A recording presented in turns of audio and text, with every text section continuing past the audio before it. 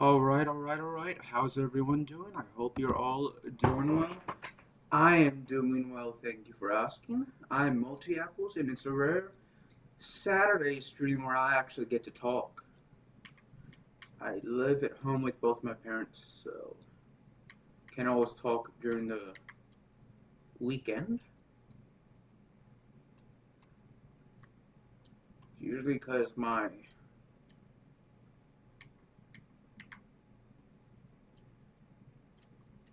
parents usually like to watch a little TV, and at least it's a little loud, so I don't really. And one of them's out of town for work, so I miss that parent. Oh, he's gone.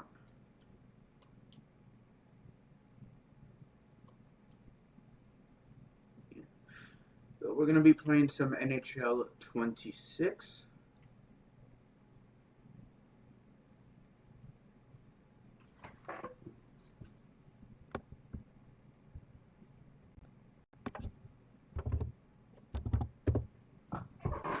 I also got a Miami Heat jersey recently. I'm not a fan of the Miami Heat. It's just someone that played for the university that I attended made the roster of the Miami Heat. They played basketball at the University of Arkansas Little Rock, and then they were pro for a few years in the G League, and they were able to make the Miami Heat roster as a two-way player. And their name is Myron Gardner. So I wanted to buy his jersey. I don't have a favorite NBA team, by the way. I know two people that are currently playing professional basketball. They played in the NBA, but they're currently playing overseas. Well, technically, one is in Puerto Rico, but it's not in the 50 states, so not in the NBA, is what I mean. And the other one is playing in Europe.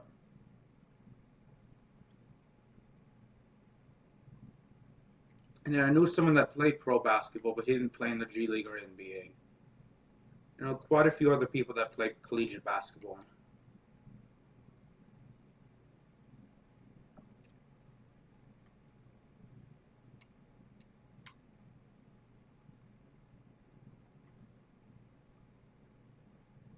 At the Division One level as well. By the way,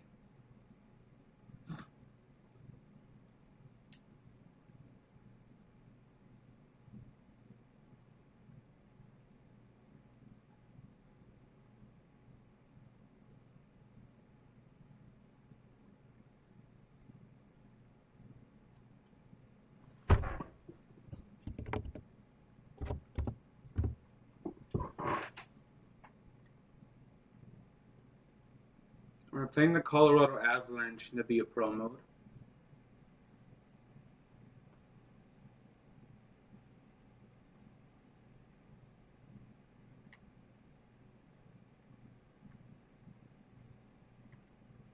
I am a center slash left wing for the Anaheim Ducks in the Be a Pro mode in NHL 26. As we score there, no, well, my teammates score, I didn't score, but I got an assist. Some drinks for me. I got some strawberry kiwi flavored water from Hint. I'm not the biggest fan of Hint just because I don't always taste the drinks when I drink it. I always don't taste the fruit when I drink it, but if others do, that's perfectly fine, and I'm not hating on the brand or anything like that. Got some Hint watermelon with me. Pause it really quick.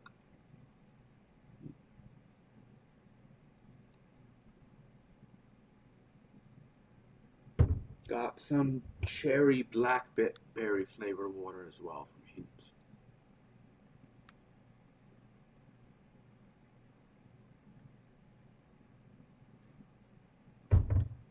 And got some Pure Life here right now.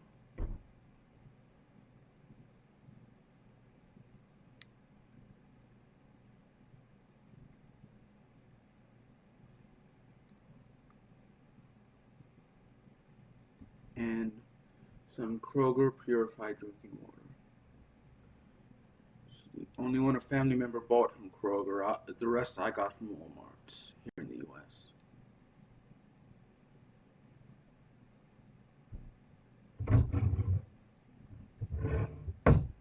Move some of this a little bit over.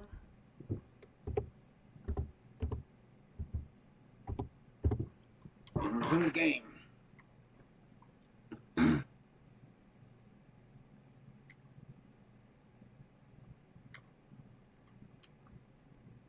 Should be playing this game for a while. We're about a week away from Survivor Series War Games for WWE. Excited for the pay-per-view, the PLE. That's a nice save though by Wedgwood. That is a really nice save. I don't know how he did that. If he or anyone were to do that in real life, that would be an impressive save.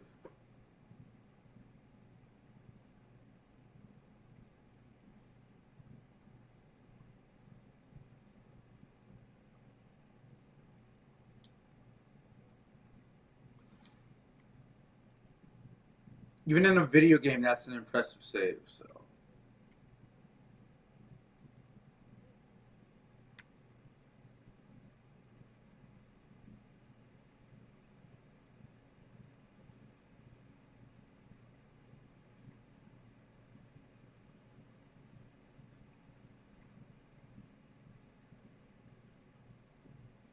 Go to get the puck.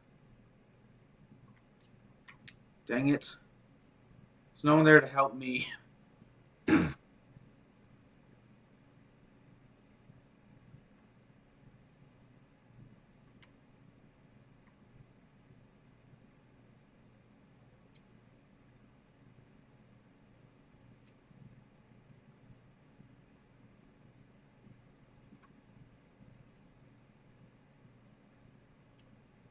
So far, so good.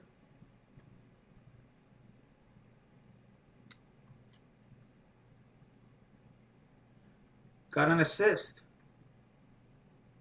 That's good. Our second assist of the game. 2 points.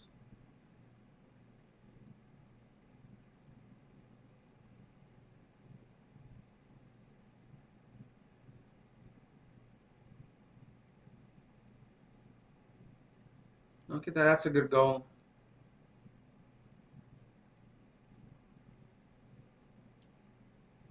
Going to simulate to when we're on the ice. I'm going to have some of my Kroger purified drinking water. Yeah.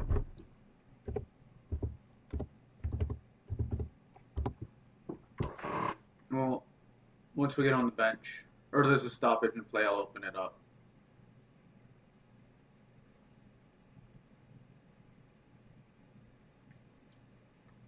Well, the Colorado Avalanche won the Stanley Cup, or at least they played in the Stanley Cup Finals a few years ago.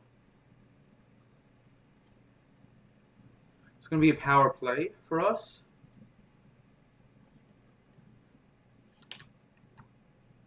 Let's say I like the Anaheim Ducks jerseys, home jerseys.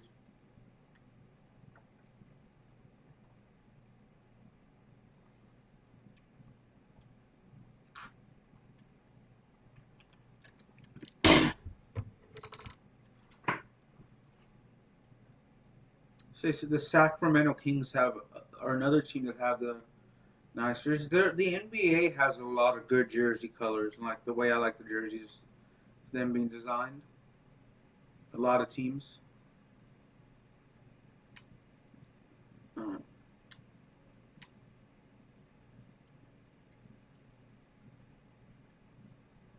NHL is usually hit or miss for me. I know blue's my favorite color, so I tend to be, biased towards any team with any sort of blue jersey. I know.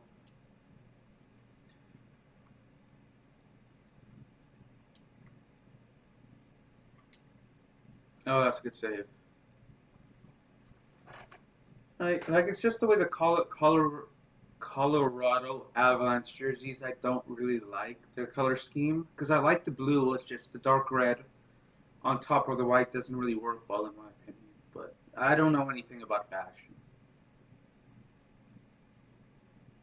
So I'm the last person you should ask for fashion advice.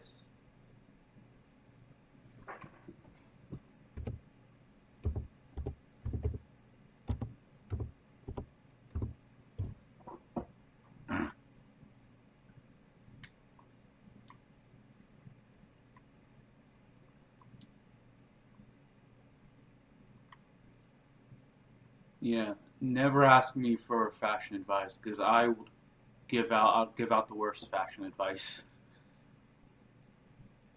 So talking about NFL, who has the coolest looking jerseys? I like the Packers green and yellow though. I'll admit that. The green and yellow work well together, shades of green and yellow. NHL, it would either be I'm biased because it'd be like either San Jose, Utah, or Seattle or Anaheim. Anaheim has the best jerseys for any team. Anaheim and Philadelphia have the best jerseys of any team that doesn't have my favorite color of blue in it as a primary color. With that, Anaheim and Philadelphia are the two. Dallas as well. With that, BA, Sacramento, Memphis, Golden State. Not Phoenix. First, I don't like Phoenix or the Lakers jerseys too much. The Lakers, maybe, yeah, they're okay. They're good in. It's like the home jerseys are okay. They're not like pretty good. It's I don't know. Maybe like the mid 2000s version was.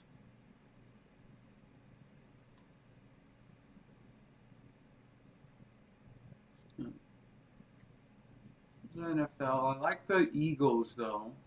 The silver and green.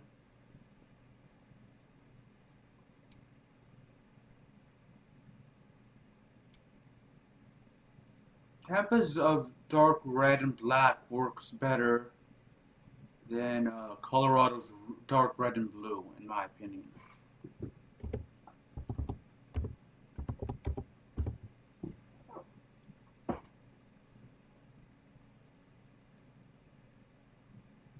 The World Cup qualifying is going on throughout the next couple of days. I know France and Croatia qualified over the last couple of days for the World Cup.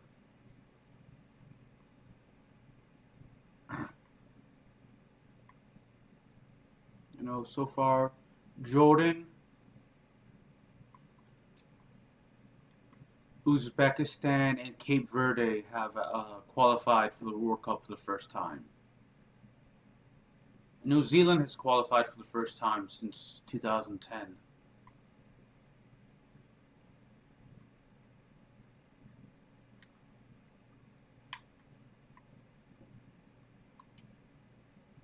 There we go. We got an assist, even though it wasn't intentional.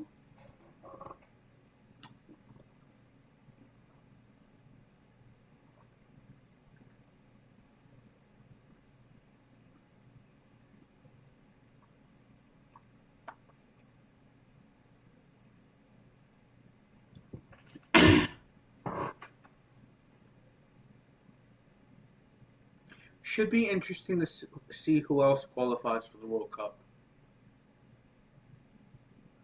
Fortunately, one of the teams I support, Trinidad and Tobago, can't qualify. They were eliminated after their last game. I think it was a draw against Jamaica. So they are no longer eligible for the World Cup next year. Unfortunately.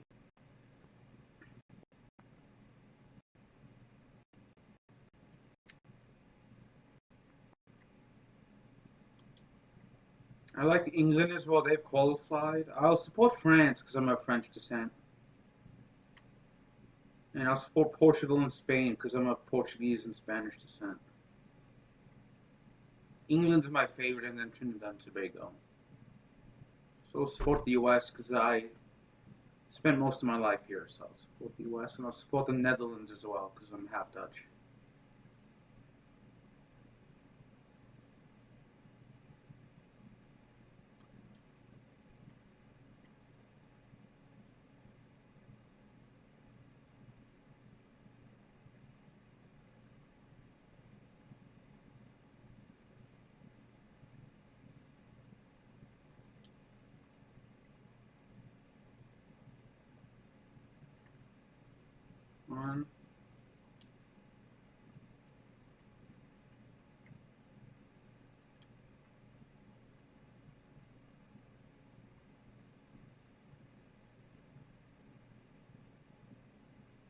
Yeah, those are the teams I support for international soccer.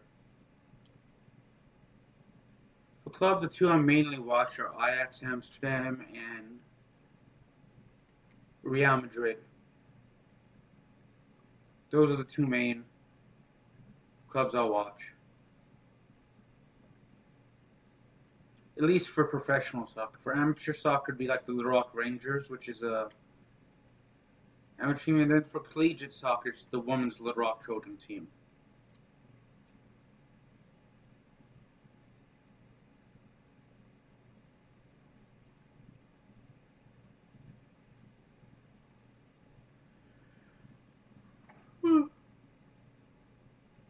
We are up 7-1. I'm having trouble scoring, but we are up 7-1. I'm doing good in terms of getting my teammates just putting the puck toward the teammates can get the assists, but whether it's intentional or not. But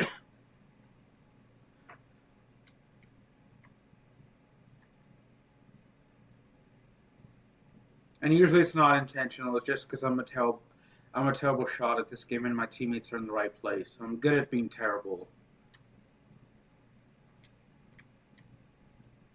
I'm really good at being terrible.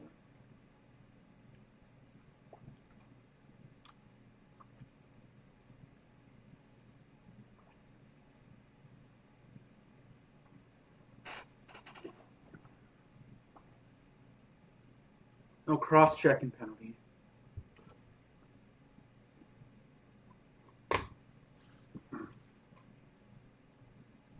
Major League Baseball, my favorite team are the Angels, but I say the Twins have the best uniform.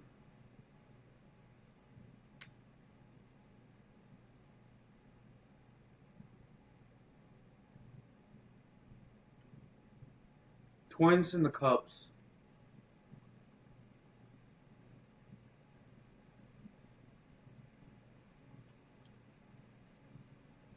In the WNBA, I support the Dallas Wings.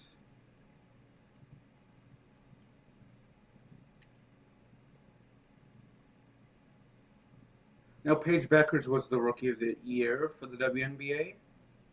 One of her teammates on the Dallas Wings and at the University of Connecticut, it's the same person, by the way, is from my home state, actually.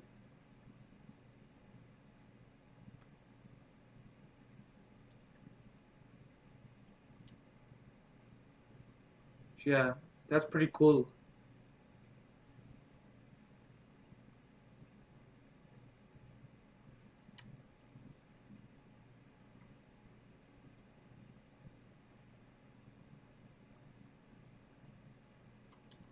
Just pass. She's actually from my hometown as well.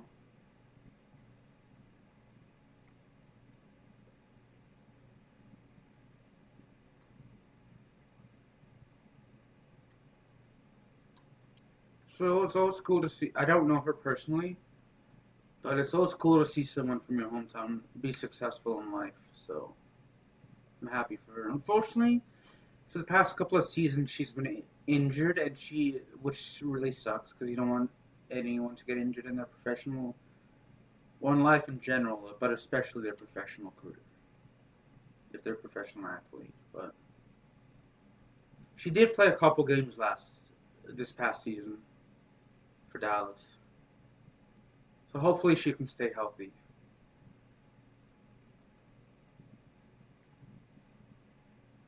There's also someone from my hometown. I don't know him personally, but someone from my hometown played a couple games in the Major League Soccer as well.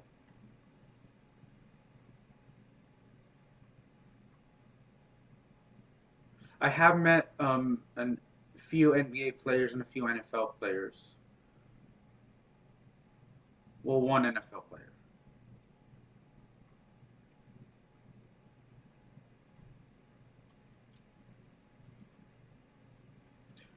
Actually, know someone that's an assistant coach for the G League team, a G League team.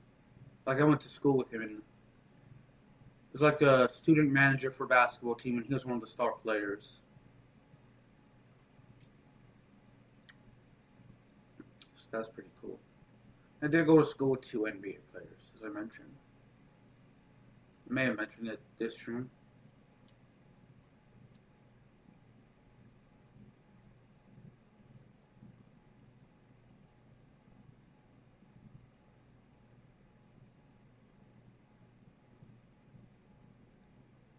work with someone that played Division One basketball. Actually,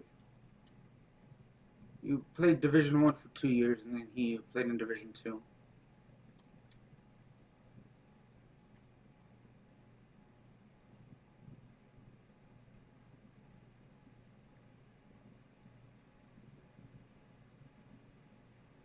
So he's a cool dude. He's pretty cool, actually.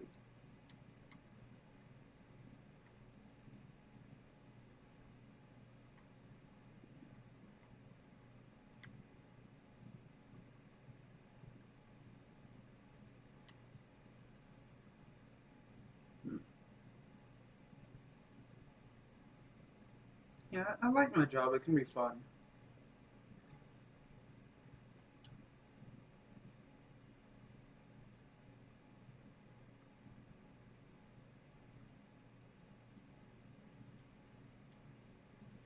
Oh, I got hit there. Big hit.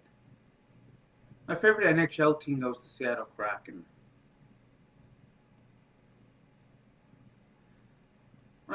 On a side note, I was looking at the calendar earlier today. Can't believe we're 2 weeks away from Thanksgiving break. I have a 4-day weekend that day, so I have I have Thanksgiving and Black Friday off. So I can't believe we have a 4-day weekend. It's pretty cool. So I will definitely be making some longer streams, doing longer streams on Friday and that Thursday and Friday, and I won't be waking up at my usual time that day. So Monday through Friday, I'll wake up between five and sorry, Monday through Friday, I'll wake up between 5:15 and 5:30 usually now. Now that I'm no longer doing overtime, when I was doing overtime, the full 7:30 to 5:30 shift at my job, I would wake up at 5:45 and stop streaming around 6. Now I wake up around between 5:15 and 5, really 5:15 and 5 and 6. No, usually stream until 7. So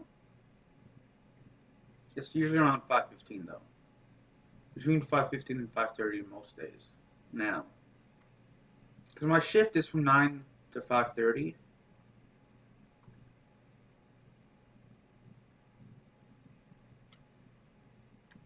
Ah, so close.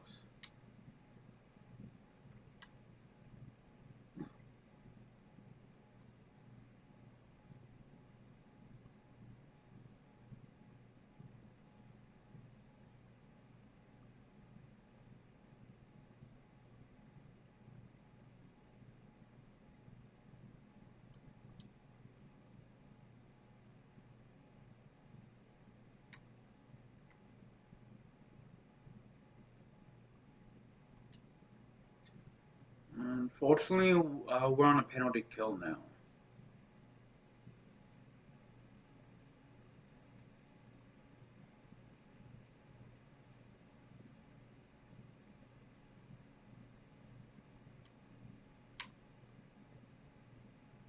Yeah, I don't want you to try and score, to further extend our lead.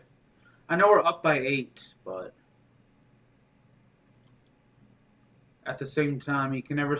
It's never not a good time to score in the NHL. I wonder if they can expand the NHL again. There are 32 teams. There are not a whole lot of places you can expand to in the NHL, at least in North America. Because, like, really, ice hockey is, like, really only popular in Canada and the US. So, like, in the US, I can really see them expanding to, like, San Diego, um, Sacramento, Portland. Let me see where else. Portland. Maybe Phoenix again if they can build a new stadium there. Then you have Orlando, Houston, Indianapolis, Milwaukee, Memphis, New Orleans, maybe San Antonio, Charlotte. So quite a few places in the U.S., but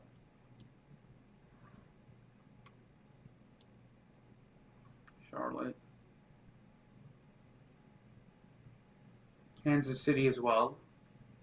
In terms of places that don't have, maybe not Charlotte, since there you have the Carolina Hurricanes.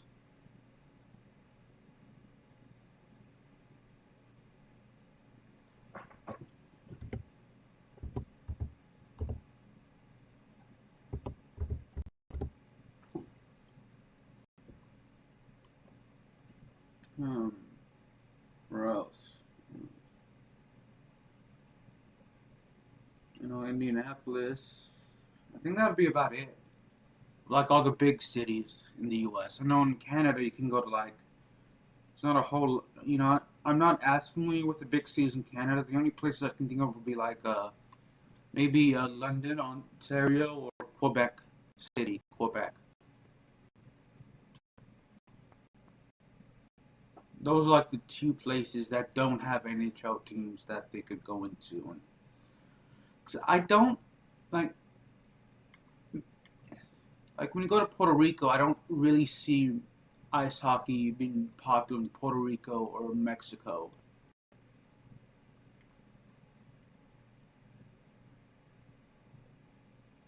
So that's like the main issue.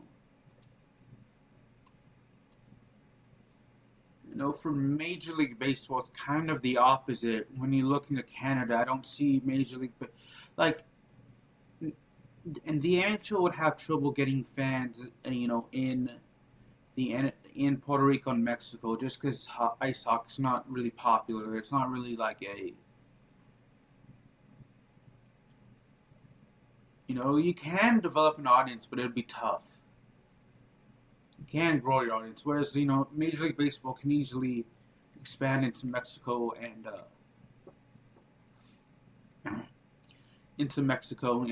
Puerto Rico because the game's popular there. Whereas I think they'd have more trouble getting fans in like places like Montreal, Winnipeg. Major League Baseball, at least, you have trouble getting fans anywhere in Canada. I think because ice hockey's more popular there. Like Winnipeg, Calgary, Edmonton, Montreal. Because realistically, the only team that survived in Canada is the Toronto Maple Leafs. Quebec City would have trouble, maybe.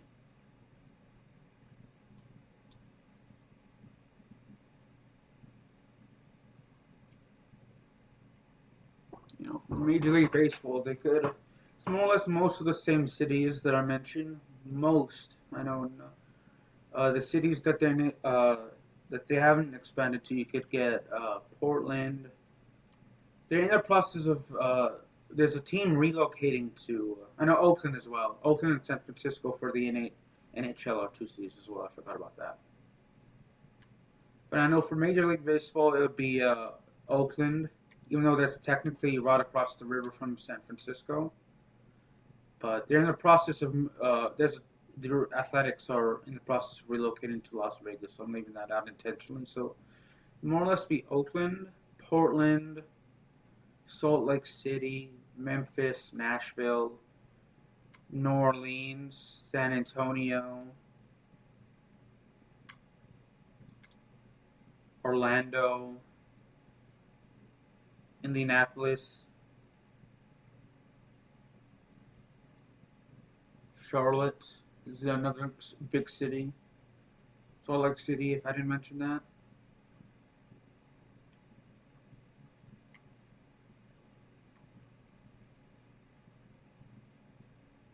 And then the aforementioned places in Canada.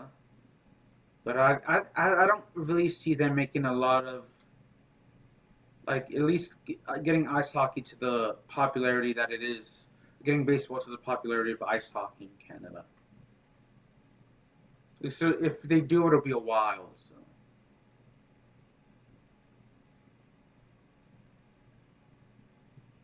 But that is always a possibility of them trying to grow the game there.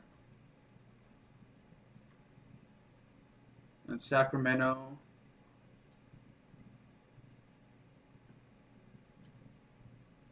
I think the NBA would have trouble in like Western Canada, places like Winnipeg, Edmonton, Calgary. But it'd be a bit easier in places like London, Ontario, and Montreal, just because of the Raptors. And in the NFL, I don't see them expanding into Canada for the Canadian Football League because of the Canadian Football League.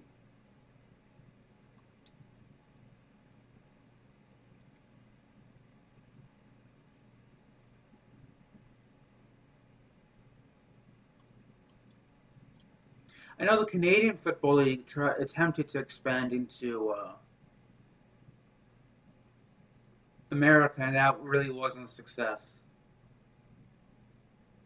I think they'd have if like the Canadian Football League were to expand now into the U.S., they'd have a better. I know it was like 3 decades ago, but they I think with social media and the way with spring football is going, I think they'd have a better chance now. But it would have to be in like cities that don't have an NFL team. Like I wouldn't like the issue is like I wouldn't go anywhere like I'd vote maybe like the Northeast or like definitely the southern U.S. is where I'd definitely go to. Maybe after the Northeast, so I'd go to places like I'd avoid Detroit, so I'd go to like maybe Memphis, um,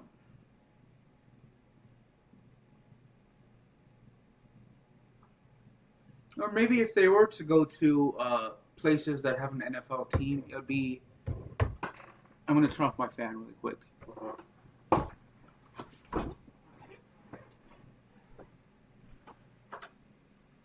If this Canadian Football League were to go to uh, cities that have an NFL team, it would be like teams, like places where they would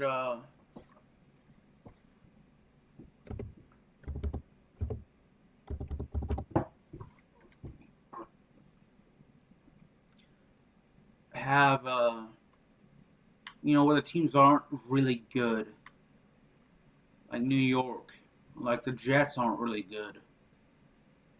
The Giants aren't. The Giants. There's some seasons where they're good, but there's some seasons like right now they're terrible. But like I wouldn't go into Massachusetts because of the Patriots.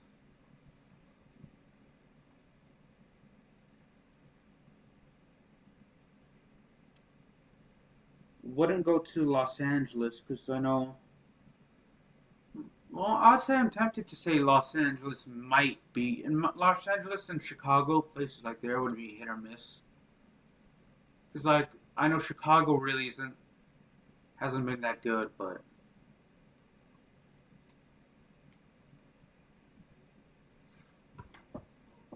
so maybe Los Angeles they can have better luck as well. But Los Angeles it really depends on how well the Chargers and Rams are playing. And how expensive. I know California can be expensive, so I'd avoid Philadelphia and Pittsburgh. I'd avoid Indianapolis. Definitely try to go to Florida, even though they have teams. Like I'd go to like Miami. I'd go to Miami and Orlando definitely. In Tennessee, I would go to Memphis.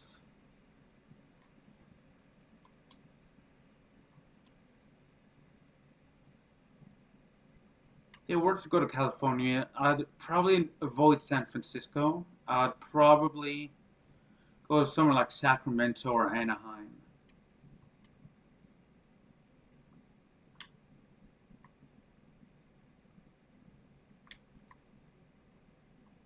Definitely Portland. maybe Seattle. It was 10 years ago. I'd say probably not. But Salt Lake, I'd definitely go to. If I were to expand Baltimore, I'd probably Baltimore and DC. I'd probably avoid. I know Baltimore has a good team, has a decent team. What DC doesn't, but I'd avoid DC just because you have two teams that are very close to each other. So I'd avoid like the DMV, DC, Maryland, Virginia.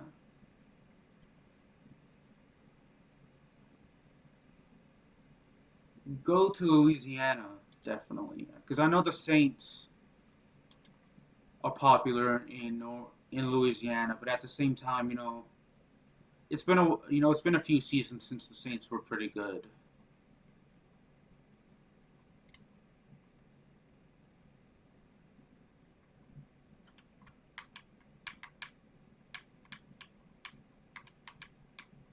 I'm gonna lose this fight.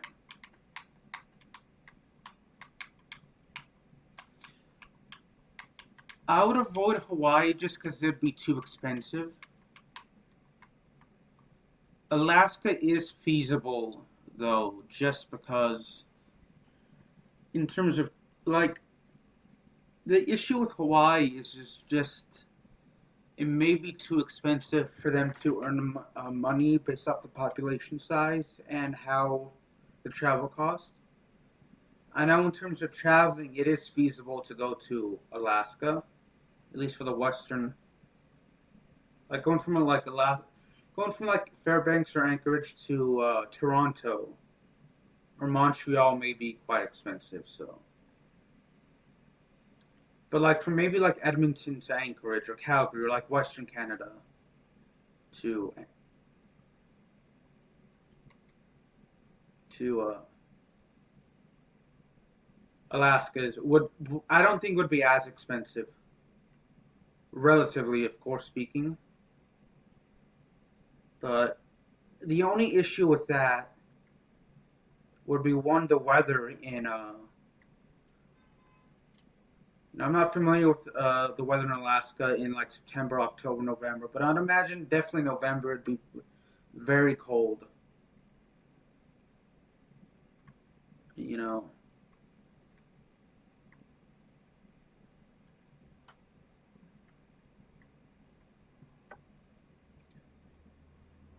maybe March as well.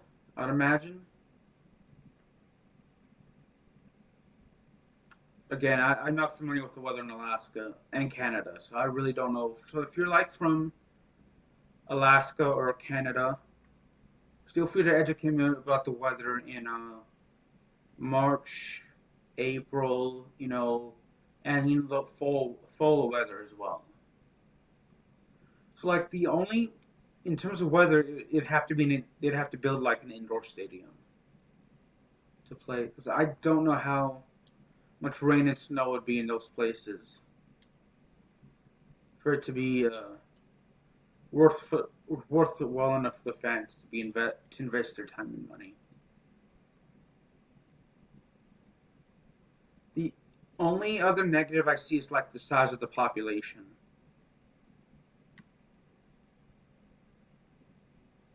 Because like Alaska's amongst the least populated states in the U.S.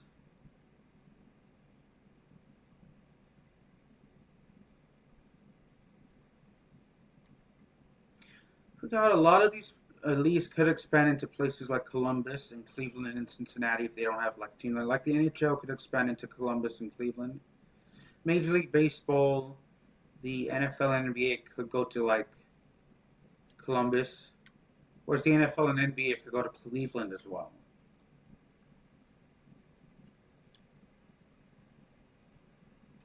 Yeah, no, like just for any professional sports league to travel to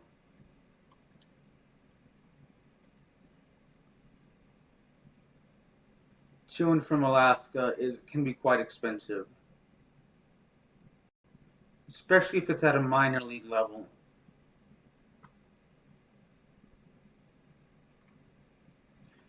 The only real, you know, Like I do see, if the population keeps growing, I do see that, eventually for Alaska they will. But Hawaii, on the other hand, you have the travel time. You have the Hawaii, on the other hand, is a bit more difficult though. The one advantage you do have is the weather though. At least, at least for most of the for baseball, it's definitely the beautiful weather. You know,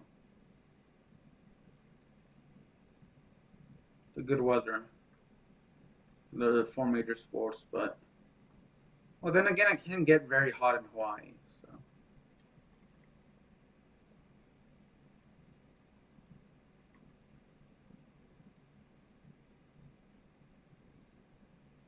I don't know if it's like a Canadian Football League against building like an indoor stadium.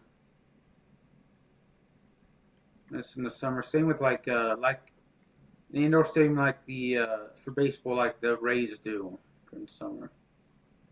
Basketball you wouldn't have to worry about.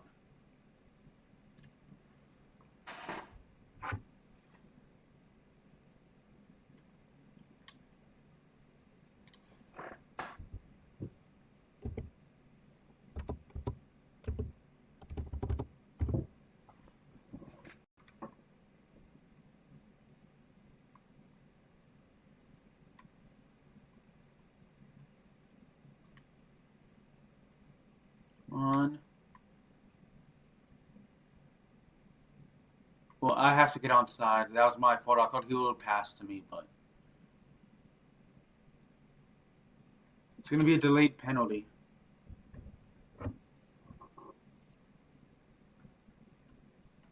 Like I could easily see like Major League Baseball, the NBA, and the NFL expanding into Hawaii. Like the only league that I could see have trouble expanding to if it was profitable. The only league I can see having trouble of the major sports would be like the Canadian Football League and the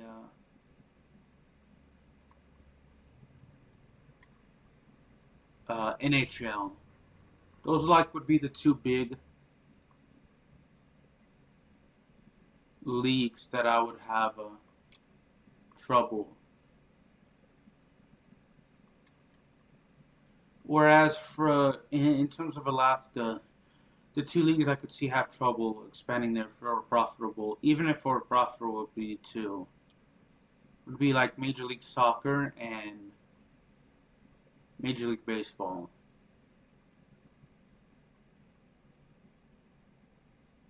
I'd like to go to Alaska, but I've been to Hawaii. It's very beautiful.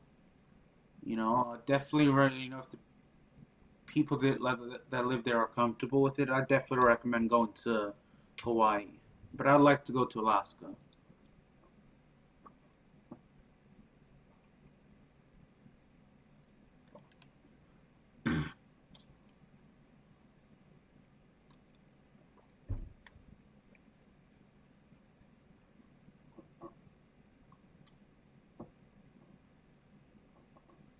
In terms of, oh man, we lost 2-0. I'm pretty sure there are minor league hockey teams. In regards to like the NHL system, I'm pretty sure there are minor league hockey teams in Alaska, and I know that there are for a fact that there are at least collegiate baseball teams, summer league teams for baseball in Alaska as well. But like due to the weather, I don't see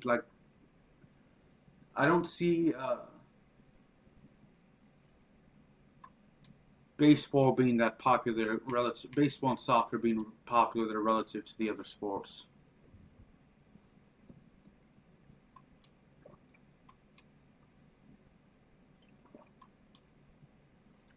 I could very well be wrong though. I've been wrong before, and I'm sure I'll be wrong in the future.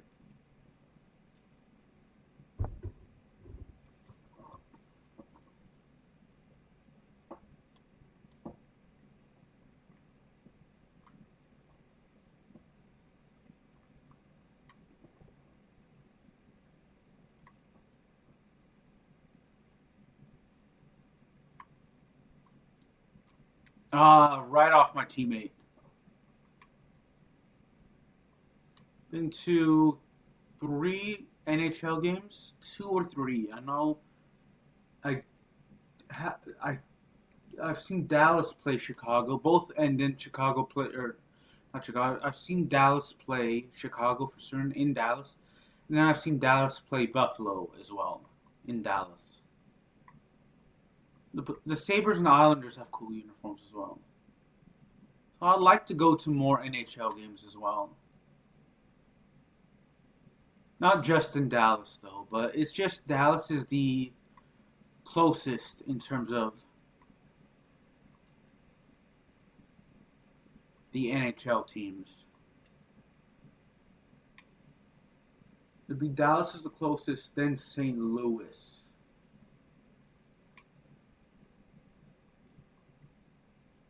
But I haven't seen any sporting events in St. Louis.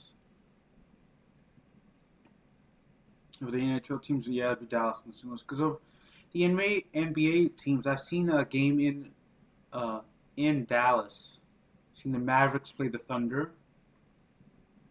I've seen a game in Oklahoma City. I've seen the Thunder play the Golden State Warriors. So I've actually seen the Thunder play twice. Once in Dallas and once in Oklahoma City. And that was, I think, the year. I know for a fact that was the year Golden State won the finals.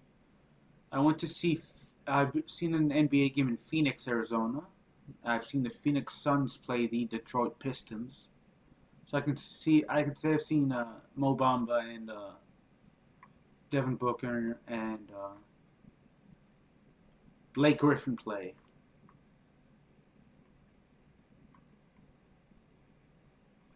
I have seen that in Phoenix. I've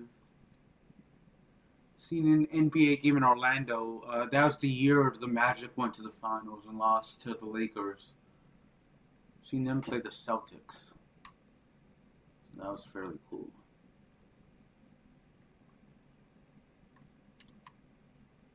And I went to see the Nuggets play the Grizzlies in Memphis.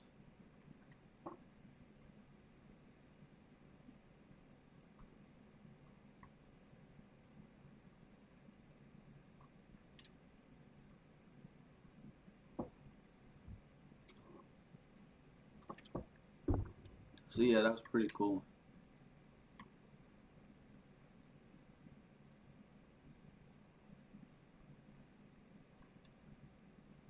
That's a nice save right there.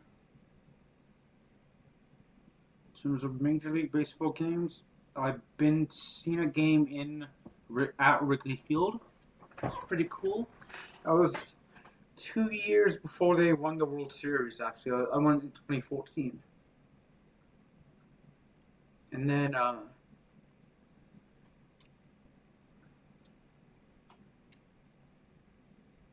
seen the game in Boston in 2018, and I went to Tropicana Field to see the Red Sox play the Rays. Now I have been to Chase Field, but that was like a month before spring training started in Arizona. So,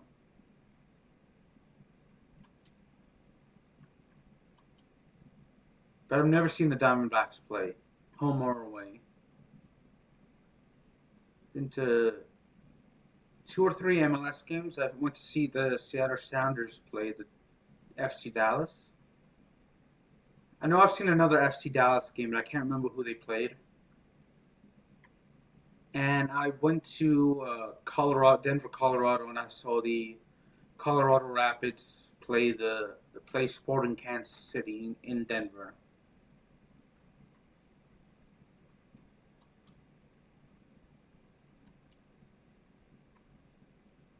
And I've been to one Eredivisie game in the Netherlands. It was a home game for Ajax.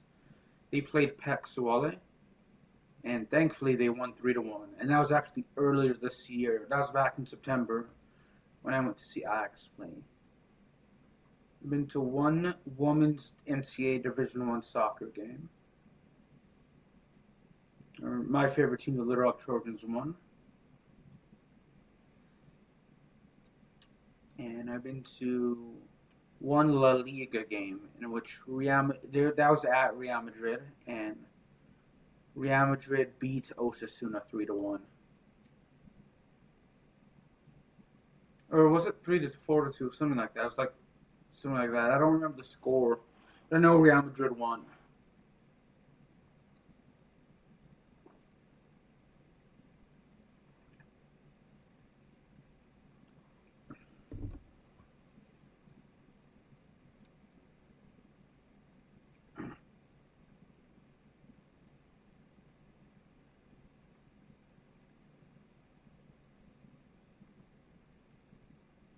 You're on a power play for a couple seconds of the next period and the remainder of this one as well. Not made a single goal this year, or this stream, I should say, not this year.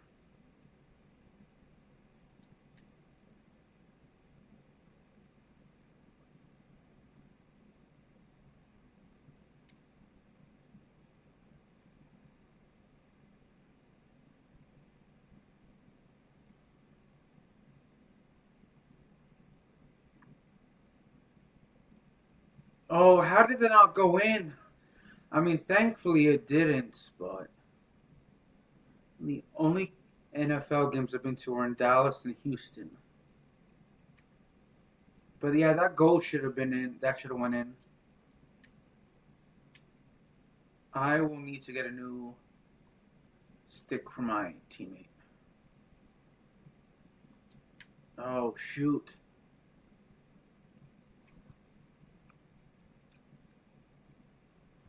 Thankfully he made. Yeah, that should have went in, but it didn't.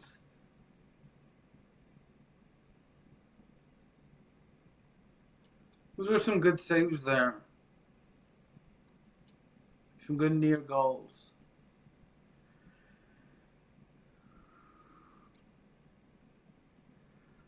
There are other places like I'd love to see, like sporting events. Like I'd love to see a Premier League game. I'd love to see a Liga game in France. I'd love to see a Bundesliga game in Germany. I'd love to see a Serie A game in Italy, and I'd love to see a Premier Liga game in Portugal. I'd love to go to like Brazil and Argentina as well to see a soccer game at the highest level of club soccer game. Love to see an NWSL game.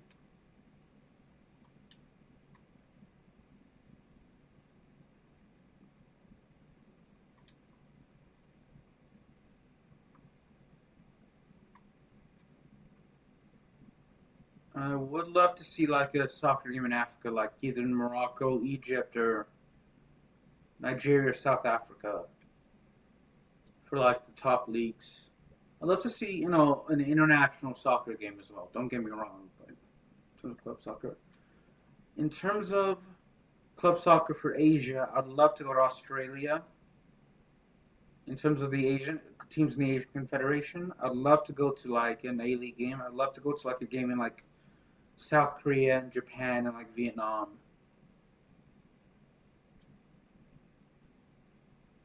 And like Central Asia, like Uzbekistan, Kazakhstan, or Kyrgyzstan, or Mongolia. I'd love to see a cricket game in England, New Zealand, Australia, South Africa, and definitely India and Pakistan. Like India and Pakistan are like the two countries I want to see, I want to experience a cricket game in. Because despite being a British citizen, I'm pretty sure I know for a fact that I'd probably enjoy the.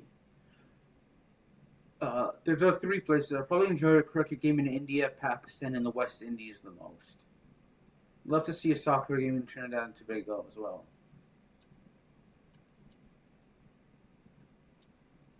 Like the West, specifically Trinidad and Tobago, see the West Indies play in, like the Caribbean Premier League for cricket as well.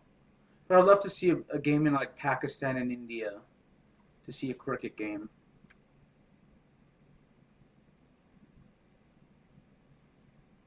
Love to see an Australian rules football game and a National Rugby League game as well in Australia. In terms of Oceania, I'd like to go to like New Zealand or one of the Pacific Islands like Samoa or Vanuatu to see like any one of the oceanic nations to see a club soccer game.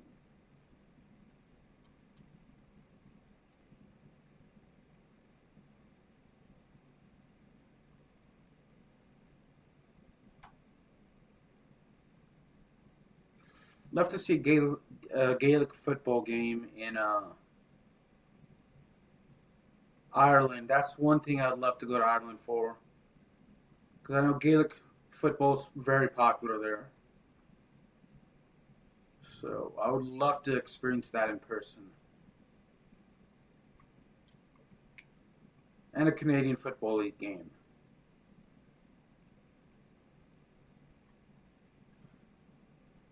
And a EuroLeague game. There are like a ton of sporting events I'd love to experience.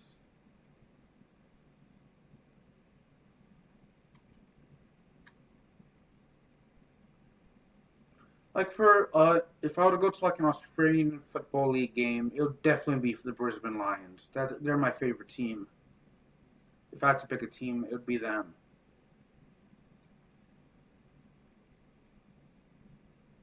And then the National Rugby League game, it would be the Brisbane Broncos. Because I have been to Australia. I've been to Sydney and Brisbane, and I loved both cities. Don't get me wrong, but I just didn't go to a sporting event in Australia.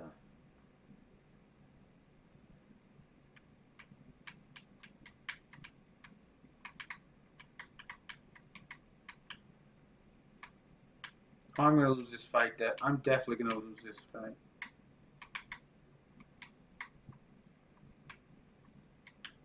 Nope, I won. First fight in a long time, I won.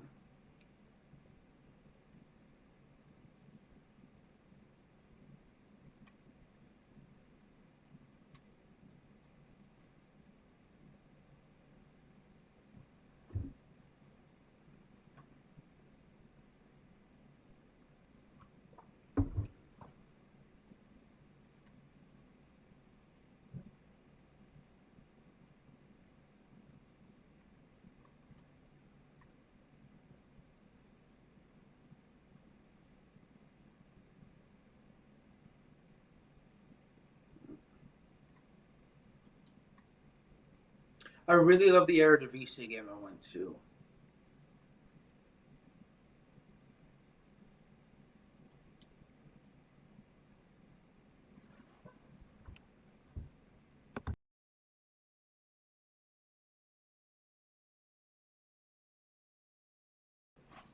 Alright.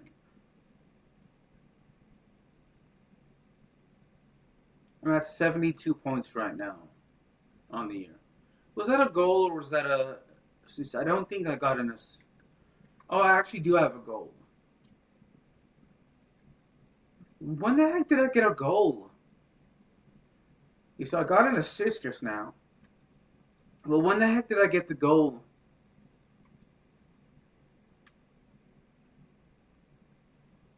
Yeah. There are three for both international and you know, uh, club sporting events. For cricket, there are three places I'd like to go. The first would be India, or at the top of my list would be Trinidad and Tobago to see the West Indies play a home game, and to see the Trinidad and Tobago Knight Riders in the Caribbean Premier League. Then it would be in India. I'd like to go see the Punjab Kings play, and I'd like to see India play. And then I don't really have a favorite team in Pakistan, but I'd love to see like I'd love to see the Pakistani national team, and I'd love to see a Pakistani club team play in cricket.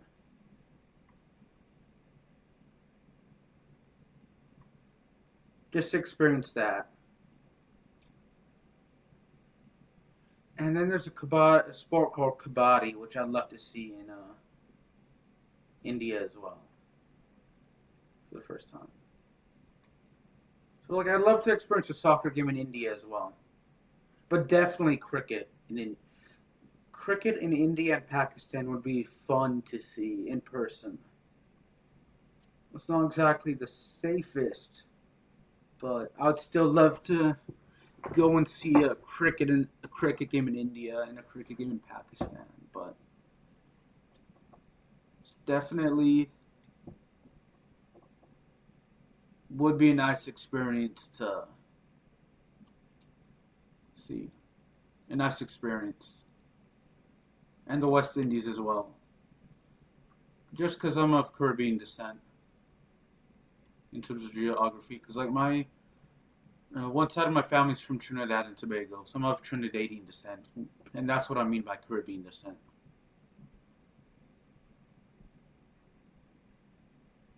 So I'd love to experience a West Indies game. I'm sure seeing cricket in Australia and New Zealand would be nice as well, and South Africa. Don't get me wrong, but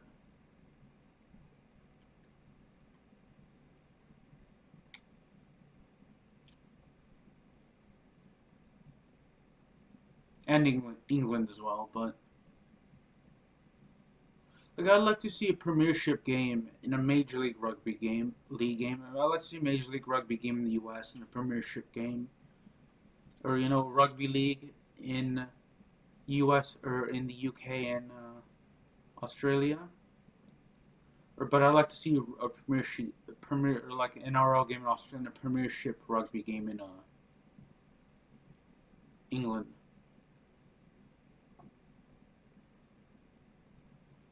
From Mexico, I'd love to see a soccer game there, and I'd love to see a Lucha Libre event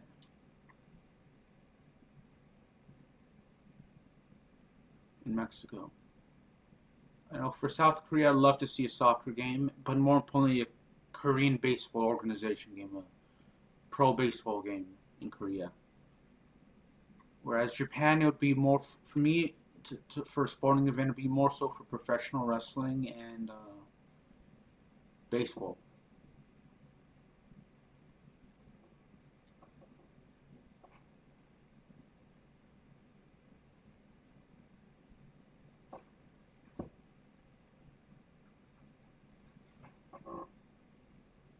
Yeah, definitely for South America. I'd definitely, regardless of the country, I'd love to experience a soccer game there. But I know, like for Brazil and Argentina, it'd be fun to experience a basketball game as well, because those are the two countries where basketball is very popular in South America.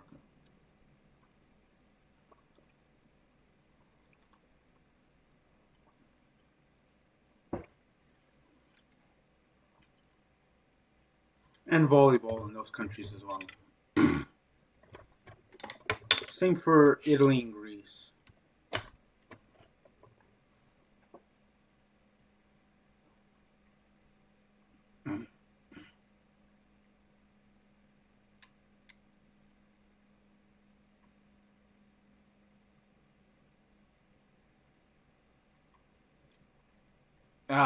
Shoot.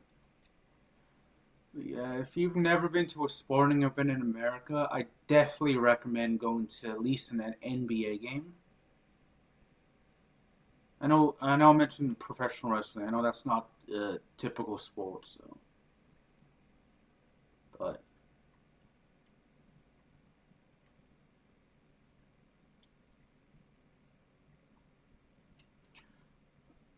definitely an NFL game because you don't really see American football being played in other countries. I know the NFL has played at least one game in other countries each season now, but definitely experience it here in the U.S. for NFL and NBA.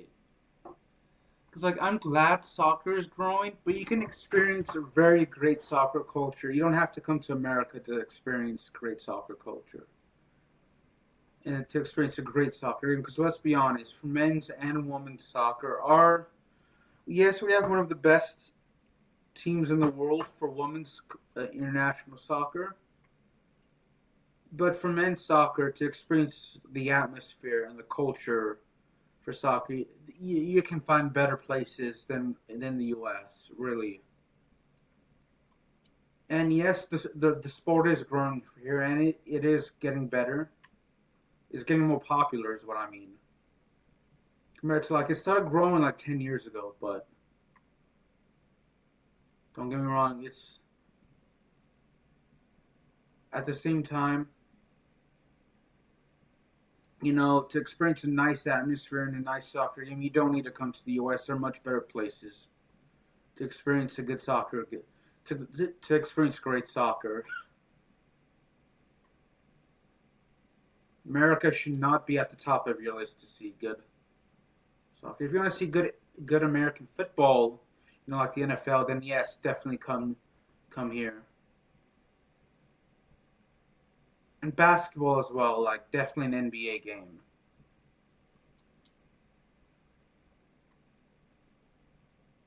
And baseball. Hockey, yeah, the National Hockey League has teams in Canada and the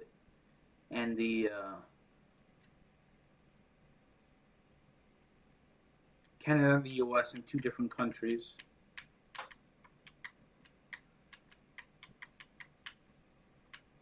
I would suggest going to Canada to like a place like the atmosphere. I'd go to like maybe Edmonton. I definitely prefer. I'd say I definitely.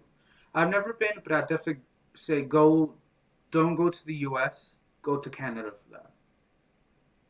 Because hockey is really insanely popular in Canada, and if you want to like have a really good time at an ice hockey, like an NHL game, go to one of the teams in Canada. Like if you were to come to the U.S., go to like either to either of the and have a good time regardless of the result. If like as if you're a neutral fan, go to like definitely Canada. But if you were to come to the U.S., go to either New York team. So it could be the Rangers or for a Met, and so it could be the Rangers or Islanders, or Pittsburgh or Philadelphia.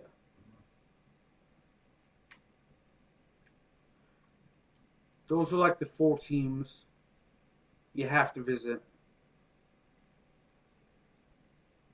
You have to see in person. And Washington as well. I know Washington's one of the newer teams, but they're really good. If you want to see good soccer, I definitely recommend. Let me pull up the standings. Because if you want to see good soccer, West, I know Edmond. I'm not really sure how good like San Jose, Seattle, Anaheim are in real life. In terms of the Atlantic, if you want to see good soccer, definitely go to like Florida and Tampa Bay. If you want to see a good team play, a good American ice hockey team.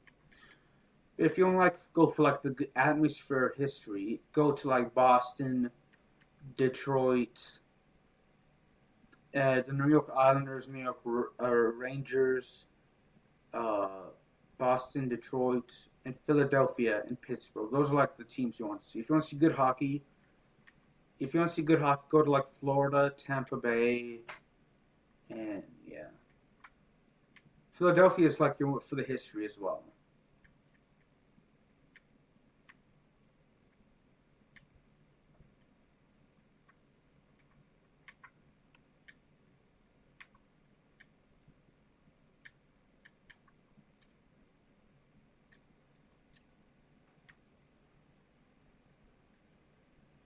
Now, in terms of American football, I definitely recommend for at least like if you want to see good football. I know New England. A little hesitant to say New England because they've been playing as well, but well this year, but they haven't been. So Detroit, surprisingly, I would also recommend.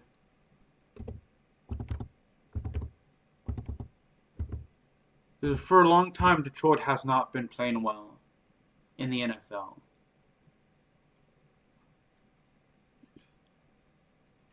So good football, I'd say definitely the Rams, the the Los Angeles Rams. I'd definitely say the Detroit Lions, New England this year, if you're coming to the U.S. Who else?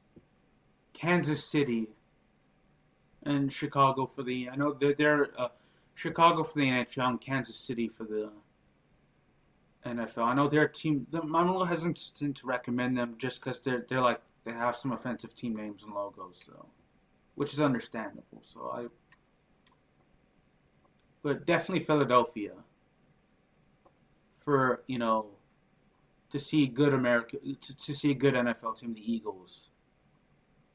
So the Eagles won the Super Bowl. They won the championship. So like to see a great American football team play, I would recommend going to like the Eagles. Seeing the Eagles, the Detroit Lions. This year for New England, Los Angeles to see the Rams.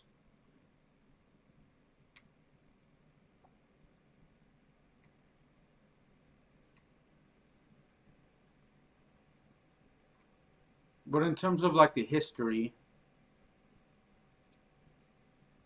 I'd say the Jets, just because they're like a very historic team. But if you want to see like in terms of terrible American football, go see the New York Jets and the Dallas Cowboys. Definitely. The thing about Dallas and the New York Jets is they have a lot of history, but at the same time they're both like really terrible teams.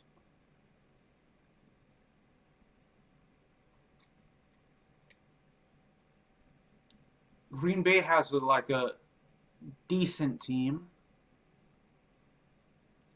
but it's like yes, they're also good. They either yeah, they'll make the playoffs. They're not like one of the elite teams this year or the past couple of years, but they will make the playoffs and they have a lot of history because they won the first two Super Bowls. Chicago as well has some history.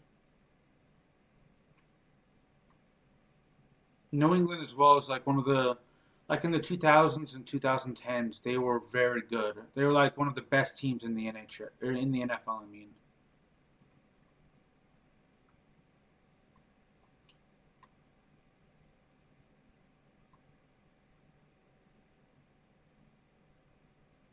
let's see who else like I recommend.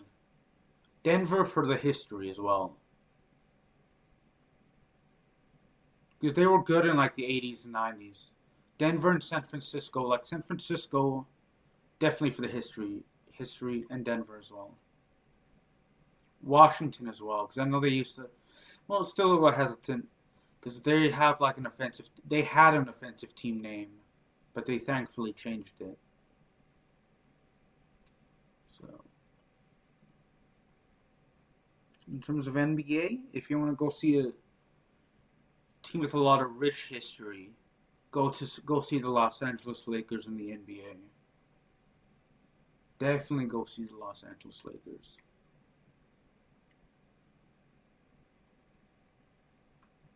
You see a team that is not as great as they used to be, but they were great within the past couple of decades, last 30 years. Let's go see San Antonio definitely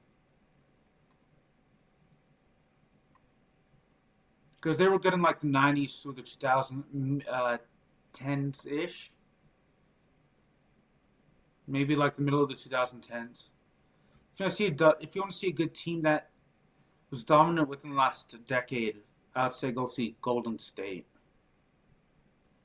Any non-American fans aren't as familiar to see.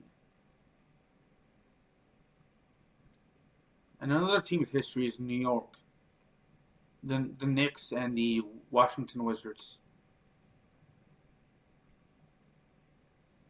But like the two teams you definitely have to see if you want to see for teams that have that have a rich history, you have to see the Boston Celtics and you have to see the Los Angeles Lakers. I definitely recommend seeing them play each other in Boston and in Los Angeles. And the good thing is they'll play each other at least twice a year, once in Boston and once in Los Angeles. So definitely, go see the Lakers and Celtics play in Boston, and then the Lakers and Celtics play in Los Angeles. So that's like the must see matchup for in terms of historic rivalries. Whether both teams are good or not, you have to see both teams playing Boston and Los Angeles. And then another good team with rich history you have to see is Golden State. I can't remember if they're in Oakland now or San Francisco, but you have to go see Golden State. And then Philadelphia doesn't have as much rich history now because the Warriors left, but I'll still go and see the 76ers play because it's still like a very good basketball city.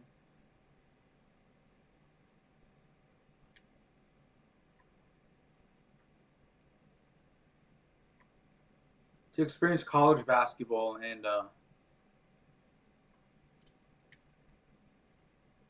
the 76ers play, just experience the basketball history there. I would definitely recommend. Even if one of the teams did leave.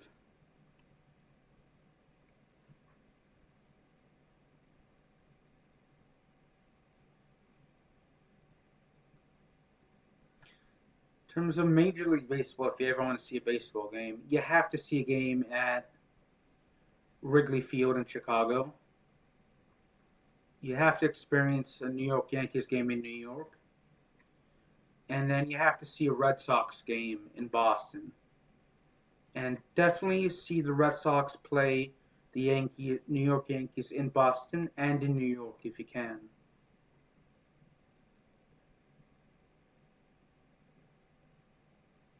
Those are like the three historic stadiums and places. And to a lesser extent,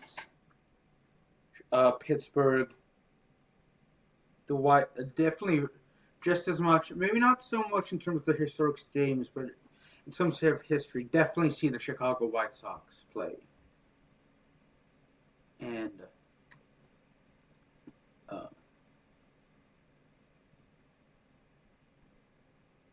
in terms of teams with history, I say the White Sox, the Cubs, the Red Sox, the Yankees, the Pirates, and the Pittsburgh Pirates and the St. Louis Cardinals, and the Philadelphia Phillies.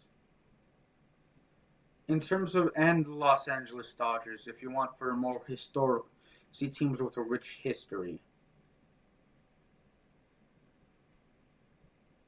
But if you want to see great teams play, go to Toronto. Go and see the Toronto Blue Jays, the New York Yankees, and in those cities. And if you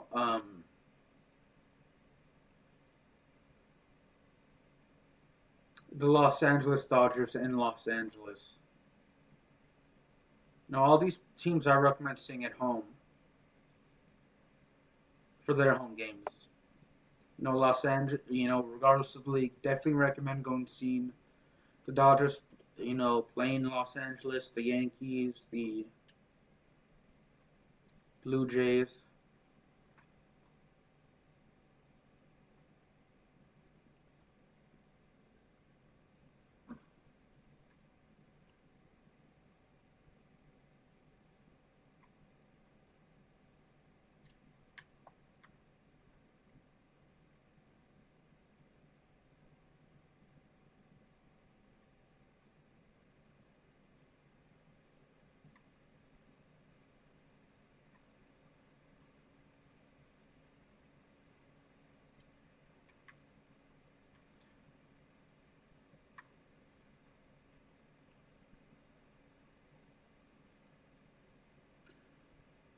Yeah. Ton of sporting events I'd like to see in person.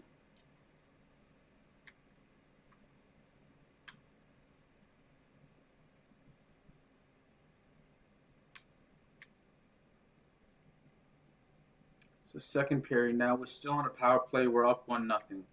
Who scored the goal for us? Because I do not remember scoring. It wasn't me.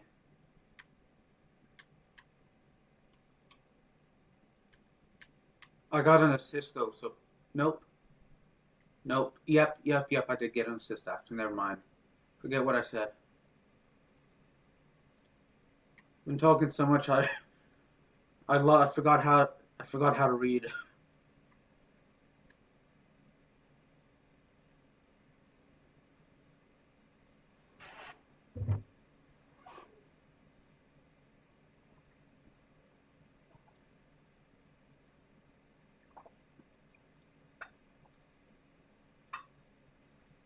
I can't believe I've been streaming for over almost an hour and a half now. Like just talking. It's been a long time since I've been able to do this and actually enjoy it. Because normally when I stream and talk, I usually um, talk in the morning when I'm a little more tired. I'm not as talkative when I'm tired. I'm just you know at least for the past couple of months because I've been waking up at like 5:15, 5:30 ish to stream, and which I don't mind waking up that early to stream. It's just and I want to talk, but I'm just a little too sleepy to think of things. I'm still in the process of waking up, so it's until like around 8 o'clock ish that when I actually get to work, on to 8:30, 8:30 that I feel like I'm in the mood to talk and actually not sleepy enough to actually talk.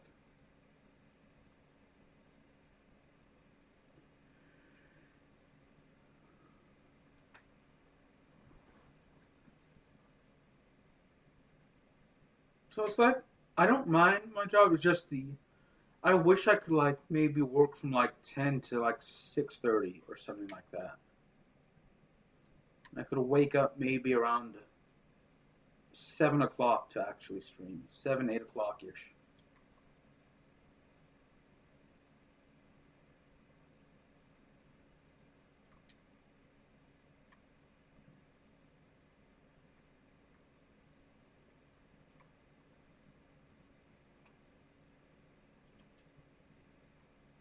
I was hoping my teammate would. The heck, the goalie dodged it a little too or died for a little too late. Yeah. It's just I wish I could work a little bit. I could start and end a little bit later than what I usually do.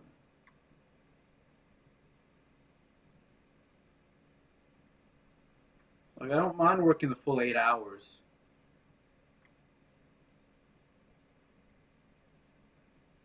in my job. Just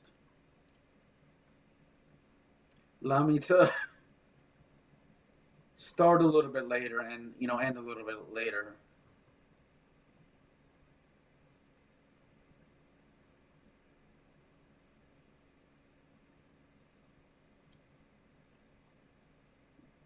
Yeah, because I essentially work in customer service, and I don't mind helping out the people, but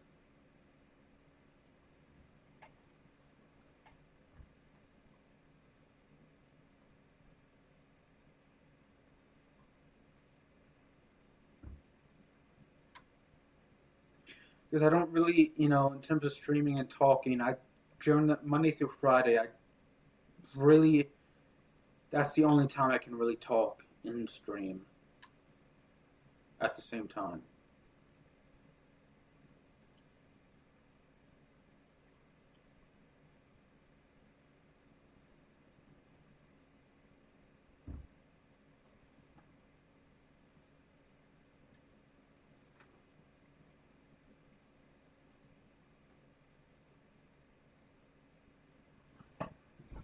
Today I have some gum with me. It's an extra long-lasting flavor spearmint. Yeah, spearmint flavored gum with me as well.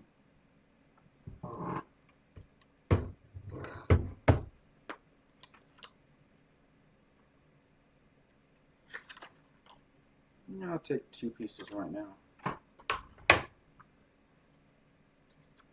This is what the gum looks like, for anyone wondering.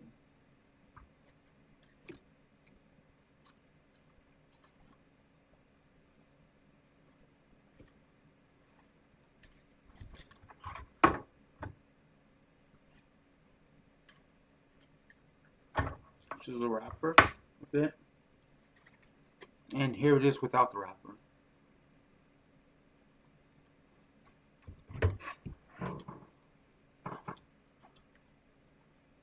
And I was thinking, when I'm done, a good line to say would be like, I'm here to chew gum and score goals, but I'm all out of gum.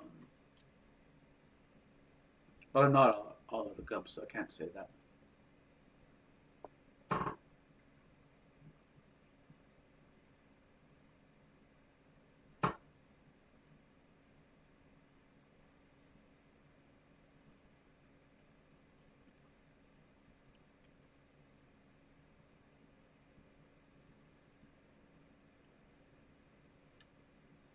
"32 saves in the game, not bad."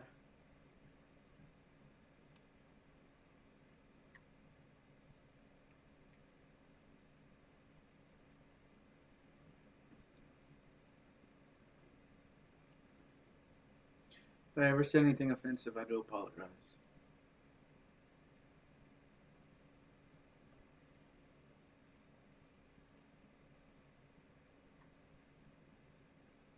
Wasn't sure if I said the offensive Washington team name, and if I did, I really do apologize about that. So.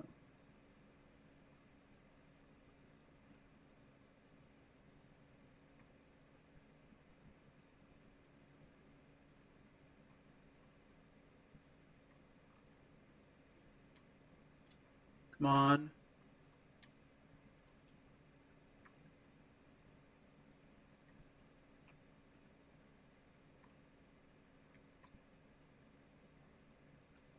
Dang it.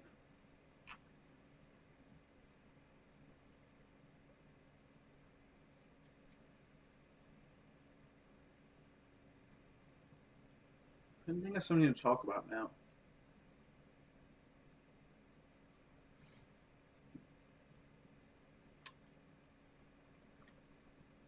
I can't believe we're nearly 2 weeks. We're just under 2 weeks away until Thanksgiving.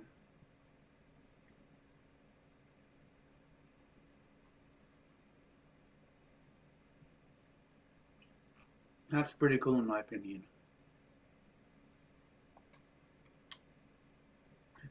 Right off his teammates, though. It is 3-1 right now.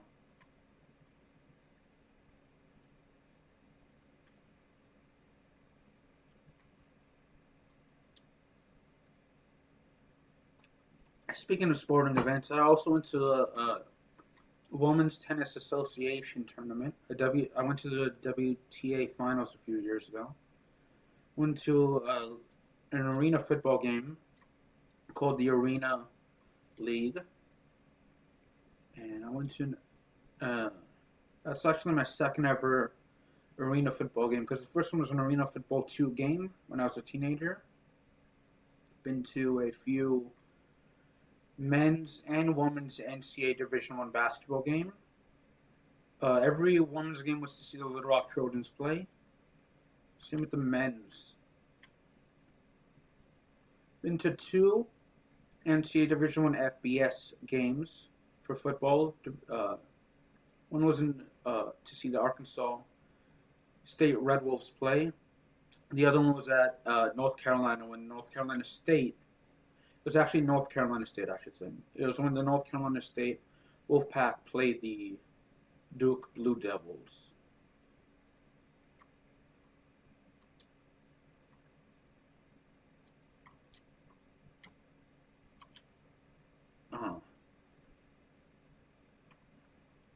And one FCS game when the University of Central Arkansas Lions played the Southern Utah Thunderbirds.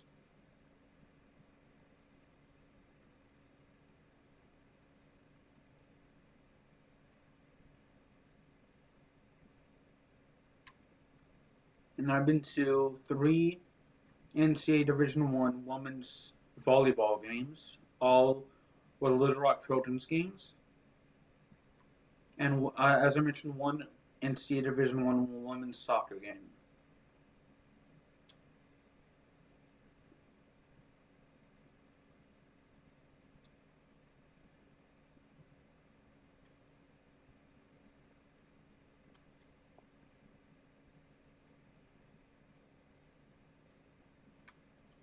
I'm going to turn off my mic and my face cam now.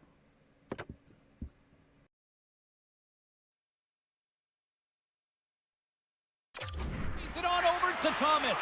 Nowhere for that shot to go through.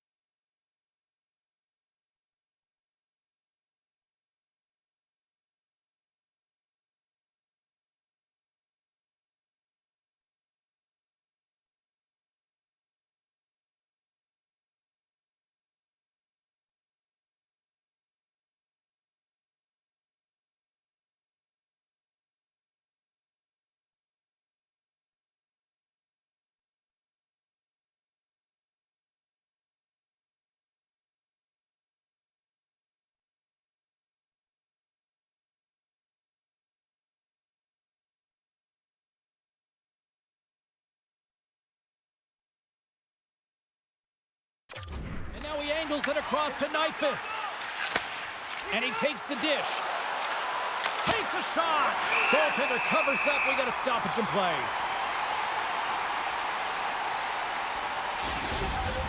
Another face-off looming here on this power play.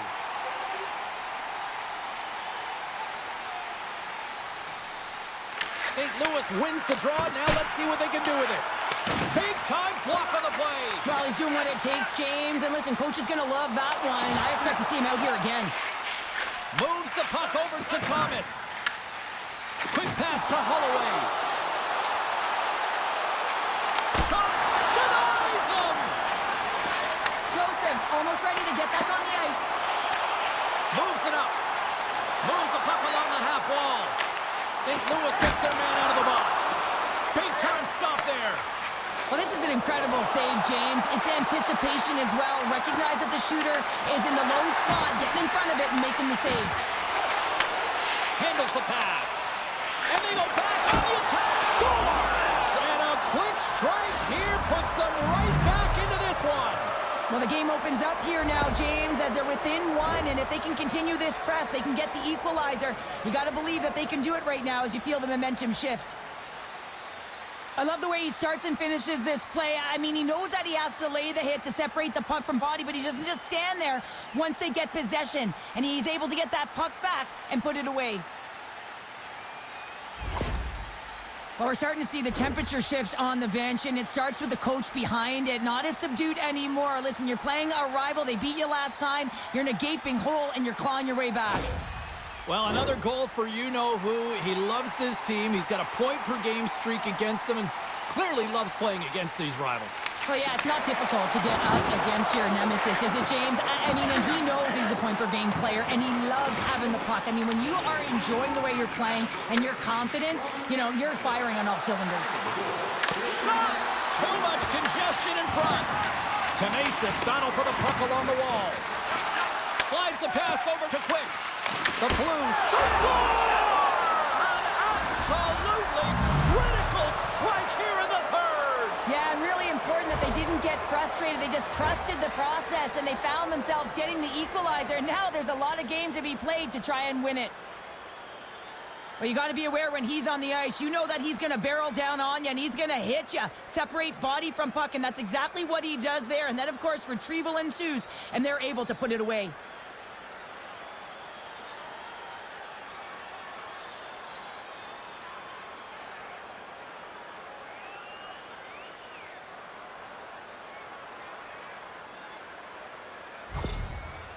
And we got a stoppage in play. A timeout has been called to try to stop the bleeding here. Yeah, I mean, giving up 2 quick goals, you got to find a way to reset and refocus. So some small reminders to get back to the good defensive habits.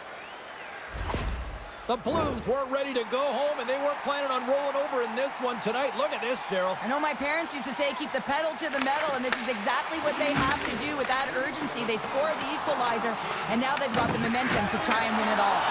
Puck sent over to Joseph. Here's a short pass to Shen. Great heads-up play in the neutral zone by Carlson. The Blues gain possession.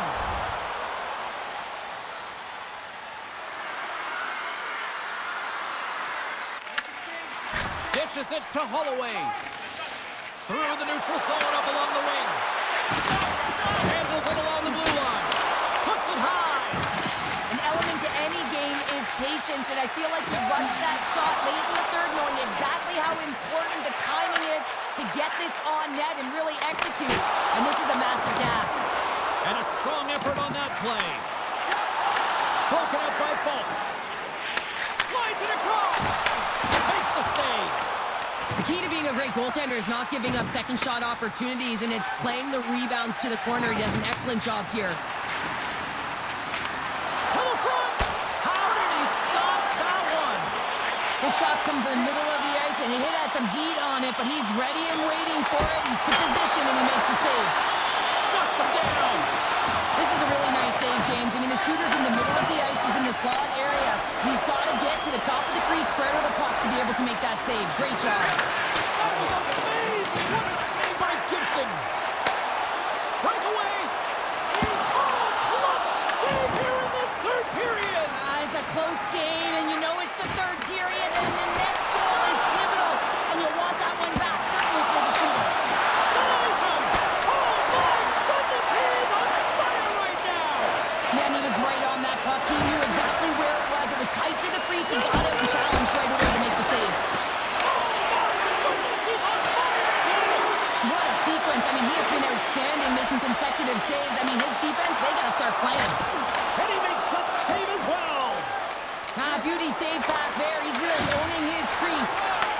it quickly over to Raquel.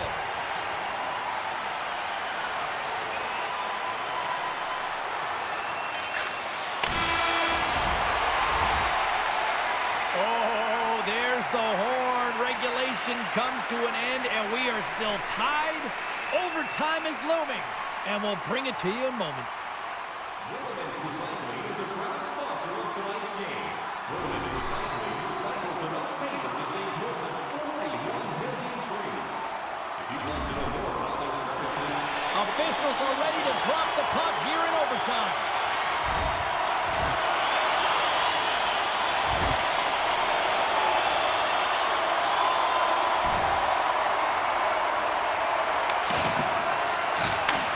Sends the pass over.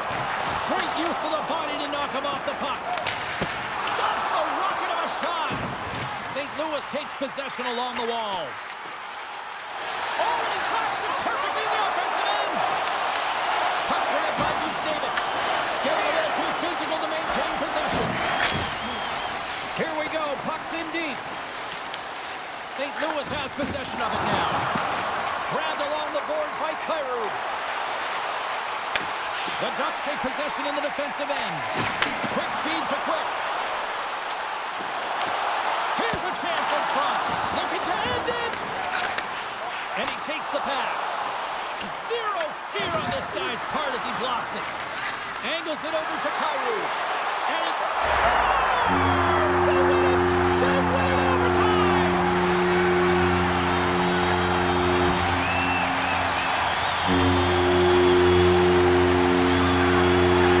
And the silly game is strong tonight. Wow, what a finish!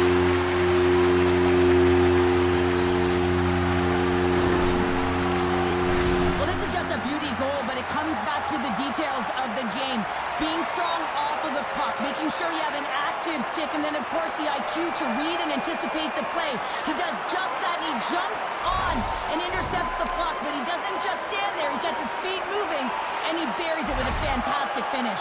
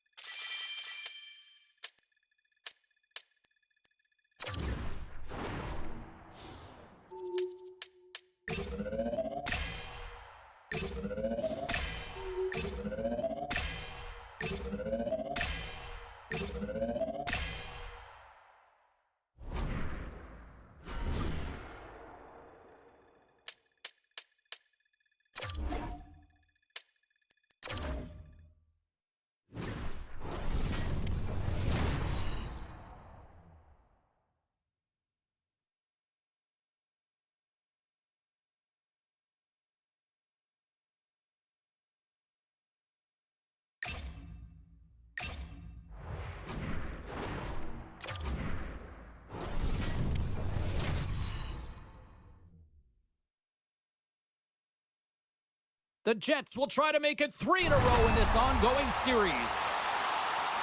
Velarde's last game against them saw him score a couple and also hit a few. Strome's last meeting against them saw him deliver a number of hits and takeaways. Based on how last game played out between these two sides, you knew the rematch was going to be hot, and it happens next. We are just seconds away now from puck drop.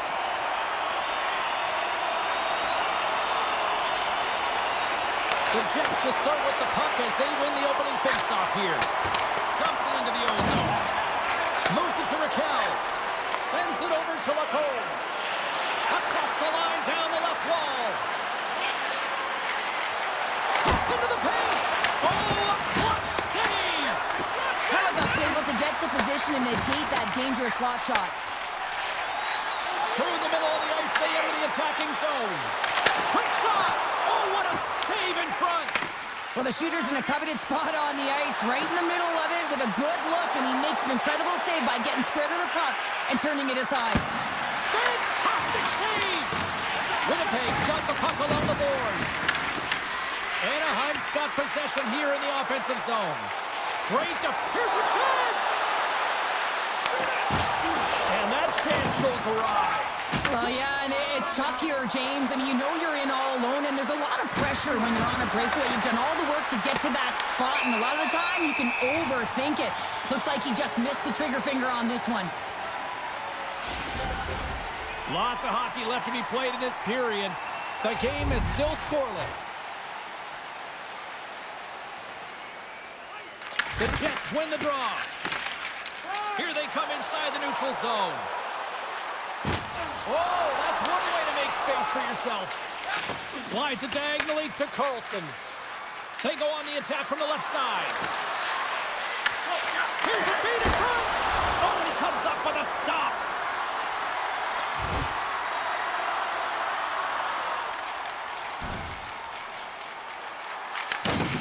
The Ducks move the puck in the defensive zone and sends it just out of reach.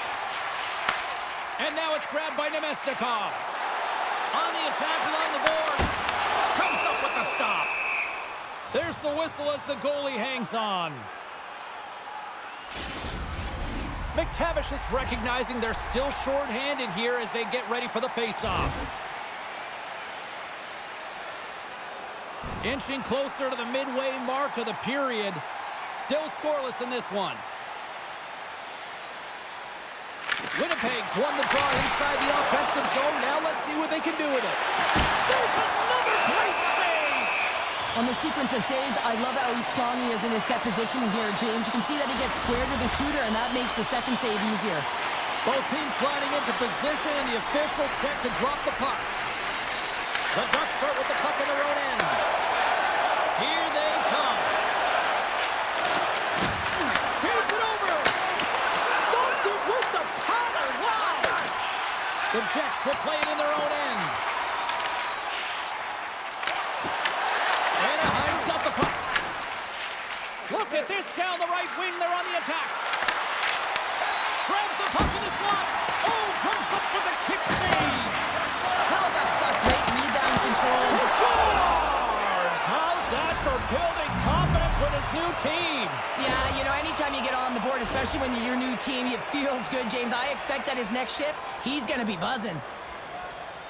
Well, this is a really smart shot through traffic, James. The recognition of the net front presence in screen, and the goalie drops to the butterfly position, really tries to make himself as big as possible, hoping that the puck just hits him because he can't see it. The Ducks jump out to a 1-0 lead here, and they have been the better team, I'd say, through the better part of this first period here, Cheryl. Yeah, they really have, and I feel like they've settled into the game nicely, James, and they've had good possession time, and they get rewarded there by capitalizing on the opportunity, but I really feel that these next few shifts are really important. You're at the back half of the first period, you just scored, you got to find a way to continue to push. And that won't go as it hits one of his own teammates in front. Anaheim's regained possession of the puck. Takes a shot, and that caroms off one of his teammates in front. And now he tries to get it across to Connor. Brilliant save, read it perfectly. Deflected away, nice defensive use of the stick there. Minchukov stick handling in his own zone. They get it out of the defensive end. And he loses both the puck and his balance after that hit. Shot, big save. They go on the attack through center. The Ducks get a hold of the puck undermanned. And they get the puck out. The Jets will get some fresh legs out there as they continue this power play. Quick pass to Tanev. Here inside the defensive zone, they get the puck. And now he passes up to Quick. The Jets get a hold of the puck in their own end. Here's a short pass to Tanev. Blackwell's got the puck and makes the routine save. A spirited battle along the boards for the puck. Winnipeg's gained possession. And a great save. Scoop Picked up along the wall by Quick. Moves it quickly over to Strome. Here's a shot, and there's the save. Winnipeg's got a hold of it against the wall. Moves it to Blackwell. Tries to feed it over to Perfetti. Fires it on net. Stopped by the goaltender.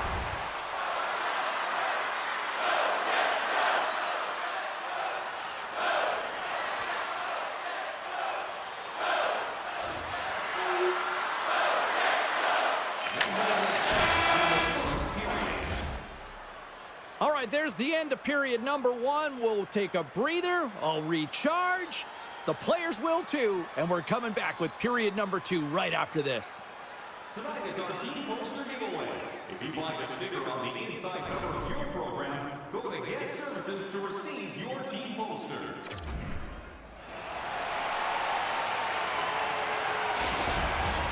Clean sheet of ice. Period 2 is set to go.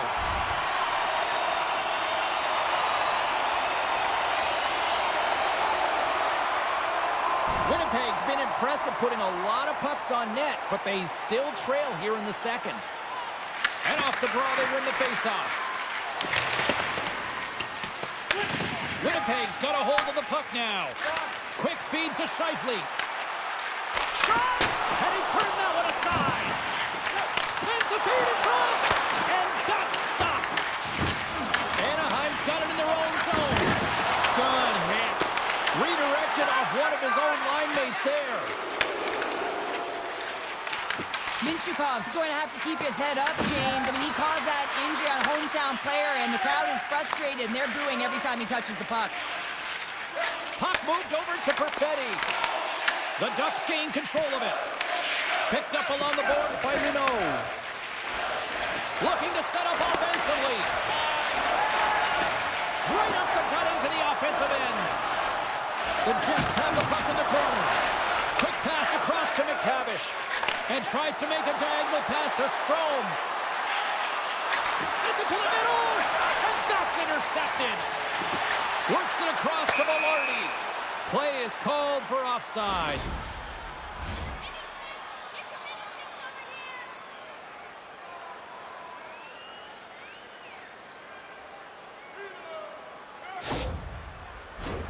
Plenty of playing time left in this frame. Anaheim's got a slim lead. They lead it 2-1.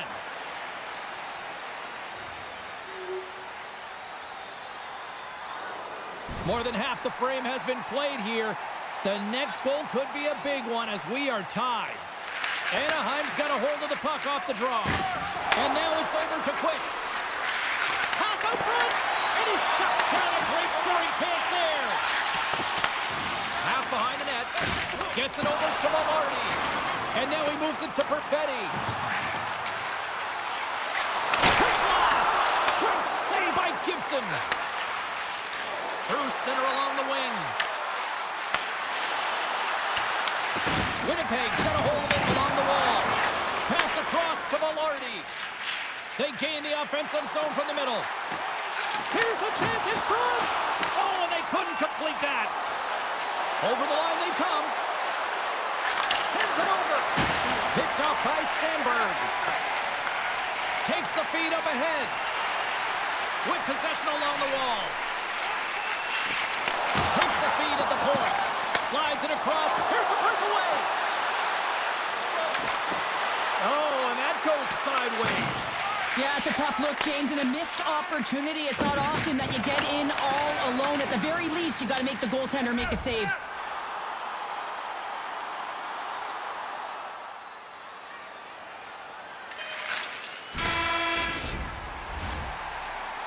There's the buzzer. 2 periods down, 1 more to go. They always say 3 is the magic number. And we've got period number 3 next. Time to drop the puck here in period number 3.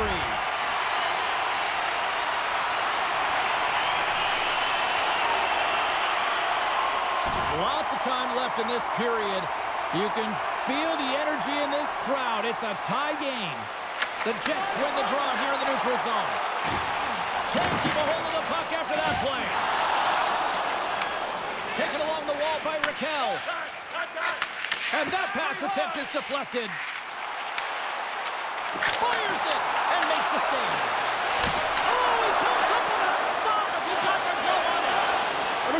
incredible athletic save, but this is all instinct. There's no time to put yourself in position. You just react, and if you get there, you get there.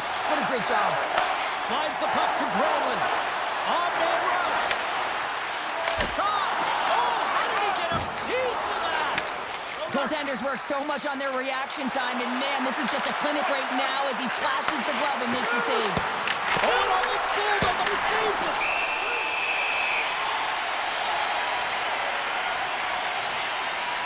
Halifax really had the pulse of his team this game, James. I mean, making some huge saves at the right time, and that's what you need from your goaltender, to sort of weather the storm when they have to and make the timely save when they need to.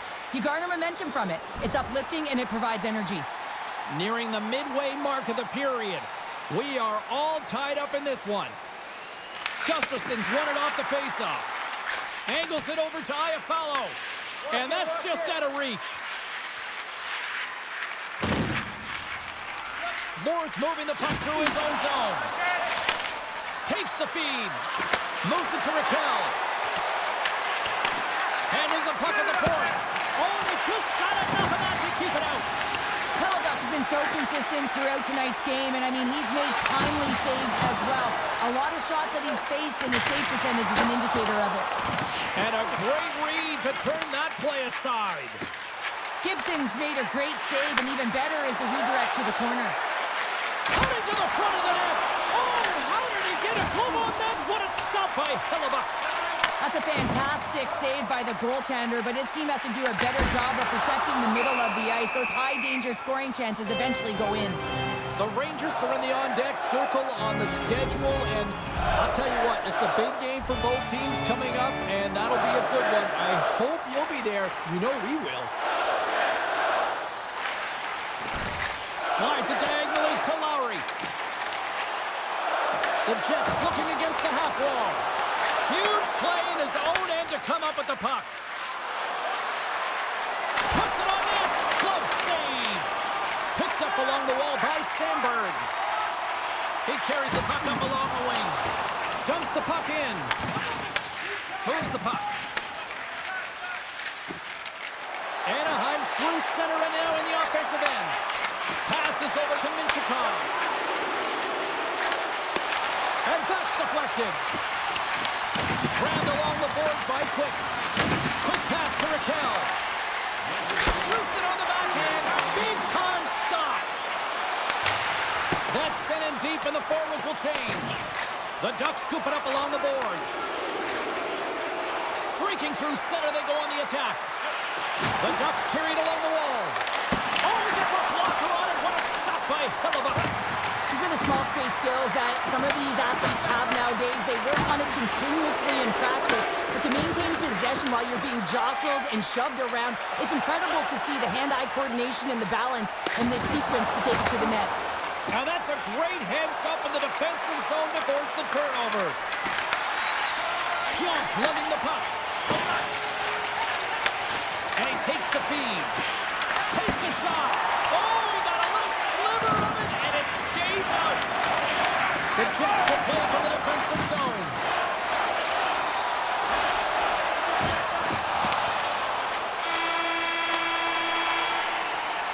Well, there you go. The end of the third period. Regulation has been played out, and we still don't have an answer. We still don't know who's going to win this one. So buckle up, because overtime is coming up next. For the season's Italian football, that FanDuel can get access to team press conferences.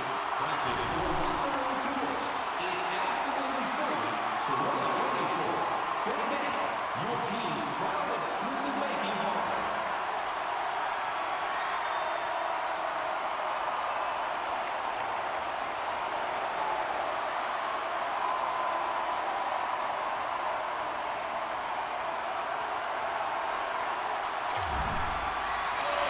OT should tell us who wins and who loses, and they're ready to get it underway.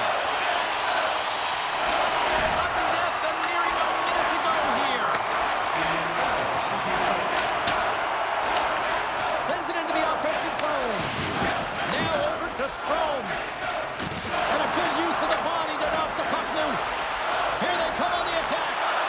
And he catches that one with the glove. And they'll get a breather as the goaltender covers it up. Big face-off here inside the offensive end.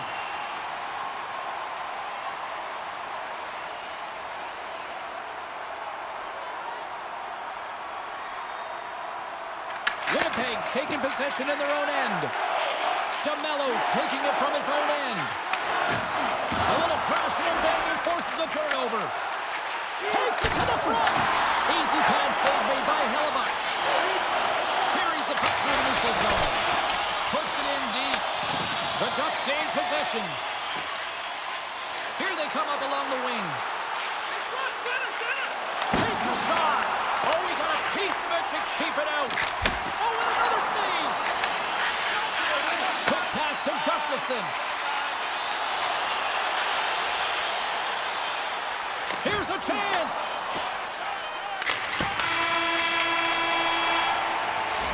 We've played 3 periods, we've played overtime, and still nothing settled. We're off to a shootout next. Fans take a look at the scoreboard as we acknowledge tonight's special boost and damage. I'm always amazed at the mixed emotions when we get to the shootout, as some people say they don't like it, the traditionalists, but guess what? Nobody's turning away when the moment of truth arrives. Scheifele's up next. It's his time to shine. Makes a save and look good doing that one. Yeah, the body language, everything about him is telling you that he's confident and composed right now. And he stops that attempt. I think he just does a great job of making himself as big as possible and took away all of the shooting angles. Still no score here in this shootout. A chance to get stopped. Easy breezy, lemon squeezy. You sound like my youngest child, crisscross applesauce there. And guess what? The goaltender, he didn't get tangled up at all. He was ready for that. Stops it. This might be turning into a save-out instead of a shootout. Yeah, I mean, this is 1v1 against the goaltender, and he's challenging at the top of his crease, but most importantly, he's tracking and anticipating the next move.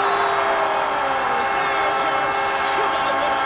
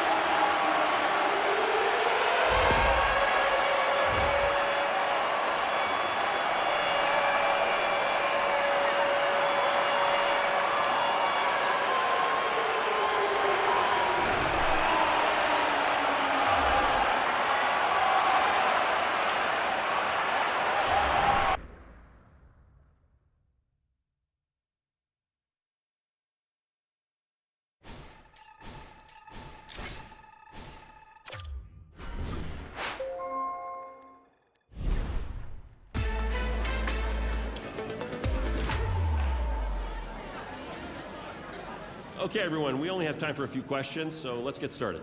I'm sure it means a lot to you to get this opportunity to play on the top line. It's a big step up. Are you ready for this?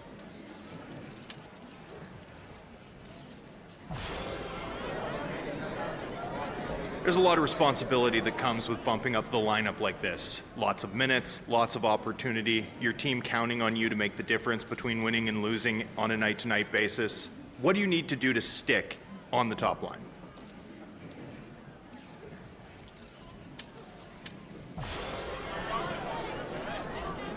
That's the last question for today. Thanks, everyone.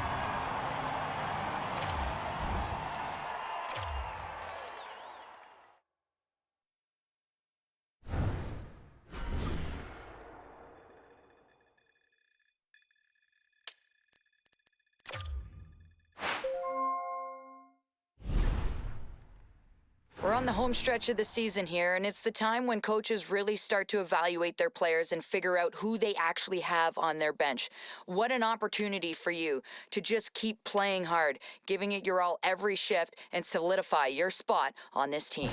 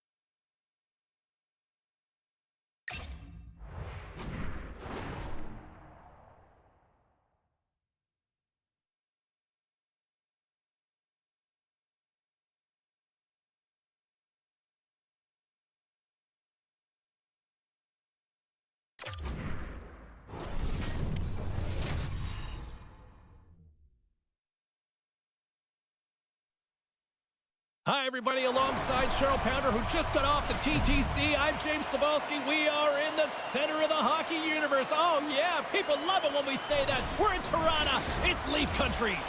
Two teams looking starved for a win, and we are set to go. Well, all eyes on the rookie tonight, and what a move to a deluxe apartment in the sky, Cheryl, on that first line. Yeah, I mean, this is responsibility, though, but it's also a testament to his talent. I mean, he's been outstanding this year. The question is, you have to change and adapt your style sometimes when you're playing with the best players on the team. Let's see if he continues to be himself as well.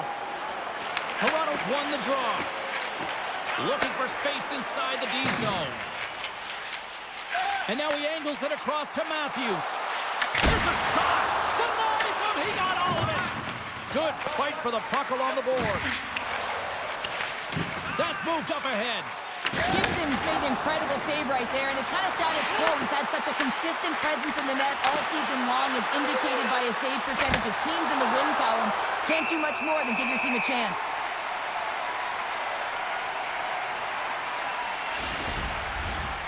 Still plenty of time left in this frame. We're still scoreless. The Ducks take possession off the faceoff. Gobbles the puck up there with the chest. And there's the whistle stopping the play.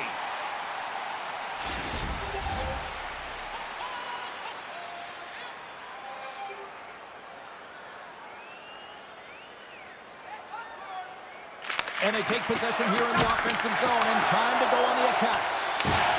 Scooped up along the wall by Trouba. Denies the chance by blocking it. And now he tries to get it across to Nylander. Oh, and he didn't get all of it, but just enough to keep it out of the net. The Ducks take it across the line. Shot! Denies him! Great reflexes, another save. Man, James, he shows incredible quickness right there as he makes one and then the second save.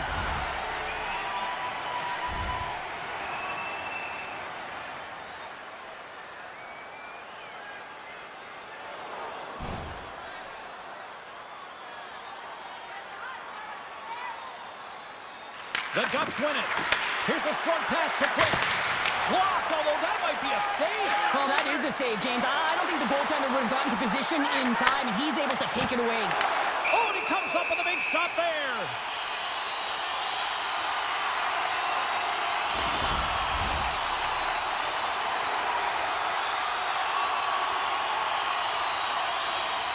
Toronto's won the faceoff.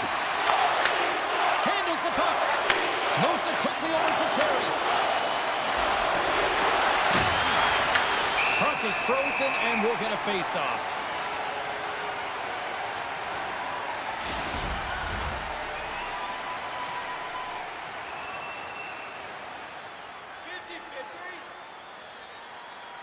Lund's won the draw inside his own end.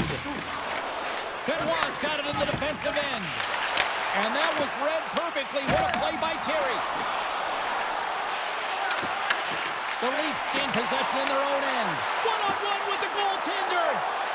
He scores! That's how you finish the breakaway. Well, he breaks away from the pack with his feet. James makes no mistake. Very decisive and puts it in the back of the net. I love his awareness on this breakaway. His head is up the entire way, and he's reading exactly what the goaltender is giving him. He sees some daylight, quick release shot, and he buries it. Still lots of time left here in this frame. 1-0 the score. Anaheim's going to start off with the puck here in the neutral zone after winning that faceoff. Passes the puck over to Domi and tries to make a diagonal pass to Tavares. Takes the feed. Quick feed to Quick. Takes it to the net. And the lane's clogged up, blocking that. Huge steal at his own end. Domi's gained the line and on the attack. To his teammate. Oh, he kind of fought it, but he keeps it out.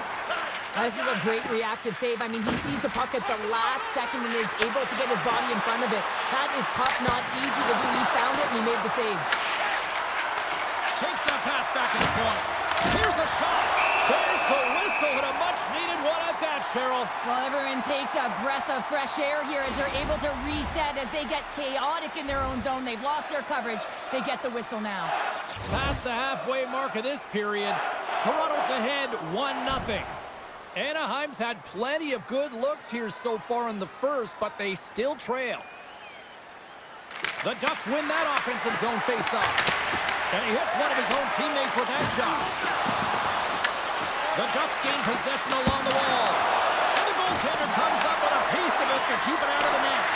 And look at this. They've really ratcheted up the intensity here.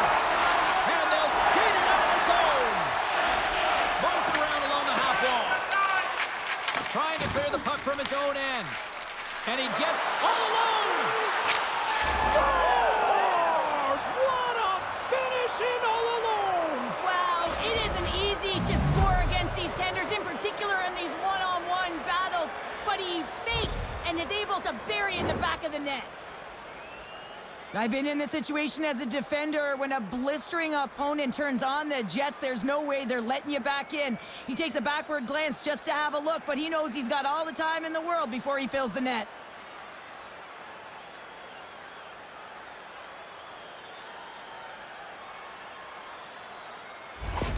Anaheim's no longer chasing the game after that goal, Cheryl. Yeah, and it's tough, right, when you're behind the 8-ball right away, and it can be difficult to be assertive or get your legs when that happens, but it feels like they found a rhythm here halfway through the period. One shift can change the landscape, and it looks like it has. Denies him in front. Well, the game has changed so much. It's so fast, and the athletes are so strong. I mean, the training that you have to undergo, whether it's in the gym or it's functional, you know that these guys are constantly working in small space areas, working on their games, working on their legs. Their foundation, the lower half, is so critical, and this is a perfect example. Tries to dangle, the puck slips away. Terry's such a great player, James. He's got great hands and insight skill, but just that extra move there, it's a tricky one, and he gets lost in it. Rocked on the play. Anaheim's got it along the wall. Shot! Nice him with the save. Oh, and another big stop. Trouba's back in the lineup after nursing his injury, and sometimes it can be frustrating and you can feel a little slow to start, but he creates some offense right off the hop.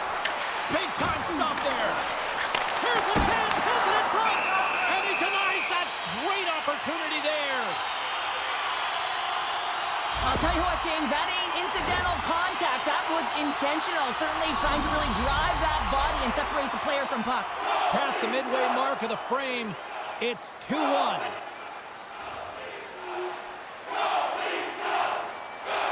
They'll get set to drop the puck as this power play continues. And they win the draw here in their own end. And he's knocked off the puck there.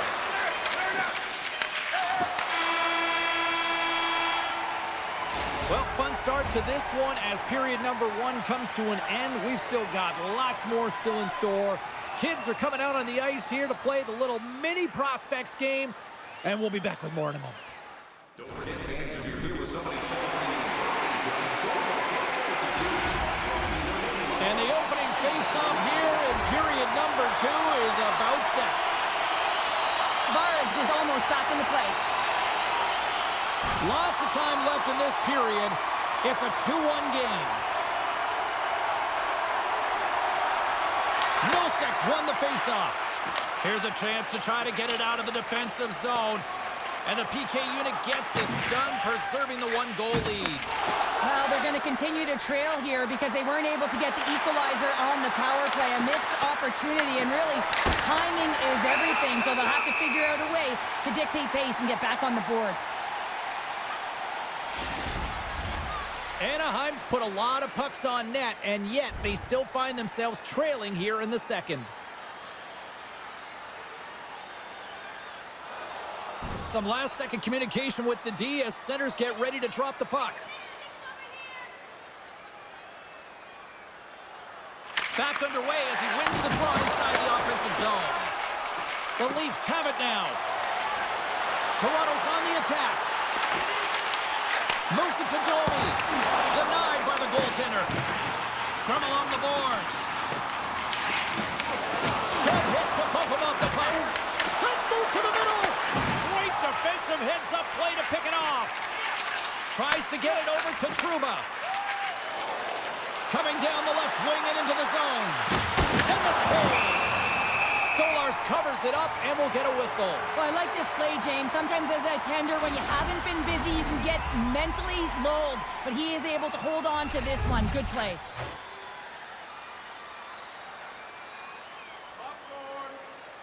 The Leafs win the draw. Toronto's got a hold of the puck. Taken by Nylander. Feeds the puck up to Karlsson. Here's an odd man rush. A little dipsy-doodle and he loses possession of the puck. Karlsson's got a lot of flash to his game, in particular with his hands and the ability to manipulate his opponent, but he gets caught on that one and the puck dies on his stick. That's gloved by Gibson. And he passes it up ahead to McTavish. Along the half wall with the puck. Quick shot! Oh, and he just gets a piece of it to keep it out. Sends a pass over. Makes another stop. Here's a chance. Gets a piece of it to keep it out. Stolarz makes a good save and redirects the puck to the corner, and this cleans up the front of the net and really no trash or second shot opportunity. Steps inside the line. And that shot gets caught in traffic. The Ducks gain control of the puck. Oh, and there's a big-time hit. That's a massive and timely hit there, James. Saw his opponent with the head down, lined up perfectly, and threw it. Just love the physicality and the intensity of this play. We got a stoppage. Let's get the call. Back and forth action, back and forth penalties as one from each team are heading to the box.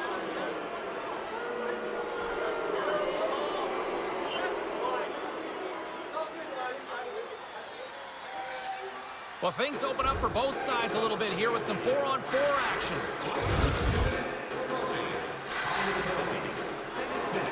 Still lots of time left in the period. It's a 2-1 hockey game. Karlsson's won the draw here, and they'll go on the attack. Oh, a clutch save! Goaltender spends so much time doing tracking exercises, and it's utilized right here as he knows where this puck is coming from, and he makes the save. Cross-ice pass to Karlsson. Anaheim's moving it into the offensive end. Takes a shot. Oh, you might call that friendly fire as it goes off one of his teammates. Cuts to the paint. Oh, what a save in front. Shuts him down. What I love about this sequence of saves is knowing where the puck is, and his awareness is outstanding. He finds it, he makes the save. Not once, not twice, multiple times. Here's a shot. Makes the save. And the puck stopper hangs on to get a breather here for the team. Anaheim's got to find a way to break on through. They've had plenty of shots on net, and yet they trail here in period number 2. The Leafs start with the puck in their own end. Slides the puck across to Kempf. Look at that hit. Maybe try to wear down the opponents here. Karlsson's crossed the line and is on the attack now. And he makes the save. Moves into the slot. Scores! And there's 49! 1 from 50, Cheryl. Well, to say he's been a consistent performer and goal scorer would be an understatement, James. He is a natural talent. It's amazing what he can do, but the question is, what is he going to do next? More than half the period has gone by. Hope you're enjoying this one. It's all tied up. Toronto's won the faceoff at center. Anaheim's got possession here in the neutral zone. Stops that one. Karlsson's exploring options with the puck. Another stop. Scores! There it is! It's 50 in the air for the rookie! Are we seriously talking about a rookie? I mean, sometimes your eyes deceive you. I cannot believe his poise and patience with the puck. He's unbelievable. One of the most stunning rookie seasons in the history of the league. 50 goals, Cheryl. It's a milestone moment for the rookie. Just an incredible season, James. And when I reflect back, I don't think I had 50 my career totals. And now it's over to Terry. Crick's a true sniper, James, and he's already got 2 in the game, and you know he's looking for his 3rd. And down he goes as the puck goes free. With the blast! And he comes up with the save!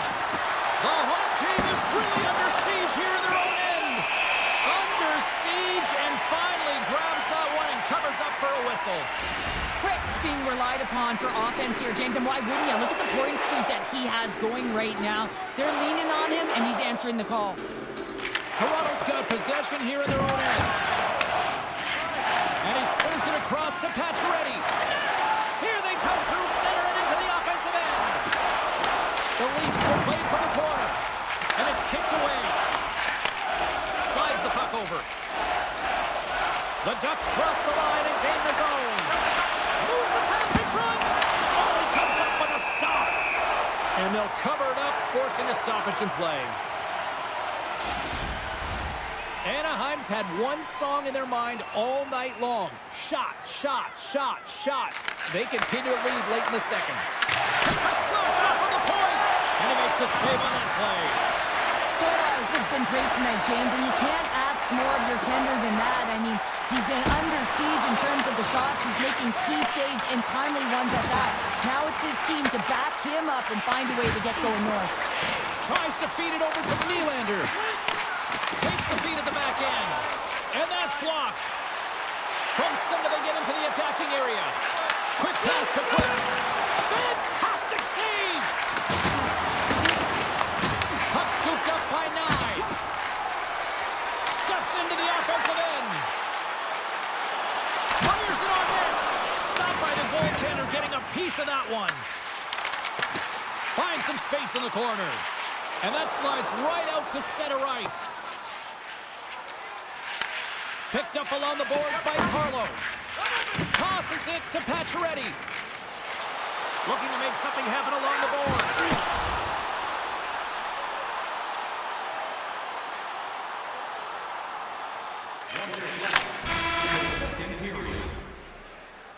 And with that, 2 periods now in the books. Been a great night of hockey here on EA Sports, and we got the 3rd period coming at you in moments. If you'd like to rub shoulders with some of our players, don't forget to go to our website and check out our next charity event. Welcome back, everyone. Both teams lined up at center ice, and we are ready to get this 3rd period underway.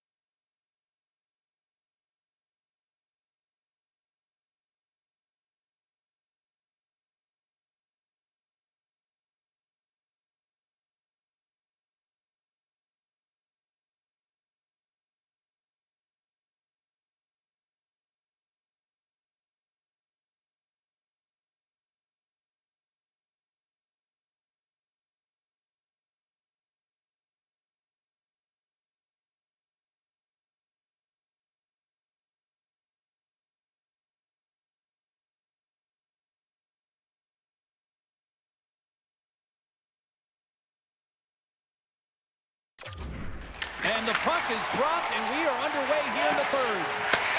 From the left side, takes it at center. Carlson's had the magic touch tonight, James. I mean, he had 3 points in the game, but the puck possession and the poise and patience been incredible tonight. Here he is in close. Tremendous block on the play. Well, and the bench really erupts on that one because otherwise it would have been in the back of the net. Scores! And that's 3. It's a hat trick here on the road. Well, old hat for him in a way because it's a business-like approach as he's on the road. He just says, yeah, just bring it. I mean, gets a hattie to boot.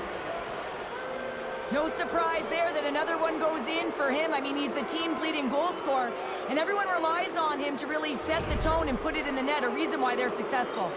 Anaheim's done a wonderful job putting a lot of pucks on net, and they lead it early in this third period. The Leafs get a hold of the draw. Shakes off the defender with some nifty moves. And he makes the easy save. Gibson's dialed in and able to redirect that puck to the corner. How did he stop that one?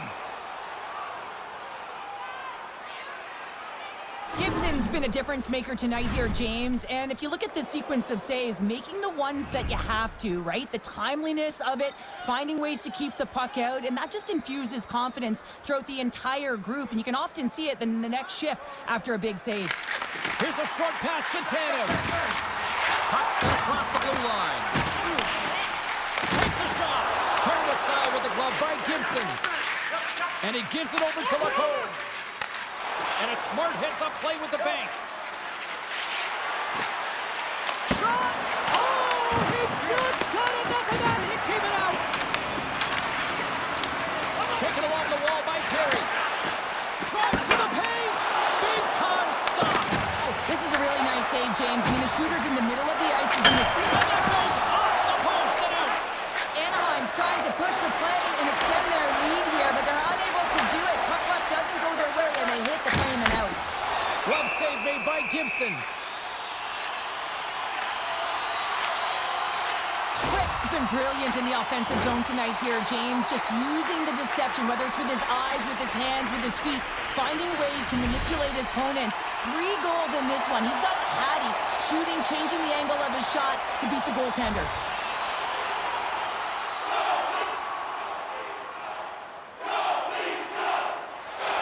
The Ducks have looked good tonight, especially offensively here in this third period.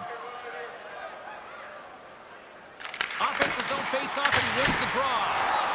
Oh, he stopped that one! The Ducks look to start the transition game. Scores! All over the rebound, and tucks it into the goal.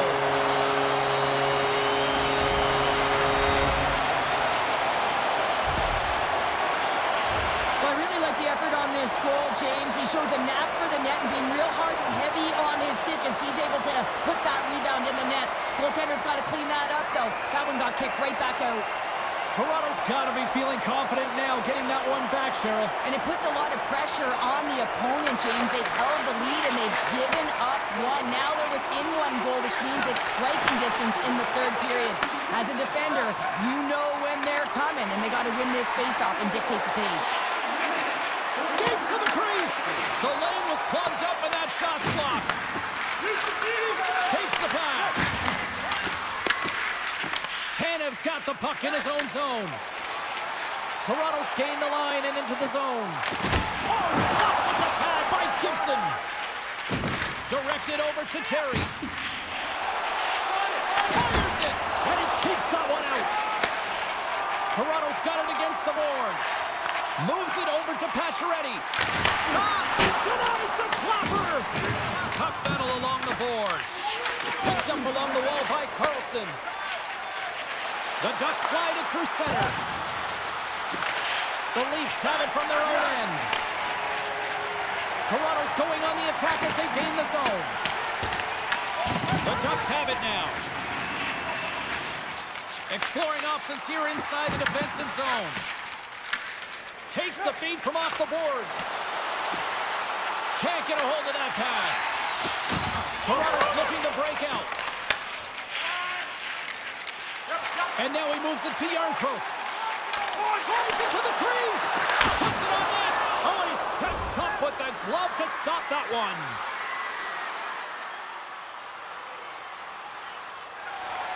Here in the back half of this period, Anaheim's clinging to this 4-3 lead. Matthews has won the faceoff. Tees it up from the blue line. And the shot dies in the traffic jam. Here he is in front.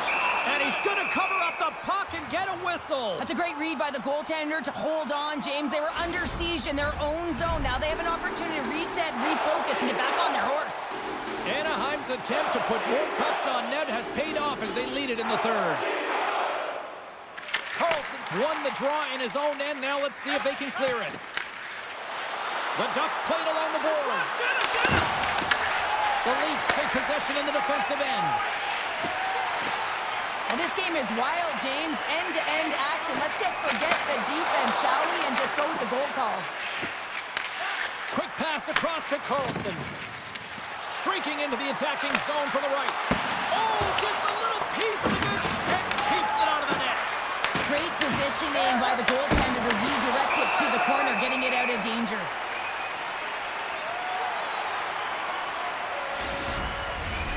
Centers glide into the dots. We're ready to get things back going again. Tavares wins possession in the defensive zone. Moves it quickly over to Domi. He got all of that hit on the play. And we've got a fight. This is about momentum now, James. That hit, there's a challenge to it, and it's going to be a fight as a result.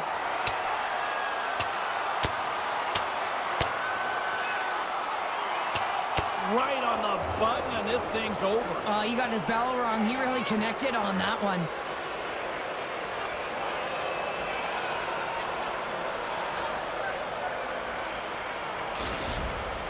The road team's bench is banging their sticks, standing up as they cheer on their player, and that tilt went their way.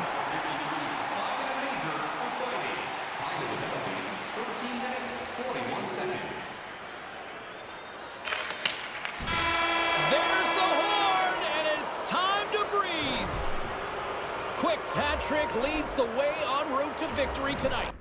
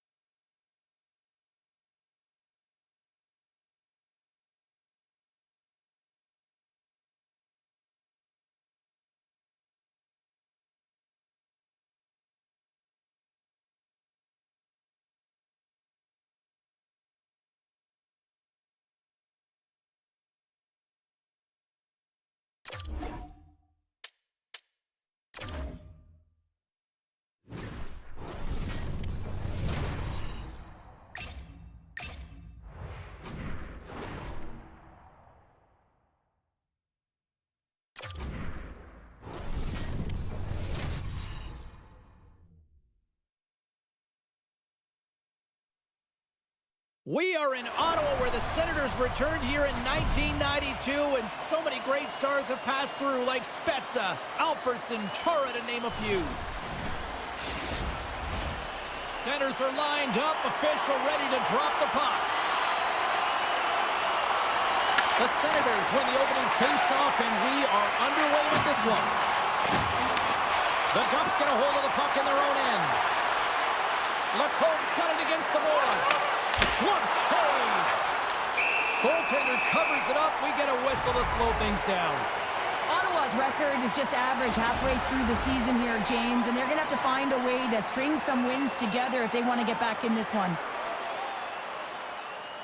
Anaheim's won the draw. They'll go to work.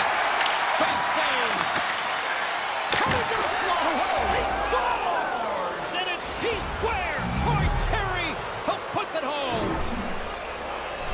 Anytime you're in the slot area, you know that you're not going to have much time. That's why a quick wrister to the net can often do the damage. It's buried.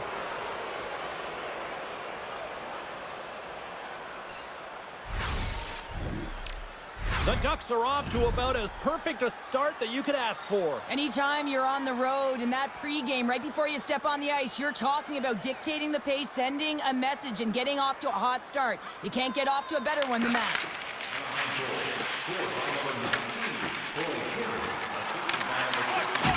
Solid hit on the play, and that knocks the puck off his stick.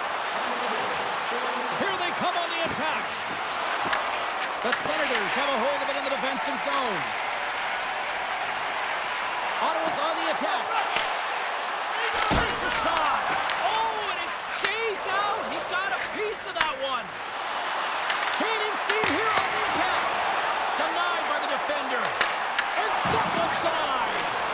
This is an impressive save right here, James. I mean, there's a ton of net front presence, and so a lot of traffic that he has to battle through to find the puck, and he does, and he makes a nice save. Here's a chance. That goes wide. Hammers a shot. Oh, how did he stop that last save? It's in. He scores. 2 goals in right around a minute 40. Cheryl, you stress consistently, keep your feet moving on the ice, and that pays off. Well, they got the pedal to the metal right now. They're like a freight train. These aren't flashy goals, but they're hard-working goals to fight for position. Sometimes you're rolling off a check, sometimes you're fronting one. Always trying to get your stick available to change the direction of the puck.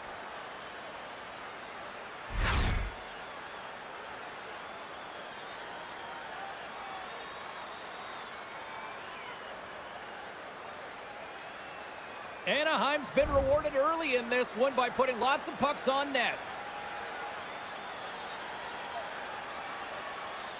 The Ducks continue to lead midway through the first. They have really put on an offensive clinic so far. The Senators win the faceoff. Anaheim's got the puck along the wall. And that's knocked away by Jensen. He might have a step here. Oh, he can't pull the trigger on the play. Well, it's because he skated himself into no man's land, ran out of real estate, and gets nothing for it. Think he'd like that one back. And now he angles it across to Carlson. And we'll get a... Yeah, that's on the no-fly zone list. Here we go. It's greasy, James. Everyone knows you don't shoot the puck after the whistle. You got a goalie that's unsuspecting, possibly traffic in front. It can be a dangerous play.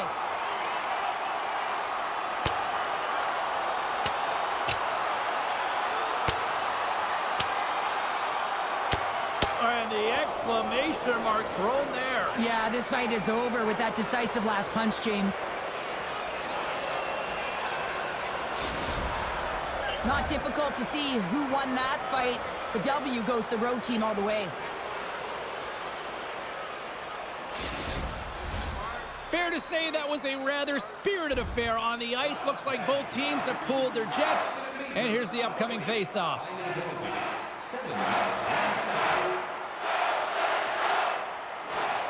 The Ducks have been all over them, and there's still plenty of time left in this first.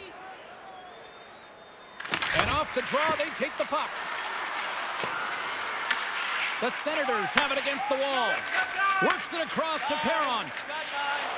Gaining momentum up along the side. Ottawa's got the puck against the half wall. That's some smart heads-up defensive play by Minchikov. He's got a step. Oh, what a save, goalie advantage there. Oh, yeah, and how often you see it after practice, James, like 5-puck breakaway after breakaway. Well, this goaltender, he does his job, making himself big as possible and taking away any daylight. Hot save with ease. The Ducks get a hold of the puck along the boards. Quick's going to play it against the half wall. And he stands tall in goal. And that Caroms off a body in the lane. Shot.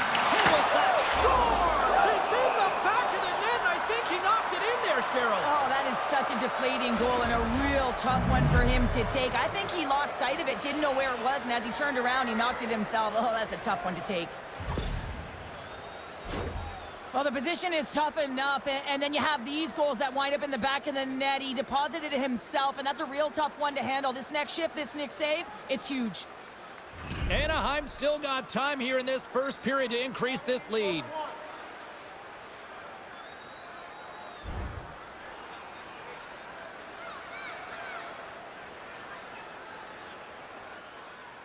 The Ducks have come to play with some jump in their step tonight. Look at the shots on goal. They've generated an already lead comfortably nearing the end of the first. Quick's got it along the wall. Here's an offensive chance. Ottawa's got the puck. Moves it on over to Patterson. Receives the pass. And that's turned aside by Gibson. He looks deep to Quick. Looking to make something happen in the offensive side. Oh, what a chance! It puts it just wide. Well, and the puck was right in his wheelhouse. He only had a small margin and wasn't able to hit it. Here's a backhander. Oh, he got all of that. What a save by Forsberg. What a save. I mean, how quick do you have to be able to get on that puck, James? Anytime it's in the low slot, you've got to be on your toes, and that's exactly what he was to be able to make the save. Intercepts the pass. Back at the point, they set it up. Oh, what a block. He'll get a pat on the back from the coach when he gets off, if he can get off. He's got 2 goals already. Puck's on it. Oh, it's stayed out. It's stayed out. What a save. Oh, that's all Will, and this is going to elevate his team. No question about it, James. I mean, it was all but in, and then he comes from nowhere to make that save.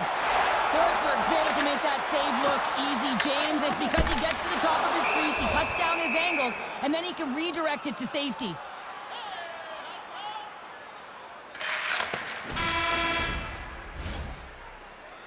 There's the horn, ending the first period. Both teams will have a chance to regroup. You do you, and we'll be back with period number 2 in a moment. Opening face-off for period number 2, about set to go. Here we go. Lots of time left in this one, but certainly a lopsided affair to this point. All right, Pounder, how would you assess this game through the first 20 minutes played? The Ducks came ready to play in that opening frame, James. They dominated possession. They were first to the puck, and they really set the pace in terms of their skating ability and their movement of the puck. They just need to manage that puck in the second and keep this game in their hands. Look out. Here they come on the attack. Makes the save. Forsberg's got to make more stops like that, James. He's got to reset the momentum for his team. I mean, it's not about what happened or the present moment. It's about the next save, and that's the key contributor to reset this team and get them moving forward.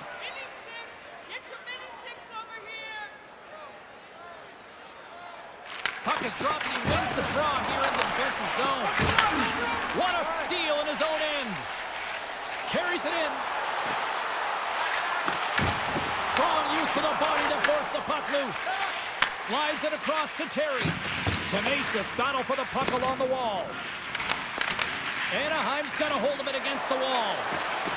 Makes a move in front. Ottawa's got the puck in their own end. And he sends it across to Sanderson. They've got numbers here.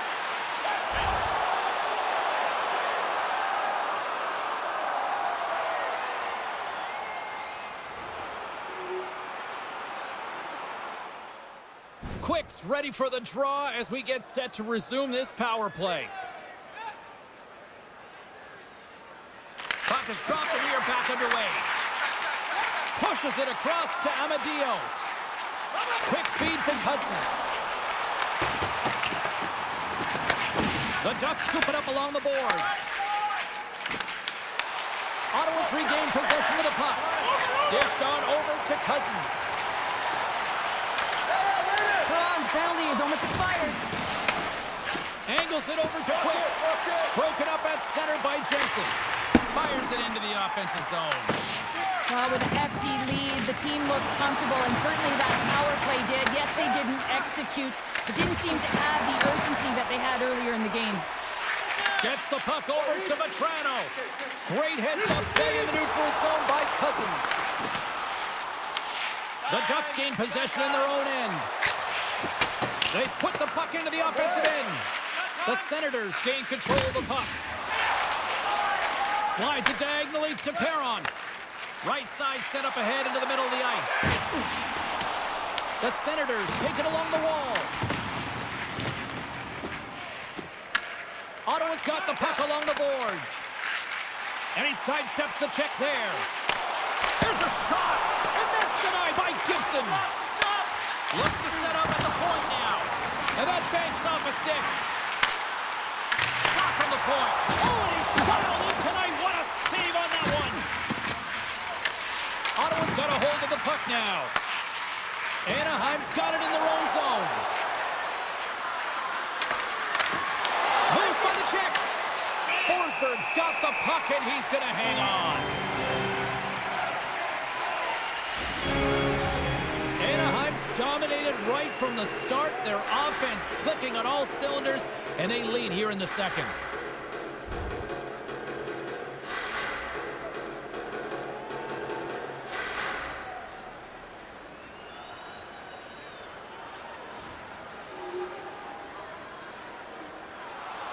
The Ducks are checking all the boxes tonight. More shots, more goals, and they lead in the second. Ottawa's won the defensive zone draw. And he takes the feed. Here's the chance on the attack. Picked up by Jensen. Scores! We'll get those rally caps on. Everyone's going to need to have one on. It's going to be a team collective contribution if they want to get back in this one. But it all starts with one goal. If they can layer it, find a way to get another one quickly, you never know. Certainly down, but not out completely yet.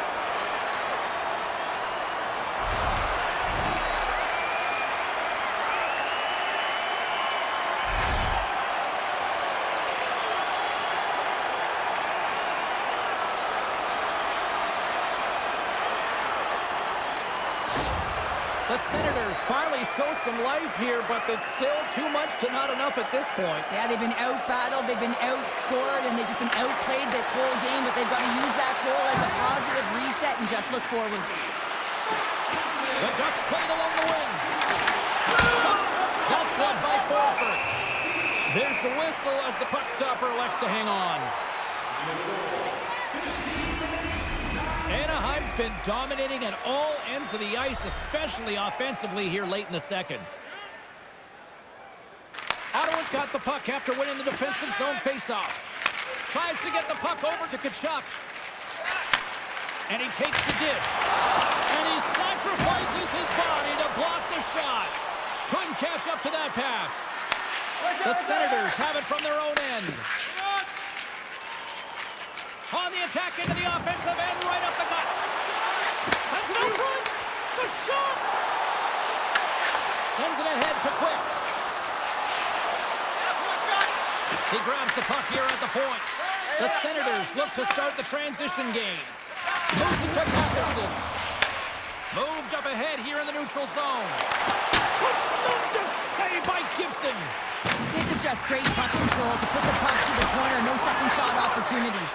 Answered the call there. Stützle's on his way down to the ice, almost on 1 foot. Incredible display of awareness as he's able to get that pass off, which leads to a great scoring chance.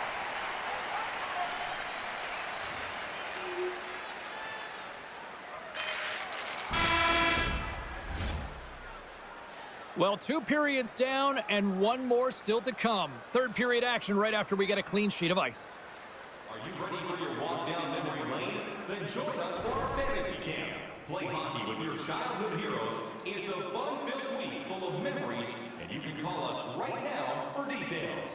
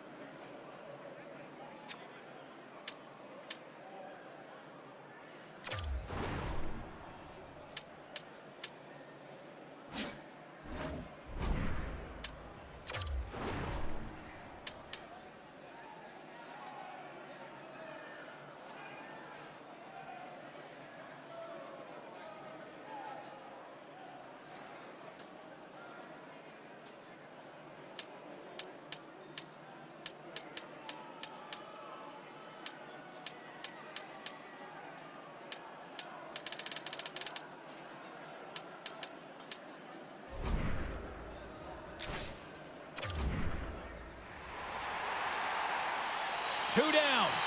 1 to go. Third period. They're ready to drop the puck. Game is not over yet. Let's see if they can try to rally back here in the third, but they've got a long way to go. All right, Cheryl, how do you sum up what we've watched so far tonight? Anaheim's been dominant through 2 periods of play, James. They have a comfortable lead now, and the coach can look down their bench and say, hey, listen, let's get everyone out there. Let's maintain the energy. Let's finish this off right. Let's bring it home. We got a whistle offside the call. Officials have got both teams ready, and it looks like play is set to resume here.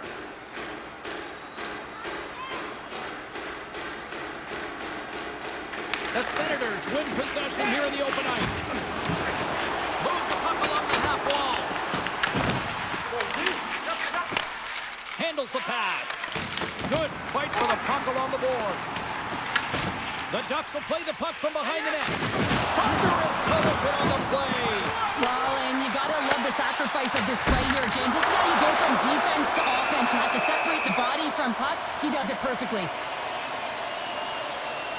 Well, with that hit, you can certainly sense that the frustration has boiled over. James is at a tipping point. They're getting blown out in this game. But honestly, it's their problem. It's their issue because they weren't ready to start. They did not start on time, and there was none of that physical presence earlier in the game.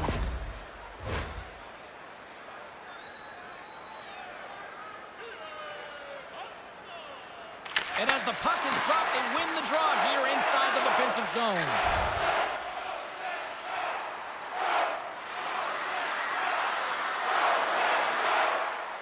Cousins is ready for the face-off as they'll continue to kill off this penalty.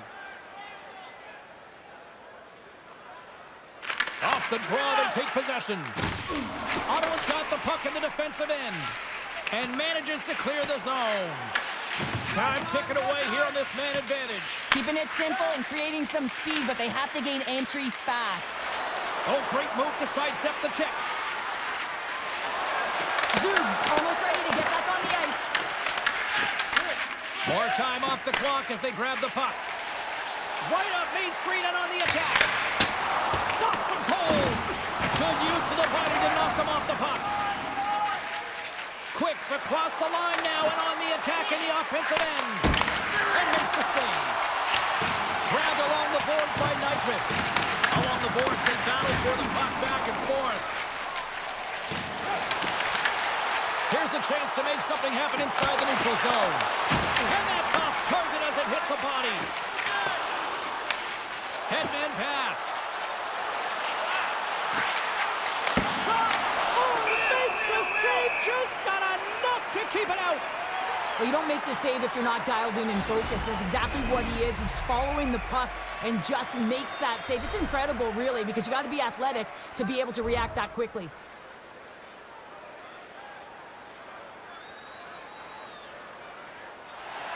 And the centers glide towards the dot here as we got a face-off set to go. Anaheim's won the draw inside the offensive zone. Now let's see what they can do with it. The Ducks have it in the offensive end. And a great save. That's an incredible sequence of saves. He is so dialed in, but I gotta say, where are the D-boxing out?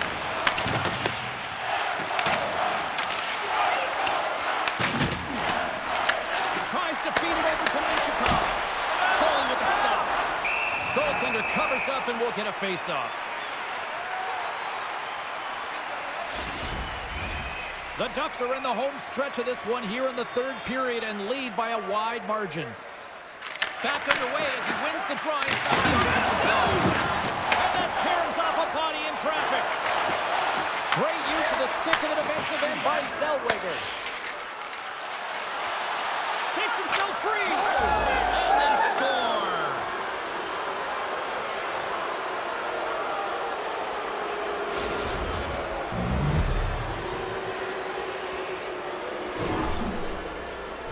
Man, does he ever make it look easy, the way he separates himself from the coverage. I mean, look at the explosiveness. I mean, he just takes off. That's quickness. Speed is a different thing. All of a sudden, he's able to get on track, beat everyone, and take it to the net. I mean, this guy's got some wheels.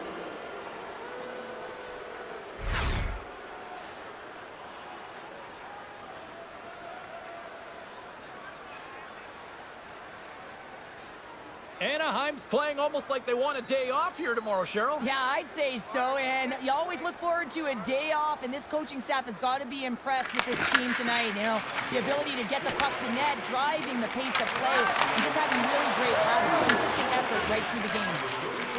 Carlson's gaining momentum.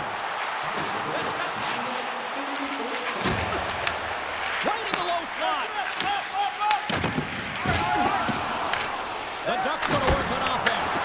Goaltender covers up. We got a stoppage in play.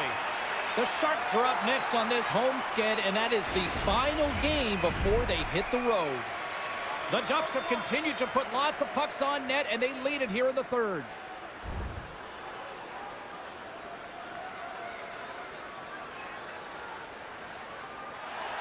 Both teams are set. We'll drop the puck here. Ottawa's taking possession in their own end. Sends the pass over. Pass to Craig. Quick pass across to Amadio. Quick shot. Gets in front of it. Ref blows the whistle as the puck's covered up. The Ducks have looked sharp tonight. Lots of pucks on net and a lot of goals as a result.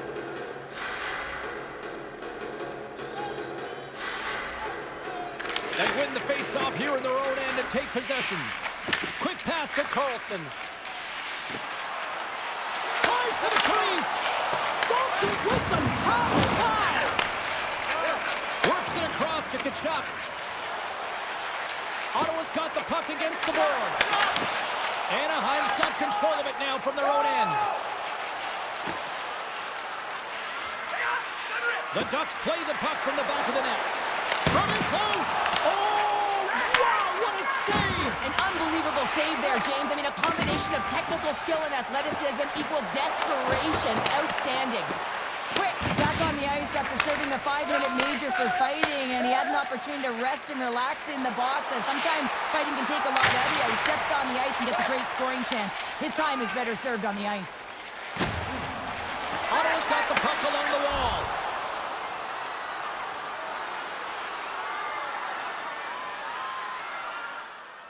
Cousins hoping for some puck luck here on this face-off as they continue to play shorthanded. The Senators win the draw. Chabot stick handling in his own zone. Picks off the pass. Anaheim's been reading their opponents so well. And make it 20 of the year. Well, that's a nice number, James, showing consistency and offensive production. He's got to like that one. Well, sometimes you have to let the game come to you, and sometimes you got to go to it, and that's what this goal is a product of. He knew where that puck was going to go, and so he's able to intercept it using the leverage of his stick, the extension, knowing exactly the timing of when, James, and that's tougher than it looks. But when he does it, he's able to get the puck moving with possession, and they get a goal as a result. The entire bench lights up on this one. It is all over. Anaheim's effort tonight, an impressive one, and it really started with special teams, Cheryl. Yeah, getting on the power play so many times, but what I loved about it, James, is that they kept the PK unit guessing. They changed it up and they made adjustments, and that's why they scored. Well, that brings a fun night of hockey to the end for all of us here at EA Sports. I'm James Cybulski. She's Cheryl Pounder. We will see you next time at the rink.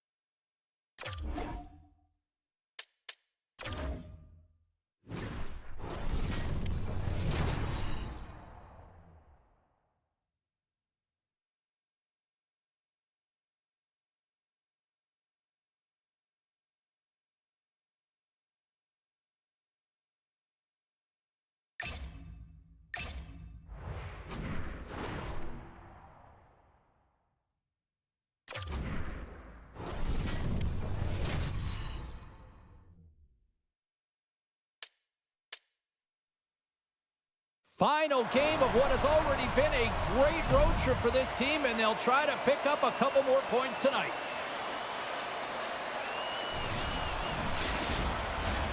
Both teams are lined up, and we are set to get things going. The Habs get off to a good start as they win the opening faceoff. Moves it over to Trouba. Anaheim's got it along the wall. Here's a short pass to Vetrano. Lugs the puck back into the neutral zone.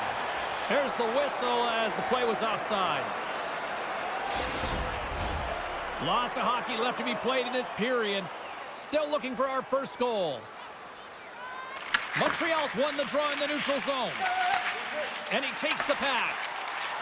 Slafkovsky's got it in the offensive zone. Too much traffic in the lane. Scooped up along the wall by Terry. And a stick in the lane deflects that one away. Cross into the paint.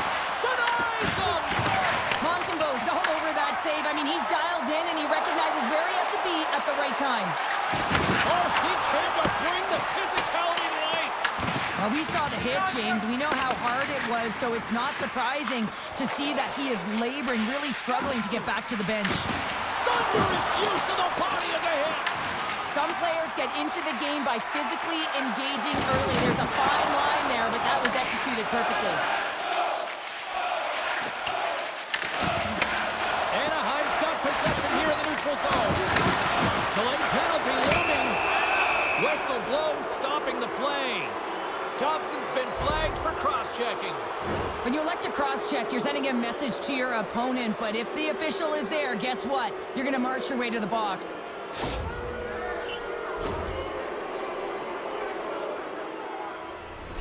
Guys, we know this penalty kill unit is ranked towards the bottom of the league, but they've got a chance here, a real great opportunity to turn things around, so let's see what can happen. Power play set to roll on as the centers get ready for the face-off. Montreal's going to start with the puck in their own end. Trying to clear. Quick feed down low. From the back of the cage with the puck. And that pass is redirected. A chance to clear, still under man. Moves it quickly over to Quick. Oh, a clutch save! Tries to clear. And they get the puck out, and they needed that. They certainly did. This PK unit has been on fire. They get the clear. That's one. You kill valuable time. That's two. And now three. You can contest the entry. That's a great play all the way around. Dismiss that chance.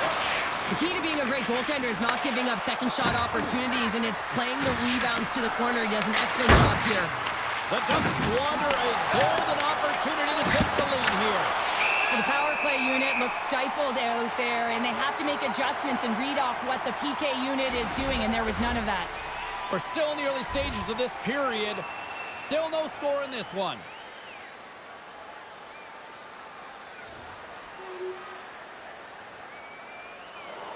More than half the period left to play. We've got a 1-0 hockey game thus far. The Canadians come up with the defensive zone draw. Montreal's got it in their own zone. And he can't hang on after that hit. Quick feed to Perry. Takes a shot. Gibson's going to hang on to the puck for a whistle. The Ducks haven't been rewarded for all their scoring chances as they trail in the first. The Canadians take possession off the faceoff. What a stop! Puck is frozen, and we get a stoppage in play. Officials getting ready to drop the puck. Puck possession so key in today's game. Montreal's got it in the offensive zone. Denies him, he got all of it. The Ducks move the puck in the defensive zone. Oh, look at this. Dishes it off. Angles it over to Armia. The Ducks gain control of it. On the attack along the boards. And that goes off a stick somewhere in traffic. Takes the feed. Armia's got the puck. Picked off by Lacombe. Vetrano's got the puck along the wing. Moves it to Lacombe. And that shot gets blocked by one of his own teammates.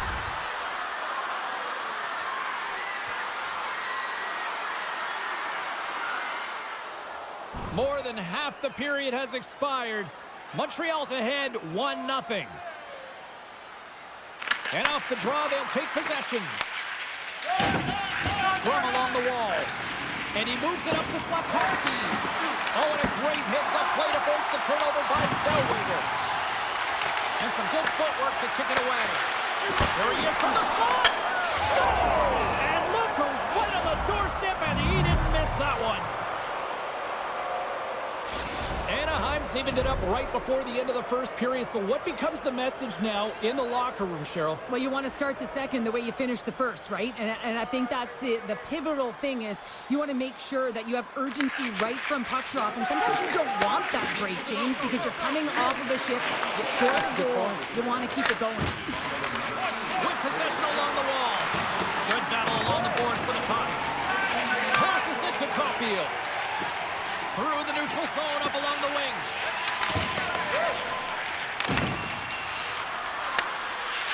Sends one up to Caulfield.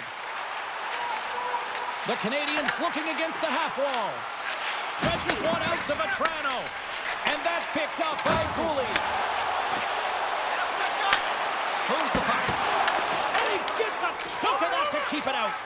Whether you're a player or goaltender, so much of the training is about reaction, and you can certainly tell that it has come in handy for him because he makes an incredible save just by instincts alone. And a little body contact on that play.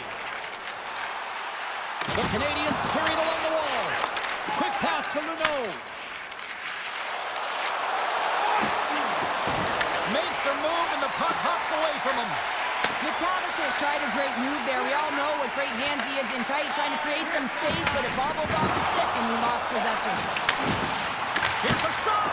Oh, that's a great shot block there. Well, yeah, I mean, it's grade A scoring chance, and you want to make sure that you get in front of that one, and he did. He gets all of it. And now it's grabbed by Moore. From the right wing, he moves it to the middle. Fires it on net. And that ricochets off a twig in front. And now he tries to get it across to Gallagher. And there's the save. Well, you know he's got the skill set to be able to maintain possession of this puck, but how about the determination to have his eyes on the prize the whole time and to get out of the coverage to be able to get a shot on net? That's courage, and that certainly is a will to take it to the net. That'll do it for period number 1. We'll drop the puck on the second period in just moments. And the official seems about ready to drop the puck on period number 2. Been a fun one so far. Neither side giving an inch. Still tied here as we open things up in the second. Well, Cheryl, already a third of this one played. What do you make of this one? The Canadians are lucky that this game is tied. They've had a ton of turnovers, and they haven't known where they're going to... A timely finish, and they've taken the lead. Sometimes you can feel momentum swing, James, and you can tell that they're playing with more confidence, and as a result, they get a little puck luck, and they put it in. This entire goal starts off with a battle, and it's going to be the contact that's initiated, and he does a great job turning defense into offense. They're able to transition, go the other way, and guess what? The rest is history. It's on the scoreboard.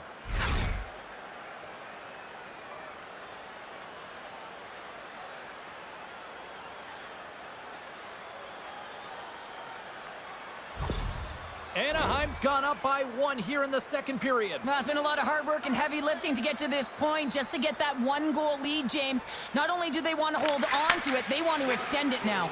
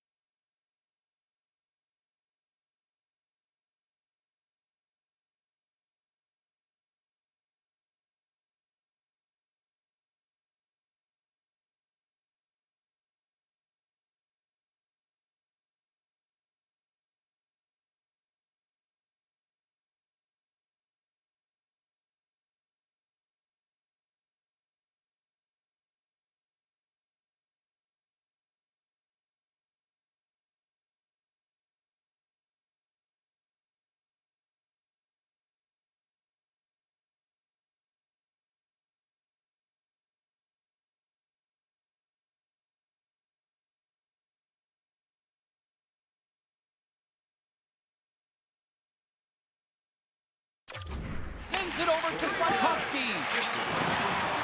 Shot! And he puts that one aside with ease. Puck grabbed by Quick. Passes it over to Terry. Fires it! Turns him away! Here's a short pass to Terry. Big time stop there. Goes right to the crease. Scores! They strike again, and that's 3 unanswered goals. Over and over and over again, James, and you can see the excitement on the bench. They know that they've deflated, and they push their opponent back on their heels. They need to keep plugging away here and not get complacent. Lots of time left in this period. Anaheim's been the better team here over the last few minutes, increasing their lead to 2. And he takes the feed. The Ducks have the puck now. But Toronto's taking it from his own end. They've got numbers. Makes a save. Goaltender hangs on for the whistle. Quick's been playing unbelievable. I mean, such a ton of confidence. He's on this point streak run. And anytime the coach looks down the bench and they need offense, they're going to him. Why wouldn't you? Suzuki's won the draw inside his own end. Dobson's moving the puck through his own zone. Anaheim's looking to break out of their own end. Now he slides it up to Quick. Feeds the puck to Matheson. And the puck clears the zone. They'll be forced to leave as well. Cutting to the front of the net. Oh, he got all of that. What a save by Gibson. Well, goaltender has to be able to anticipate the play, and he does just that. Gets square to the shooter in the low slot and makes the save. The Ducks continue to lead here in this second period, looking strong offensively. Getting closer to the halfway point of this frame. It's a 2-goal lead we're looking at with the score 3-1. And they take possession here inside the offensive zone. Glove save, somehow got a piece of it. Gibson's been really sharp tonight, James, and just have a look at his save percentage. I mean, making the stops that he needs to. But man, his team's played well. They've got going north, they've created opportunities, and a reason why they have a healthy lead. Anaheim's coaches were preaching lots of shots on net, and they have done it and lead as a result here in the second. Montreal's got the puck inside the offensive zone. And that's deflected off someone in front. Intercepts it in the neutral zone. Shot! Gives them nothing in front. The Ducks get a hold of the puck along the boards. To the front! Fantastic save!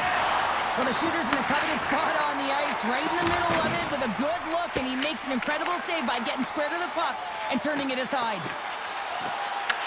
The Ducks scoop it up along the boards.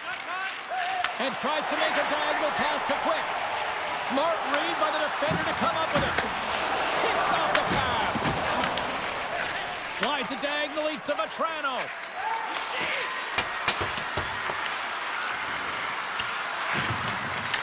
Picked up along the boards by Quick. Matheson's got the puck now here inside his own defensive zone. Stopped by the goaltender. Taken by Trouba. Sensational stop by Montembeault. And the goalie covers up for the whistle. One of the most difficult things to do in hockey is manage the pulse of the game. And when you're trailing, you got to find ways to get back in it, to fuel, to ignite yourself, to push and dictate pace. Well, that hit right there is sending a very clear message that they're still in it. Moves it quickly over to Kapanen. Montreal's ready to go on the attack. Puck scooped up by Terry. Takes the feed. Quick's already got 3 points in this game, James. Really leading the way offensively, and you have to wonder how many more he's going to get if he continues to handle the puck the way he is. Slides the puck across to Gallagher. Moves around along the half wall. Puts it on net, and there's the save. The Ducks take it along the wall. There's another for the hit parade. Taken along the wall by Kapanen. Handles the puck. What a chance, but it goes up and over the net. Well, it isn't easy to create good quality scoring chances in the game today, James. So when you get them, you got to make good on them. I understand he was going high, a little too fine, and he misses the net. Tries to feed it over to Kapanen. And that was read perfectly. What a play by Lacombe. Moves it around along the half wall. Puck picked up by Kapanen. Sends a pass over. Takes a shot. Oh, it stays out. He got a piece of that one. Slides the puck over to McTavish. And now he moves it to Nyquist. Here's a chance. Denied by the goaltender. And just like that, comes up with the puck. Great little flick of the stick. Slides the puck over. Looking to make something happen along the boards. And there's a glove save on the play.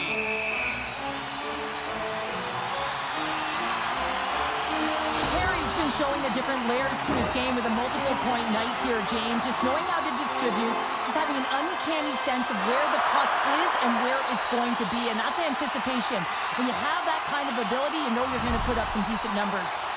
Here in the late going of the frame, Anaheim's got a 3-1 lead as they have dominated for the most part in this.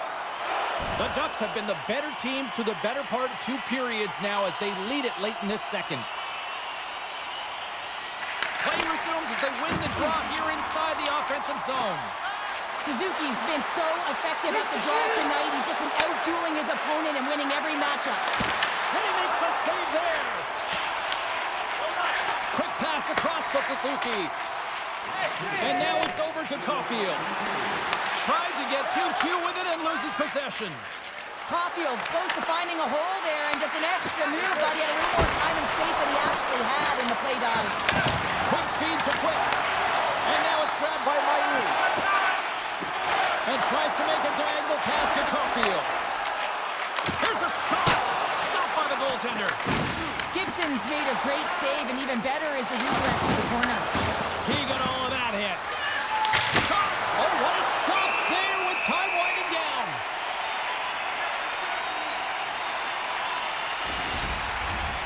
Official signals for the players to get into position, and we're about ready to drop the puck.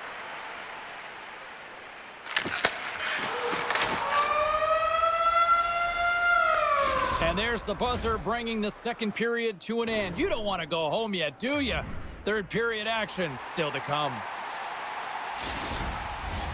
Welcome back, everybody. You know you weren't going to miss this third period. Savalsky, Pounder ready to bring you the action. Final frame is underway here. And now he angles it across to Caulfield. Lead pass ahead. Anaheim's gained possession along the boards. With some open space at center. Moves the puck to Vetrano. The Ducks played along the boards. Off target. Here in the corner, he grabs the puck. Moves it to Quick. Hammers the shot. Comes up with the stop. Oh, wow, another great stop. Quick's done a great job of staying the course in this game here, James. You know, he could let the multiple opportunities that he hasn't cashed in on really get to him, but he doesn't. He continues with his persistence and his relentlessness to the net here, and it pays off in dividends as he gets on the board.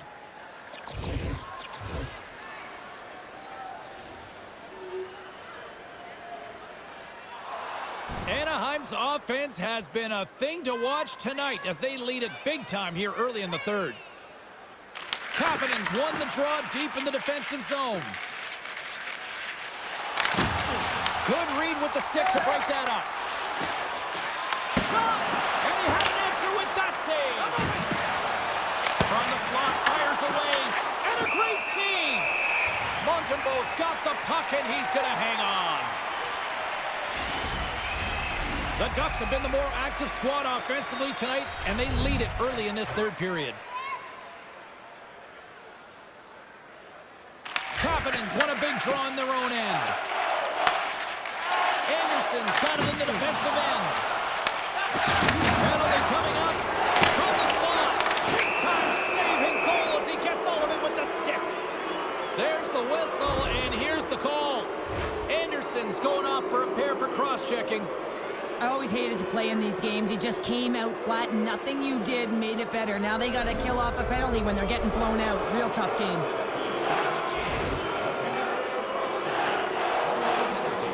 Another face-off looming here on this power play. And as the puck is dropped, they win the draw here inside the defensive zone. And that's intercepted, and they'll go on the attack. Shuts them down.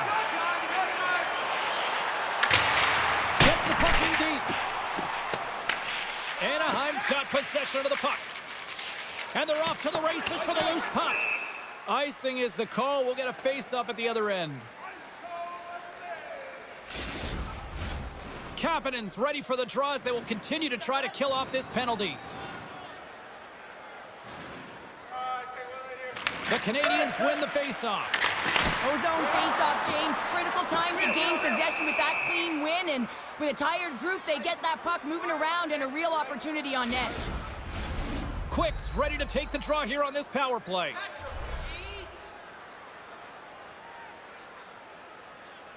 Back underway as he wins the draw inside the offensive zone. Oh, makes the save. That was a rocket.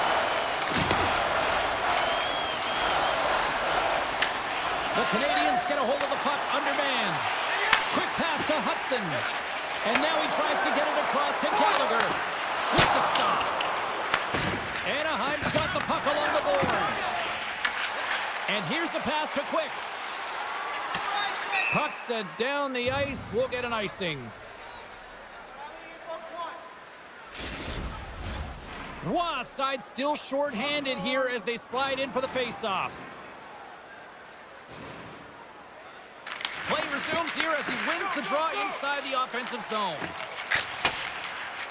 Dumps it in. Anaheim's got a hold of it along the wall. Nice zone entry from the middle. Sends it in front. And Karen's off a twig in front of the net. Oh, denies him with the paddle save. Denies him again. Armia's lugging the puck. Yeah, they're handedly winning in this one, James, and they didn't execute on the power play, but there's a bunch of athletes on that team that want that job, and it's about executing to the best of their ability. You know they want it. Here he is, wristed on net, and that goes off a body. The Habs are in transition, and they'll go the other way with a great play by Carlson. Along the half wall with the puck. The Ducks play it along the boards.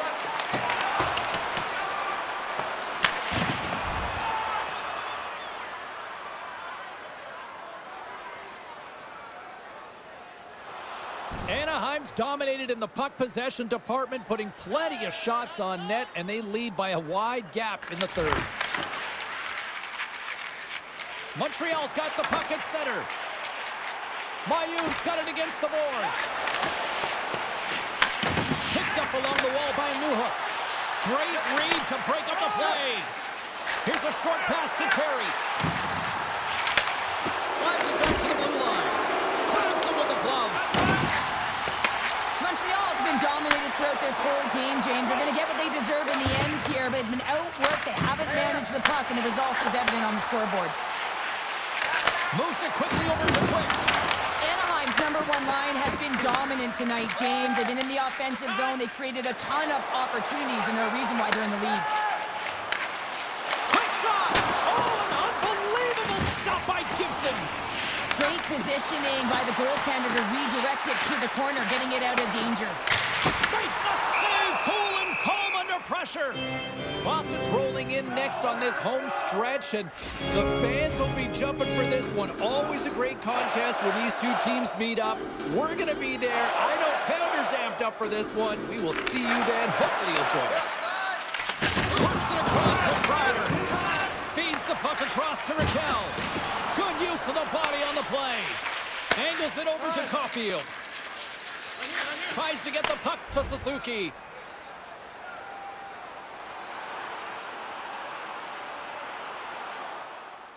The Ducks have pummeled their opponents tonight. They have been the busier team offensively and have converted numerous times here in this third period. Quick feed to Matheson. Takes the feed from the wing. Bumped off the puck. The Canadians take it along the wing. Moves it to Matheson. Anaheim's got a hold of the puck now. Terry's going to play it against the half wall. The Habs have it now. Across the line from center. Puck grab by Doc. Goaltender covers up. We got a stoppage in play.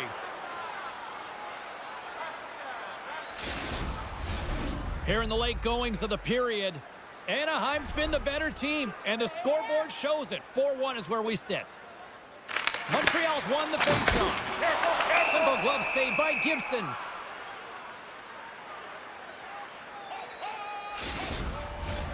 The Ducks have been the busier team in the shot department, and they lead it late in this third period. Offensive zone face-off, and he wins the draw. Puts it just wide of the net. Tries to get it to Quick. And there's the whistle, icing the call.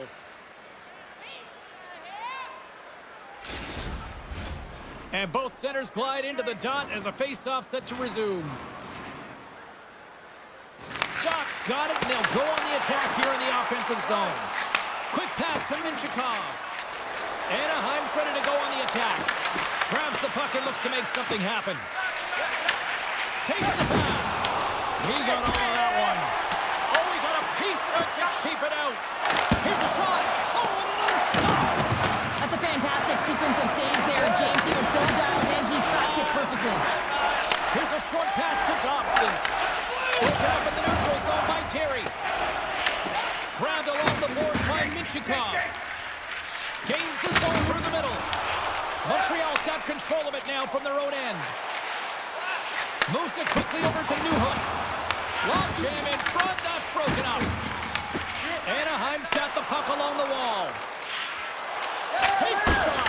Kicks it away with ease. Right up the gut, here they go. And now he moves it to Gallagher. Here's a shot. That's gloved by Gibson. Trouba's really hearing it from the home crowd right now. They didn't like that play earlier that injured their player, and they're going to let him know it all night long. Fires it on net. Oh, he needed to make that save with time winding down. Well, that's how you get a puck, James. I mean, you recognize the timing it takes to meet your opponent right at the right time. And I mean, that's just an explosive hit, gets the job done. Well, this one's all over but the formalities, so they'll drop the puck one last time.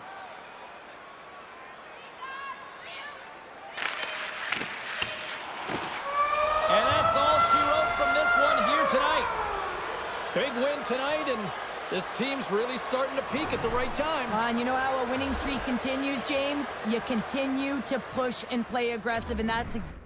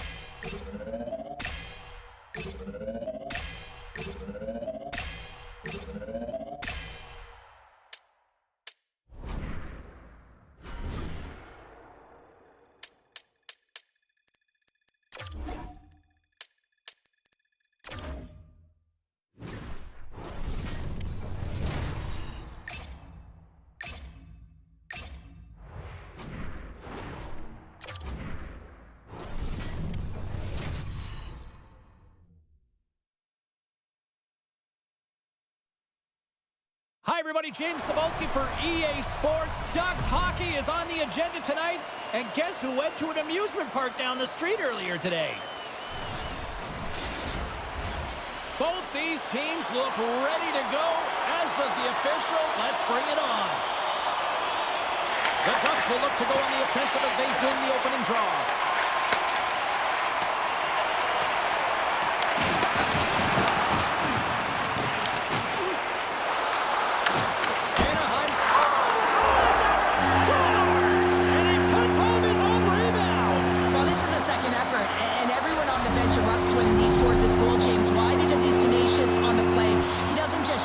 He finds his own rebound, and then he puts it in. That's a great play. James, these are the types of goals that wind up in the video session the next day because there's relentless work to it. You know, it's a tenacity to get your own rebound off the initial shot. I love the work ethic on this goal. Cuts to the paint, and he elects to explore his options. Denies him! Was as a goaltender, sometimes you just have to react. You turn the brain off, and you just allow your eyes and your body to do the work for you, and he does exactly that with a reactionary save. Oh, and a board-rattling hit right there. Certainly was lined up perfectly, body on body, weight distributed right in there. There's the whistle. Let's get the call from the officials.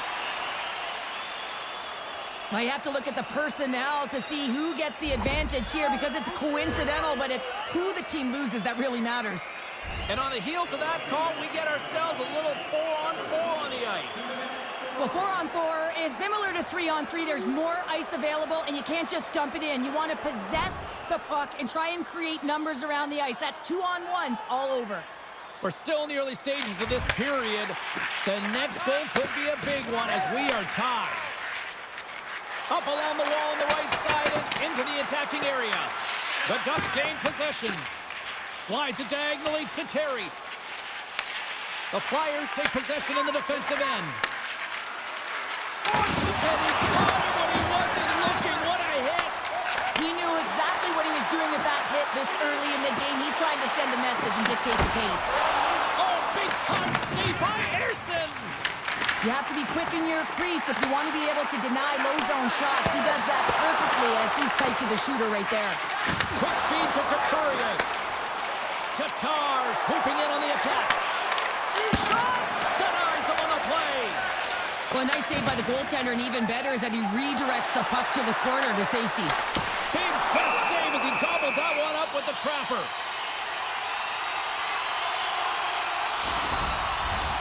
Plenty of playing time left in this frame. We are all tied up in this one.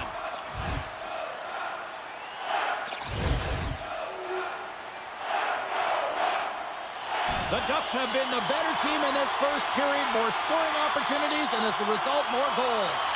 Puck is dropped, and he wins the draw here in the defensive zone. And they send it down the ice. Moves it to Kreider. Passed up ahead. Quick pass to Quick. Hard hit, frees up the puck. Oh, what a save in front. And he gets over to the wall. Just a smothering attack here in the offensive end, and listen to this place light up. And it's picked up by the defense. And they go the other way as they clear the zone. Fires it, and that's blocked in traffic. The Flyers looking against the half wall. Tries to...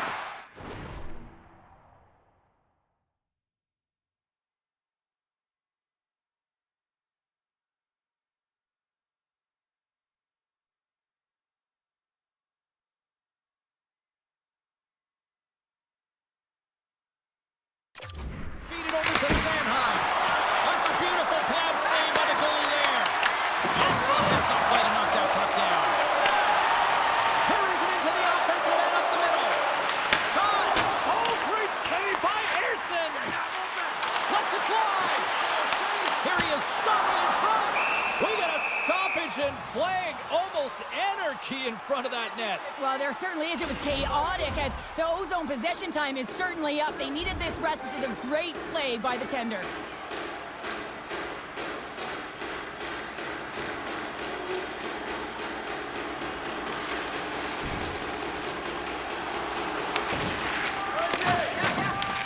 The Ducks gain possession along the wall. Ref blows the whistle as the puck's covered up. Here in the later stages of this period, we got a tie game.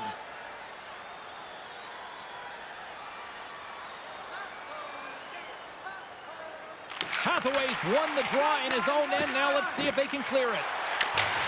Whacks it into the offensive zone. Anaheim's got the puck. And now it's over to Quick. Puts it on net. Tried to put it in the side and missed. Well, there's a recognition that he didn't have much room. Gets a little bit fine and just misses wide. Across the line along the left wall. Takes a shot. Taken by Renaud. Slides into Quick. Moves into the slot. Oh, he got knuckles off the post and stays out. The Ducks bring another one off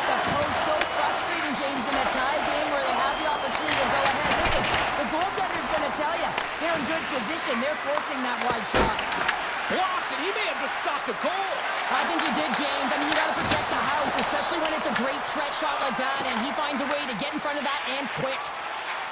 Gains the zone through center. From the point, they take control of it. Sends a pass in front. Picked off in front. Steps across the blue line. Went for the dirty dangle and it goes sideways. Sometimes when you lose the puck, it's a product of trying to do too much. Sometimes keeping it simple is more effective. Big time stop there. Here's a shot. No room for that one to get through. And you can hear these fans calling for a shot in the dying seconds. Puck possession so critical. Another face-off coming up here.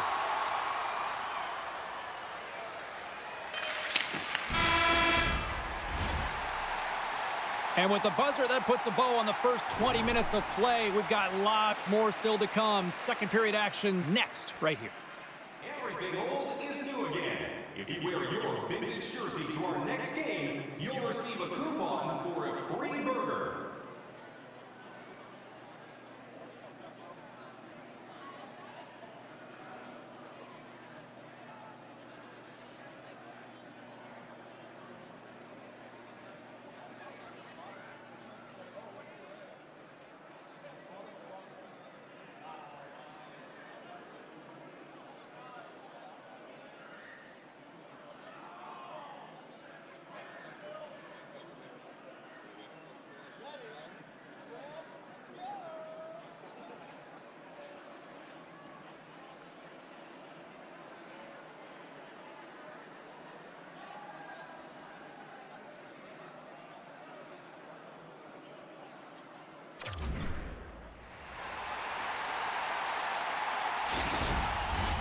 And the opening face-off here in period number 2 is about set. You can tell we're in for a good one because almost every fan is in their seats here as we are still tied with the second getting underway. In front of the net, and the goaltender covers up for a whistle on the play. Lots of time left in this period. It's all tied up. They win the face-off here in their own end and take possession. Looks to pass it to Drysdale. From his own end, he moves it up ahead. Here's a chance! Oh, what a stop as he uses his power to swat it away. As a defender, you love when your goaltender has this kind of rebound control. Makes your life so much easier. And a great save!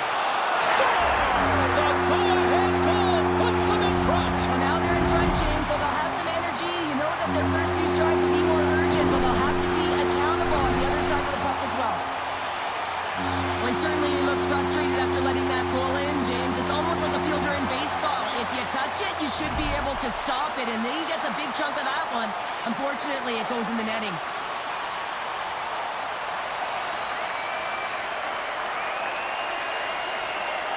Couturier's quick stick lands on the puck here at center.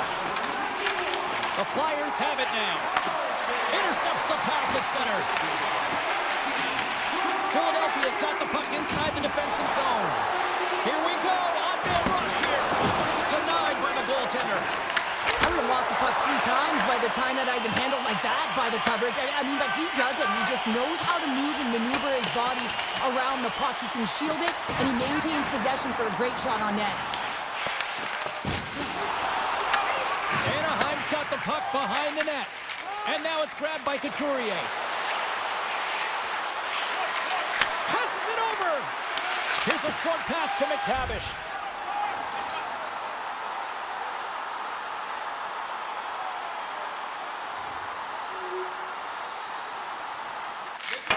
Scores!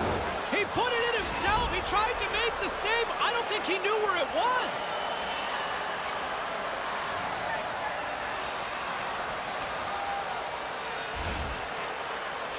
The Flyers finally have something to build on here in period number 2. That's one of the only shifts this period where they've drove the net and they've attacked, James. They've got to find a way to possess the puck and get more shots at net. They've been outshot this period. Moves it quickly over to Tatar. Big time stop. Gibson's been outstanding. I mean, he gets to position to be able to make that point-blank save. The Ducks get a hold of the puck. Steps in goals. Another one would be fantastic. Scooped up along the wall by Tippett. Oh, he caught him! That's a thunderous hit along the boards. It's bone-crushing, James. You feel that one right from your toes all the way up to your shoulders. Talk about finishing a check. Well, the refs have seen enough in this one now, and they're going to get offsetting penalties or coincidentals. Batten down the hatches. Things should open up here with a little 4-on-4 on the ice. On a 4-on-4, you can expect all players on the ice when you're possessing the puck to activate. You have to be able to support the puck carrier, and if you're a defender, you know you're jumping into a lane going north. Quick's being relied upon for offense here, James, and why wouldn't you? Look at the point streak that he has going right now. They're leaning on him, and he's answering the call. Anaheim's got a hold of the puck. And now he passes up to Strome. Skates in the crease. They score! And the back and forth continues here tonight. Well, they've been trading counterattacks, and it's highly entertaining for everyone in the building, perhaps except for the goaltenders and the coaches. It's players like these that know how to lead the charge and really change any momentum swing in the game. I mean, he doesn't need much time or space. He knows how to score. It's the reason why he's their leading scorer. The Ducks now leaded by a pair here early in this second period. Well, they've been rewarded for their efforts to start this game. They've controlled the pace of play, and they've held the majority of the shots. Quick feed to Couturier. Big time block on the play. Well, he's doing what it takes, James. And listen, coach is going to love that one. I expect to see him out here again. Here's a shot, and he turns that one aside. Here's a shot, and he shuts the door again. Receives the pass. York's got it across the line. The Ducks have a hold of it in the defensive zone. Gains the zone along the right wall. Wrist shot from the slot. Big save by the goaltender watching that one.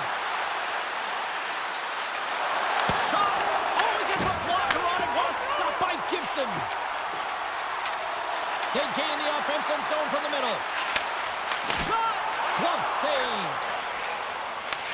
Puck scooped up by Sealer. And now he passes it to Michkov. Philadelphia's gained the line and into the zone. Michkov's got it along the wing. Stick save and up. Scores! And he lights the lamp again, and that's 25, I believe, now. Yeah, it certainly is, James, and that's a real nice number, showing that he's had a strong, consistent season, in particular on the scoreboard. You know it's a hard shot when the goaltender gets a big piece of it, but it still trickles in.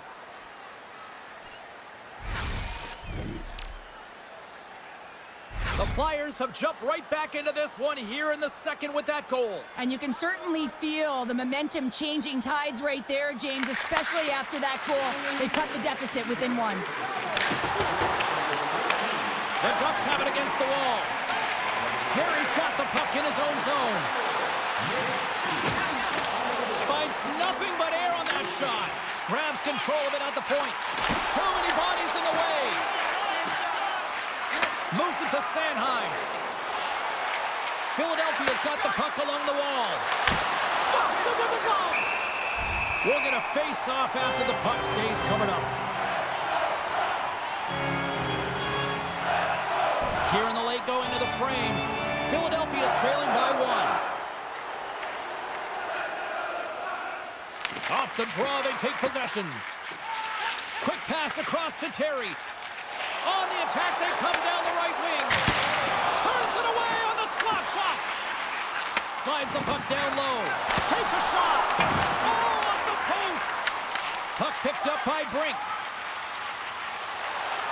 Through the neutral zone and into the offensive end. Slides it across. He stopped it. Oh, he stopped it. Oh, he's like a rubber band, James. I thought he was out of the net, but he finds his way back in to make that save. And these fans are still buzzing about what we just saw. What a save that was, Shep. Yeah, he made an incredible save and really engaged this fan base. They're on their feet. You know they're right into the game. And listen, when they are showing you that kind of appreciation, you also want to play for them. Anaheim's got it against the boards. Quick shot! Just wide of the net. The Flyers scoop it up along the boards. With the stop. Looks to make a play over to Sanheim. Steps inside the line. Takes a shot. Glove save made by Frozen. They're going to fight here. This certainly seemed inevitable. Well, yeah, I mean, their player's injured, right? So anytime a player goes down, you don't think it's a clean hit. You're going to respond, and the response here is dropping the gloves.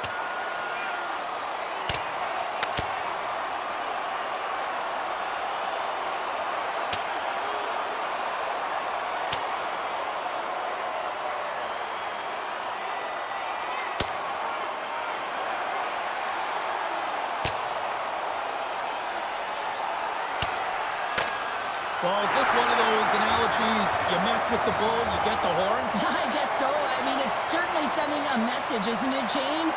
I mean, really, it's about retribution and governance in what happens within the rink and trying to make sure that this gets settled here and there, and hopefully it's done. Both coaches seem to have settled down their benches, and both teams are lining up here for the face-off.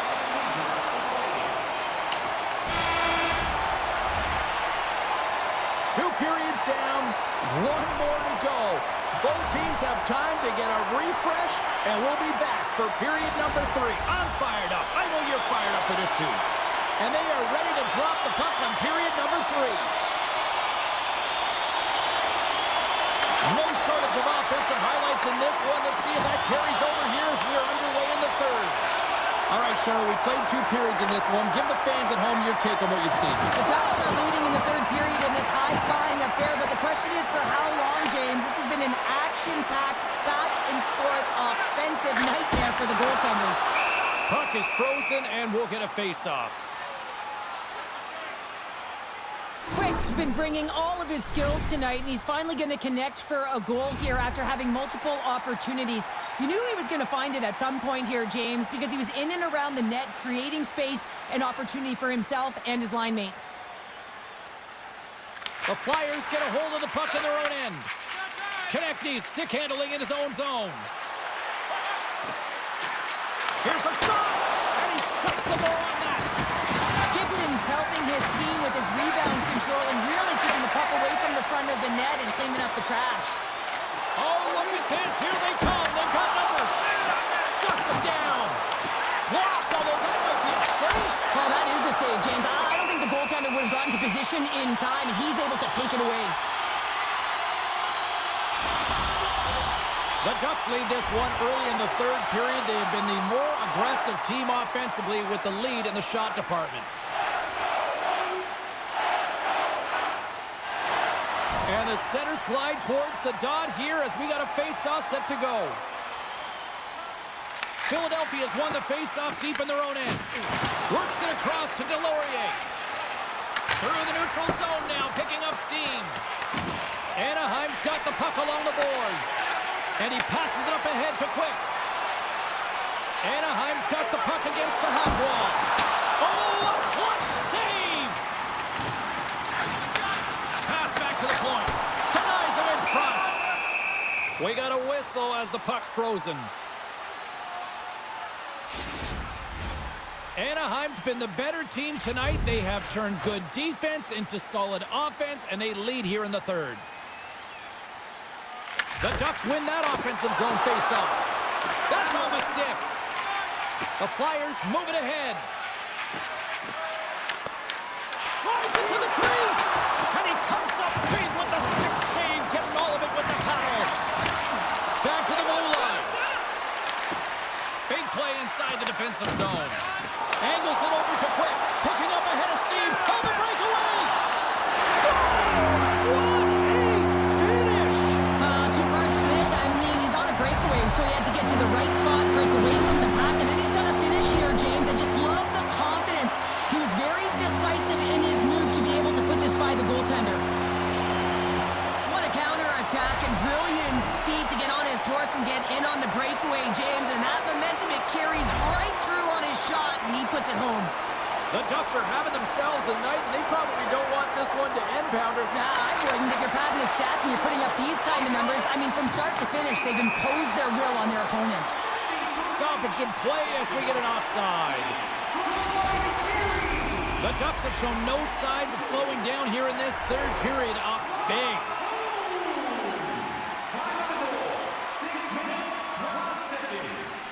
And they've got the puck after that neutral zone faceoff. Anaheim's looking to break out. Quick pass to Zellweger. Tosses it on to Minchikov. Coughs it up on the play. Directs it on over to Konechny. And he moves it up to Ristolainen. Fires it on net. And the puck dies with the trapper save.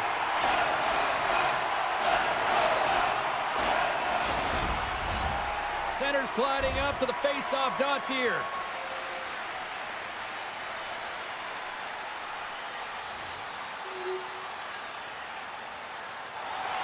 Anaheim's been on a roll all night long, and they continue to lead in the third. And they win the face-off and set up to go on the attack. Oh, and he completely muffs the shot. Philadelphia's got possession of the puck. Hammers the shot and turns aside the slapper with ease. Utah's up next on the schedule. Tickets still available. Go to the box office, or you can get them online.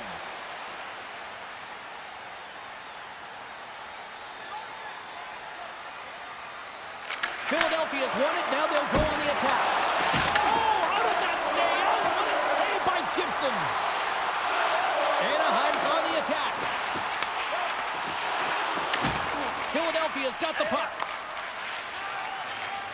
Well, this game is wild, James. End-to-end action. Let's just forget the defense, shall we, and just go with the goal calls.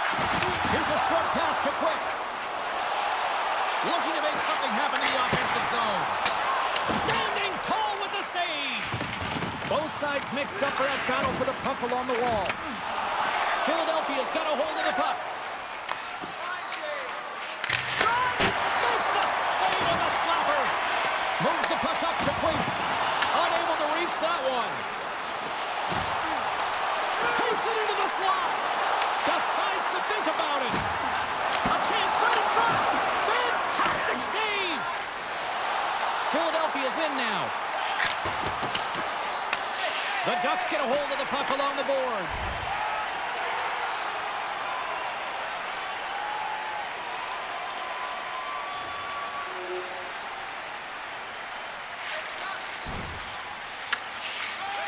Slides it up to Terry.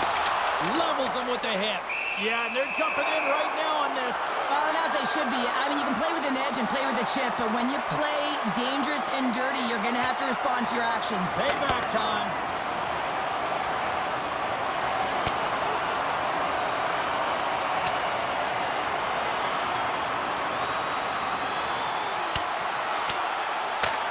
Sure, I kind of like the response here, just coming to the aid of a fallen teammate. Well, yeah, and it's the way that it happened, right? They don't think it was a clean hit, and so now all of a sudden they want retribution. They want to let them know that they can't take action this way, and, they duked it out.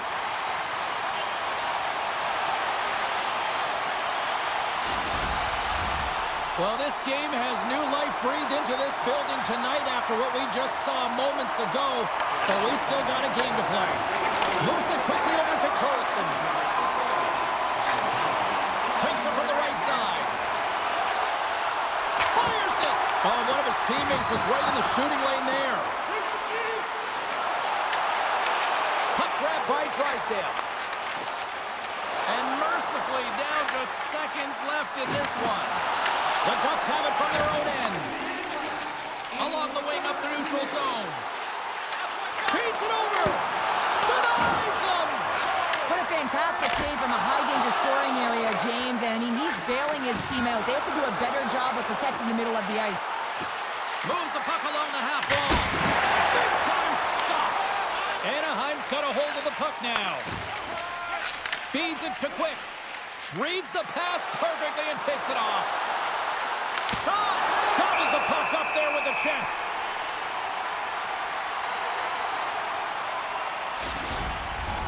The Ducks have pummeled their opponents tonight. They have been the busier team offensively and have converted numerous times here in this third period. And we are all over with this one. Cheryl, watching this performance tonight, I think this team was maybe believing their own press.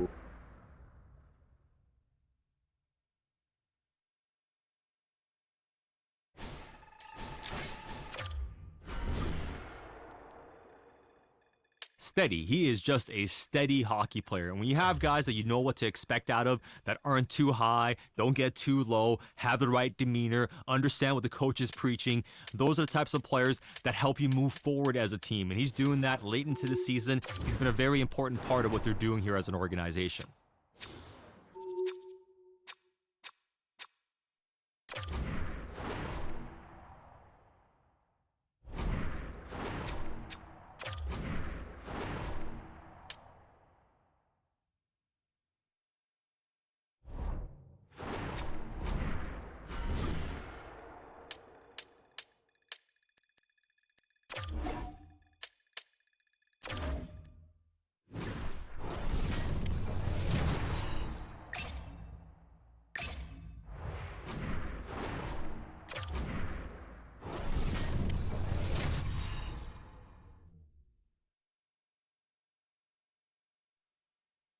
Hi, everybody. Welcome to EA Sports. And, man, the energy around this city and here inside the arena is electric as they get set to kick off a homestand.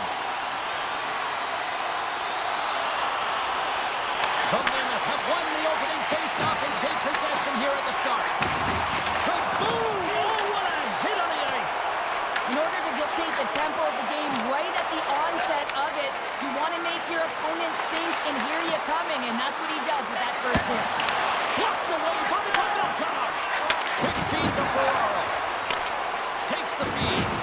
Lays the body. The Ducks gain control of it.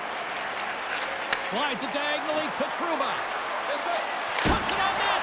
Makes the save. He scores! And he's on the board for the season. Oh, that's going to feel good because he has had a drought, hasn't he, James? So he's gotten the monkey off of his back, but he'll want to pace that with another one shortly to feel real good. Utah's won the draw in the neutral zone. Pushes it across to Michelli. The Ducks have it behind the net. From the defensive zone, they move the puck around. The Ducks will play it in their own end. They've got the defense outnumbered. Driving right to the front. Tremendous block on the play. Well, and the bench really erupts on that one because otherwise it would have been in the back of the net. Takes a shot. Wow, what a stop by Gibson. Every coach is going to tell you, get in front of the goaltender and take away their eyes. It's the goaltender's job to find the puck. He finds it and makes the save. Utah's got it in the offensive zone. Can't get it to go.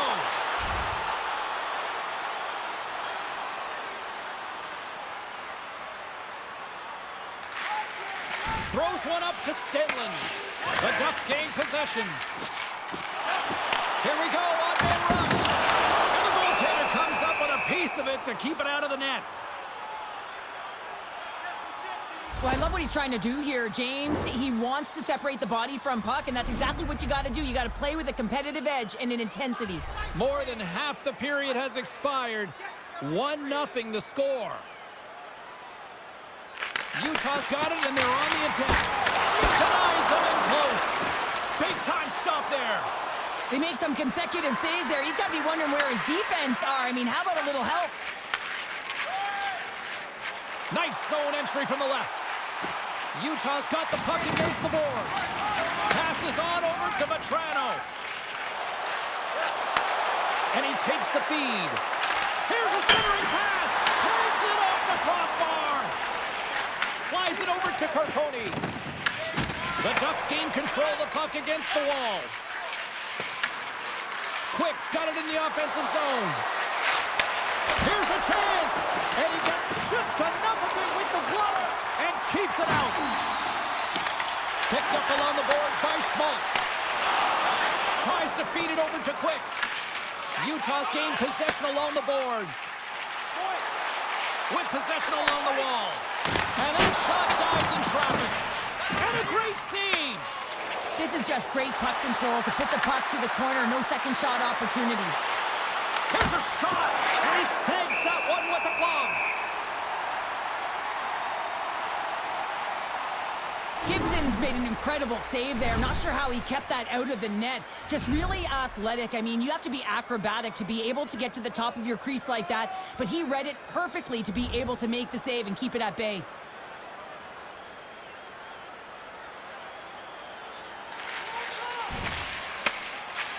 Up along the wing. Handles the pass from the right wing. Knocks the puck loose after a solid hit. The Ducks take it along the wall. Moves it to Keller. Takes the feed, moving in. Across the line. And that's knocked away in the defensive end by Bortuzzo. Takes a shot, and that carries right off the mask. Well, this is an incredible athletic save, but this is all instinct. There's no time to put yourself in position to just react. And if you get there, you get there. What a great job. Shot comes up with the stop. The Ducks get a hold of the puck in their own end.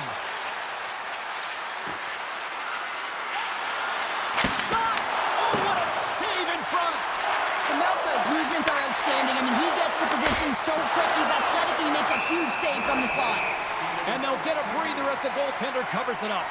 Quick's been so dialed in confident, James, in particular in the offensive end. I mean, his puck touches are off the charts.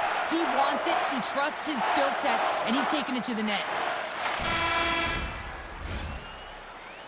There's the buzzer. Fans seem to enjoy that first 20 minutes. We'll get to the second period right after both teams get a chance to catch their breath. Stick around. Welcome back. She's Pounder. I'm Sabalski. You do you, and here comes period number 2. Second period's underway as the puck is dropped. But how do you sum up things so far here, partner? We've seen a period played already. Utah's coaches aren't going to be happy. They know why they're trailing in this one. There's been zero accountability from a defensive standpoint. They've got to find a way to limit the odd man rushes. Here they come on the attack.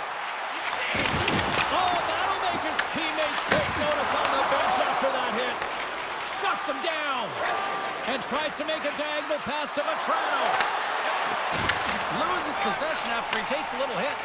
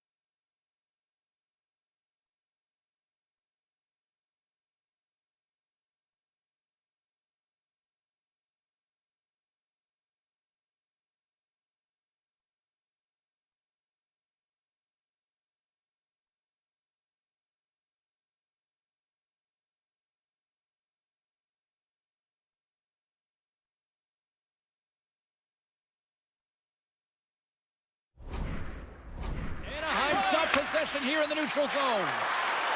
The Ducks played along the wing. Here's a backhand. Oh, that's a great shot block there. Well, yeah, I mean, it's grade A scoring chance, and you want to make sure that you get in front of that one, and he did. He gets all of it.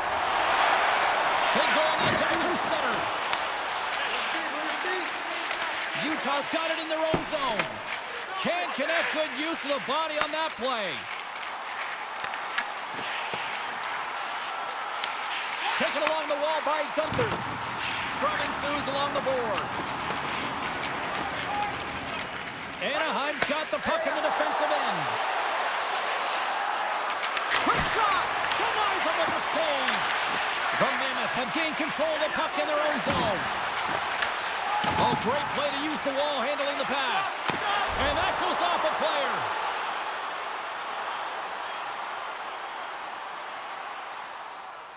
Getting closer to the halfway point of this frame. Anaheim's up 1-0. Offensive zone face-off, and he wins the draw. Gibson's going to cover up and opt for a whistle. Yeah, and I don't mind this play here. I mean, he hasn't been busy, right, James? And so sometimes you just want to physically engage, touch that puck, and make sure you're staying in it. Officials have got both teams ready, and it looks like play is set to resume here. Puts it on net, just enough to keep it out there. You know the goalie's dialed in when he redirects the puck to the corner. Down the right wing and into the offensive zone. Goaltender hangs on for the whistle.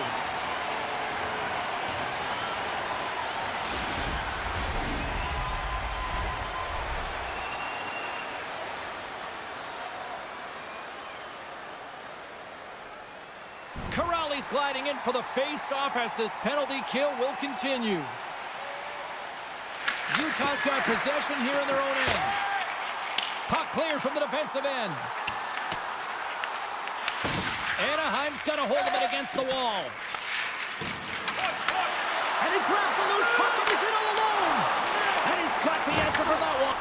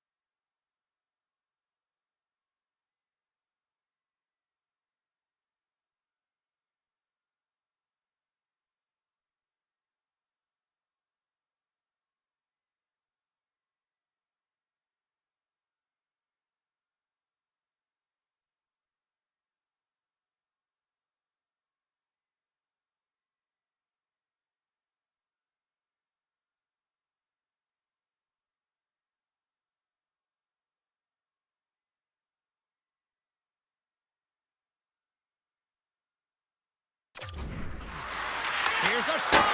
Stuffs him again. Picked up along the wall by Carlson. And he takes the dish. Puck moved back to center, forcing them to regroup. Trying to get something going here with this man advantage as they start from their own end. Quick's got the puck. Takes a shot. Oh, how about that stepping up? Get out the ice packs, eh, James? That's what you got to do if you want to compete for a PK spot. He does exactly that, and he takes away the shot threat. Nice job to escape the zone. The Ducks will play the puck from behind the net. Quick pass across to Carlson. Peterka's almost back on the ice. Stops that one. Oh, stops it with a glove. Great reflexes there. Well, we know he's got a great glove hand, and man, does he ever show it off right there with that stop. More than half the frame has been played here. The Ducks lead it 1-0.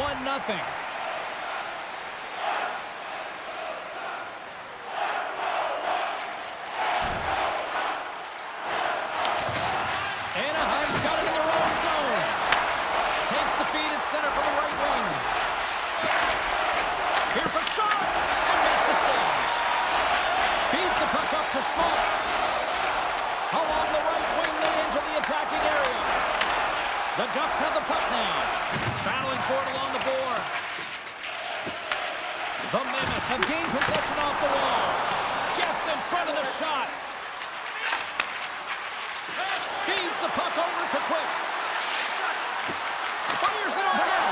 Scores! And they strike pay dirt once again. Yeah, they do, and their opponents down on their heels. They're deflated. They got to find a way to continue with the pressure, be relentless, and try and get another one. No surprise there that another one goes in for him. I mean, he's the team's leading goal scorer, and everyone relies on him to really set the tone and put it in the net, a reason why they're successful.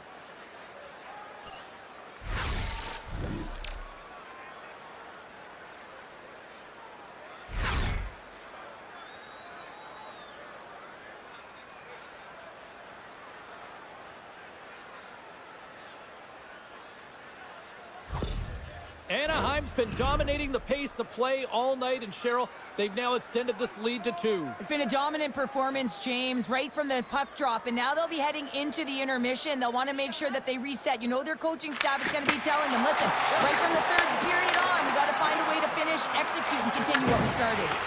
The Ducks have a hold of it in the defensive zone. Quick pass to Terry. Handles the pass. Big time stop. Goaltender spent so much time doing tracking exercises, and it's utilized right here as he knows where this puck is coming from, and he makes the save.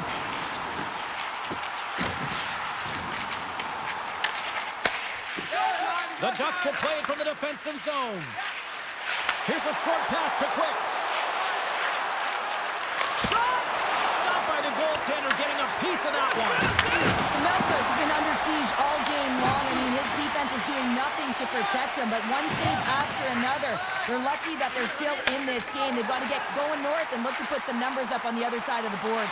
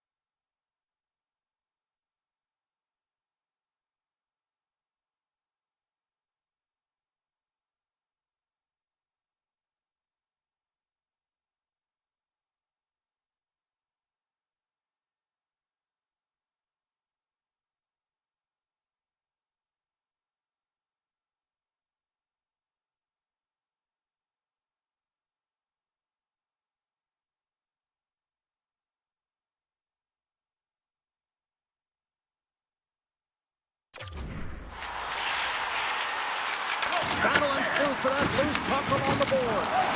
And he loses control of the puck. Avoids the poke check and maintains possession. Big time stop there. These are the small space skills that some of these athletes have nowadays. They work on it continuously in practice, but to maintain possession while you're being jostled and shoved around, it's incredible to see the hand-eye coordination and the balance in this sequence to take it to the net. Here in the late goings of the period, the Ducks lead this one 2-0. Well, there's the horn, and that means 2 periods down. And there's still a critical third to play. Looking forward to this one. Third period action is coming up. 40 minutes in the books. Big third period coming up for both teams, and we're ready to go. Well, the moment of truth for both teams here as we are underway in the third. All right, Cheryl, let's get your thoughts on what you've seen through 2 periods of play. Utah's behind in this. It's in the back of the net for an own goal. Anaheim's picking up right where they left off in the second period. Here now in the third, it's 3-0. Sometimes you can go into the dressing room between periods, James, and you can kind of get into a little bit of a lull, but not them. You know that their leadership group has said, let's get out there, keep the pedal to the metal, continue where we left off. Takes a hit, he goes down to the ice and coughs up the puck. The Mammoth have taken possession along the wall. Right up the gut into the offensive end. Back to the point it goes. And he gets just enough to keep it out. Trouba's been playing urgent and purposeful tonight. The moment he jumps the boards, you know that his first 3 strides are urgent and they're on point because he's tracking and he's hunting. He elicits a hit that allows the puck to change hands and leads to a leading goal. Back underway, and they take possession here inside the offensive zone. Dismiss that chance. Lacombe's taking it from his own end. Slides it on over to Quick. Fires it, and that doesn't reach the net. Here's a stretch pass to Gunther, and sends it just out of reach. There's the whistle, icing the call, big face-off looming. Quick's been a dominant performer in this game. I'd love to see his possession numbers post-game. I mean, I think his metrics are going to be outstanding. He had tons of good looks here, James, throughout the game. Finally capitalizes. But I love that his process stayed the same. He worked hard, he got to the spots, and he continued to get the looks.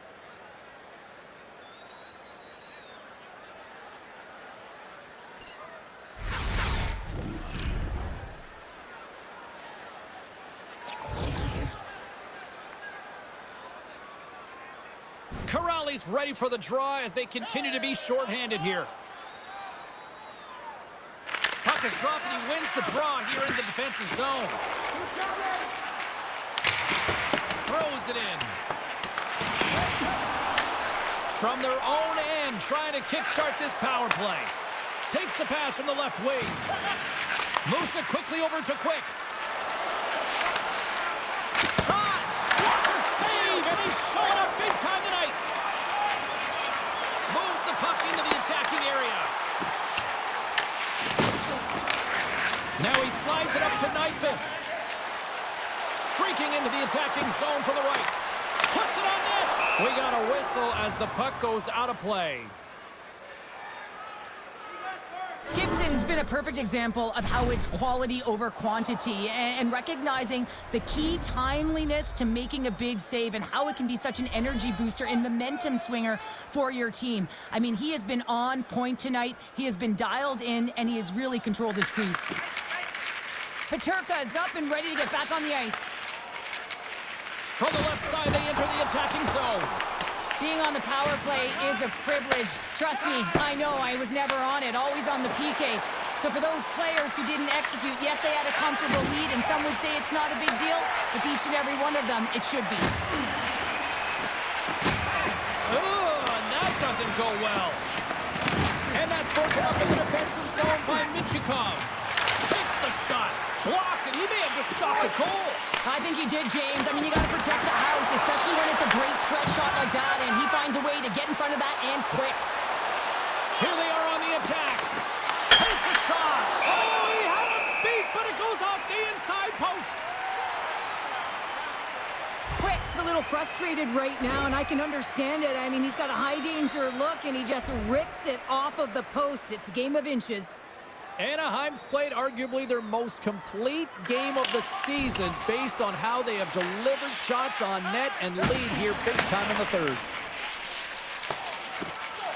Oh, we'll get some tired defenders as icing is the call. Still lots of time left in the period. Anaheim's on easy street right now. They lead at 3-0. Schmaltz has got possession. Let's see what they can do with it now. Center bears down on that bottom hand. A clean win, and you can see them all setting up, looking to attack the net against this tired group. Big pass feed. Quick feed to Quick. Grabbed along the board by Lacombe. Moves it to Quick. Anaheim's got it along the wall. From point blank. Oh, a clutch save. Scores! And they do it again and again and again. Well, the coaches will be preaching, listen, have no mercy. Continue the pounding, continue the beating, because they are on a roll. The Ducks continue to bring up the score here in period number 3. Well, it's just been a terrific collective effort. Now they're on the home stretch, and the coaching staff has a real opportunity to utilize their bench, rest their star players, and this is critical when you're in a long season. Oh, look at this chance! To his teammate! Here's a chance! Scores! Hang on, James. This is not going to count. And look at the bodies down there. The goaltender had no chance of playing the puck. This is definitely goaltender interference. Face-off coming up here, and they certainly look hungry to answer back after that non-goal call. Schmaltz wins the draw. They'll go to work offensively here. Sends the pass over. Here's a chance with the stop. Rebound control is critical in the game of hockey. Putting it to the corner, and now the Scores! And the road team is having themselves a party in this bar tonight, and I don't think anybody except them like it. No one likes it in this building, that's for sure. I mean, fans are leaving. They paid money for this ticket, and if you're on the ice, you just want to crawl out of there, but you can't. There's more game to play. This is a tough one, James. I just love this play, and it's an excellent read to get the exit, James, but it's a long-range breakout pass and getting in behind the coverage. That's the key here. Getting in behind, cutting the ice in half, and then sail into the offensive zone and finish it off.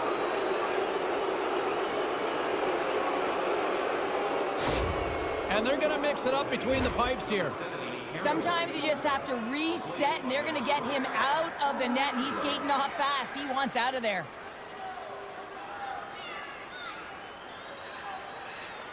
The Ducks are sending a clear message that they are not taking their foot off the gas in this third period here, Cheryl. Well, you can certainly tell that they bought into the game plan, and the coach is certainly ecstatic with the performance of the entire bench. I mean, look at the way they're moving and holding the puck, attacking the net at the right times. It has been a seamless effort.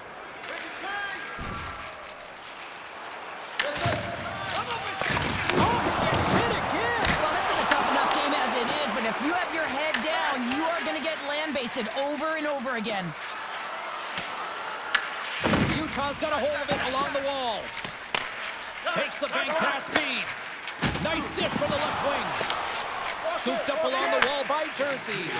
And now he angles it across to Carponi. Here's a shot, and he makes the save. Anaheim's got the puck. From center they get into the attacking area. Here's a chance, and he missed the net. Well, he misses the net from a golden area, James. He's in the slot. You got to hit from there. You don't get many of those opportunities. Here's a shot. Oh, gets a little piece of it and keeps it out of the net. And he makes the save on that play. Ingram's opted to hang on to the puck for a faceoff. LA's coming up next on the schedule. Get your tickets. It should be a good time. Both sides lining up for the face-off, and I can think of one padded goaltender who would love nothing more than a quick clear here, Cheryl. Oh, you know it, James, because the puck has been in the offensive zone. Just look at the last shift where they maintained pressure throughout that shift until they got that whistle. So they'll need to continue that, because if you're the opponent and you're saying, hey, who's most vulnerable right now? You know it's the goaltender, so you want to keep them hemmed in.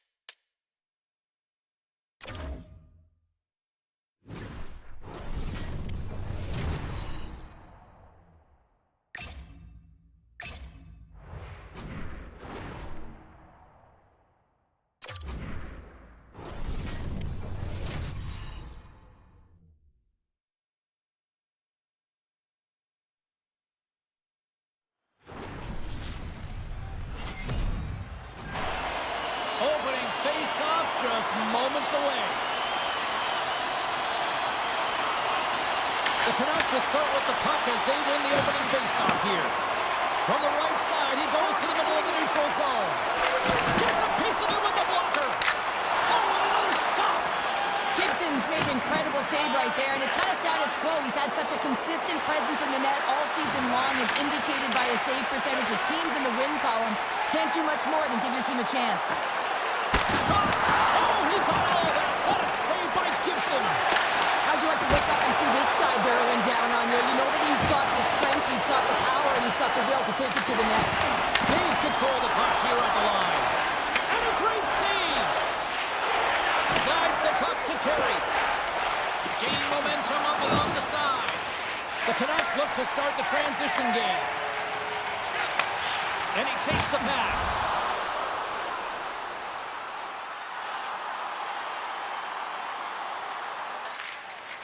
Long lead pass to Hito. The Canucks carried along the wall. Hito sliding the puck behind the net. Oh, and some smooth skating to lose the defender there. Shuts him down. The Ducks have it against the wall. They're picking up steam through the neutral zone. Shot! And that's blocked from someone in front. The Ducks ready to go on the attack. Here's a pass in front. And that shot's blocked. And a strong effort on that play. Oh, hello. Comes up with the puck with a quick steal. Nice flick of the stick. Quick pass to Hito. And that's intercepted by Quick. Gains the zone. Here's a short pass to Matrano. Great defensive effort breaking up the pass. Streaking through center, they go on the attack. Quick shot! The Ducks take possession in the defensive end. Big time block on the play. Well, he's doing what it takes, James. And listen, coach is going to love that one. I expect to see him out here again. Quick's moving the puck through his own zone. On the attack along the boards. And that skips away on a nice defensive deflection. Penalty coming up as the play's blown dead. Roy's going off for cross-checking. This is an easy and obvious call to make. I mean, the official's right there, James. What are you doing? You're going to extend your arms away from your body. You're going to sit for 2 minutes. Anaheim's got another opportunity here on the man advantage. Time and penalty, 9 minutes, 26 seconds. Myers plays it now. And he serves it across to O'Connor. He carries the puck up along the wing. You got to figure he knows about this next milestone. He's only 1 goal away. Breakaway! Oh, denies him on the play! And this is a great play by the tender to anticipate and get across to make that save. here in the late going of the frame. We're still scoreless.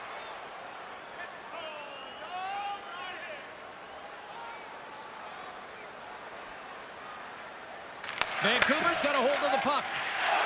Hughes has it in the defensive end. Through center. Takes it at center. And he's ridden off the puck. And puts it out of midair. Here's a they score!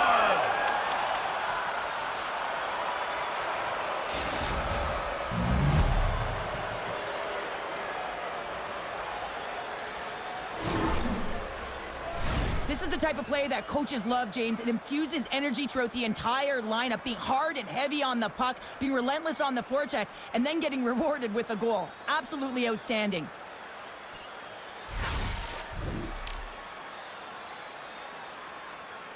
The Ducks take a 1-0 lead here in the late goings of period number 1. This is a huge goal momentum-wise, isn't it? Well, yeah, James, if you score a goal at the beginning of a period or at the end, it really sets the tone and temperature for your team. And it also puts your opponent back on their heels, and that's exactly what you wanted to happen. But now that the game is wide open, you're heading into intermission. So that's going to give both teams an opportunity to reset. You got to find a way to continue to push in that second period. Anaheim's playing it through center. Solid check to slow him down. The Canucks grab possession to the puck. Vancouver's got it across the line. From his own end, he picks up the puck. Good fight for the puck along the boards.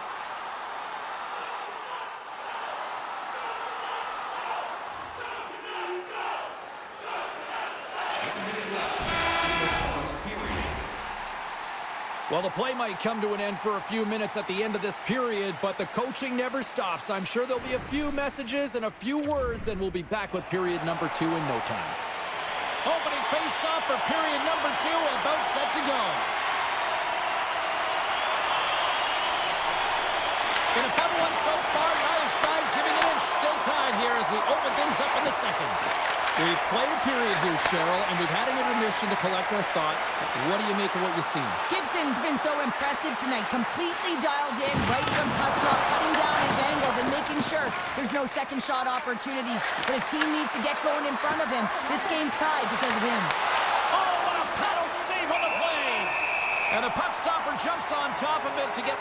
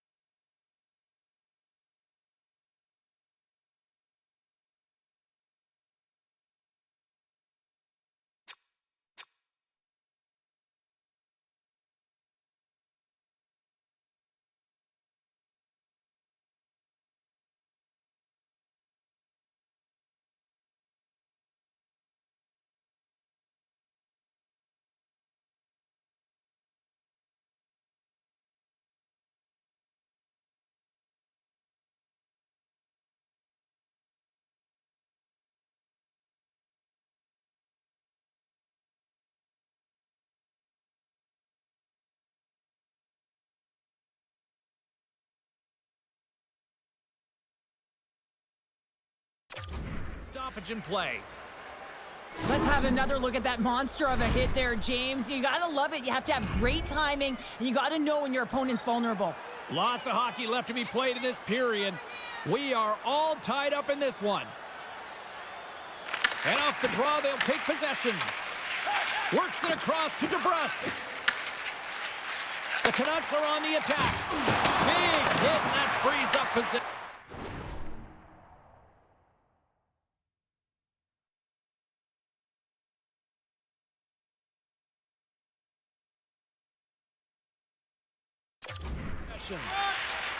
Angles it over to Terry. Plays the puck up ahead. First pass leads to the offense. That's a great one. Grabs the puck in the defensive zone. Look at this down the right wing. They're on the attack. Takes a shot. Good save. Listen, Jane, the shooter's in the slot. This is as high danger as it can get, and he challenges. He's set, ready to go in great position, and makes the save as a result. The Canucks have it from their own end.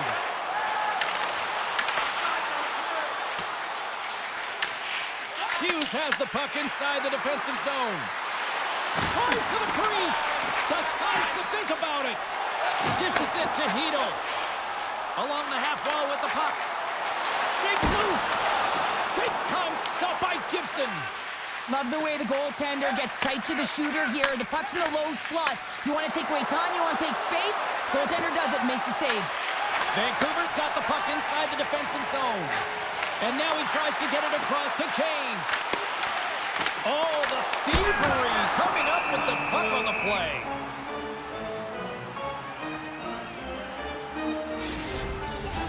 Both teams readying here for the face-off.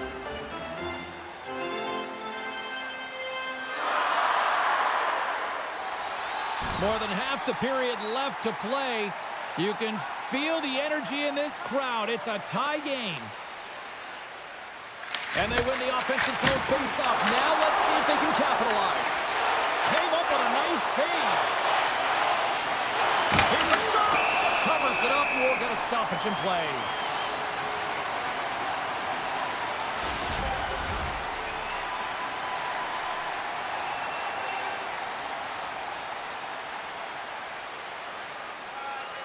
Patterson's won the face-off.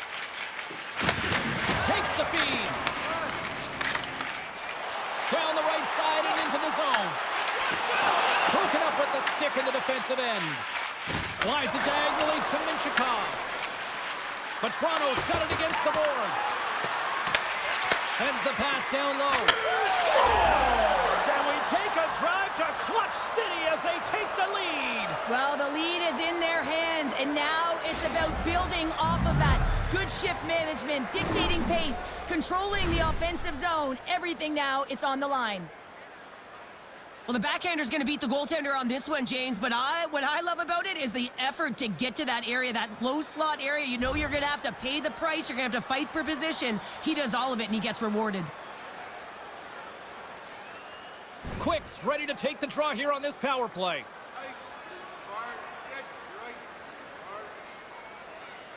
Sooners won the draw deep in the defensive zone. And that's a solid clearing attempt on the play. Anaheim's looking to break out of their own end. Moves it quickly over to Quick. Cuts to the front. Fantastic save.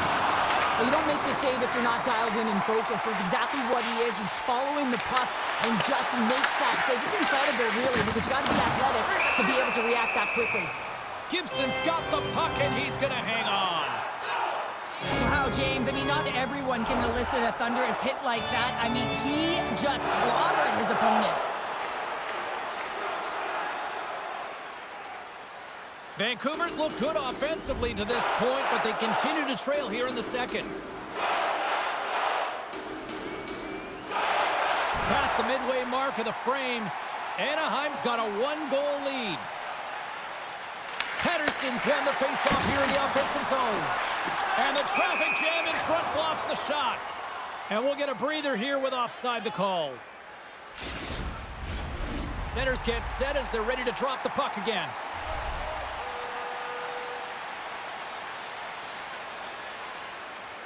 And they win that neutral zone draw. And he's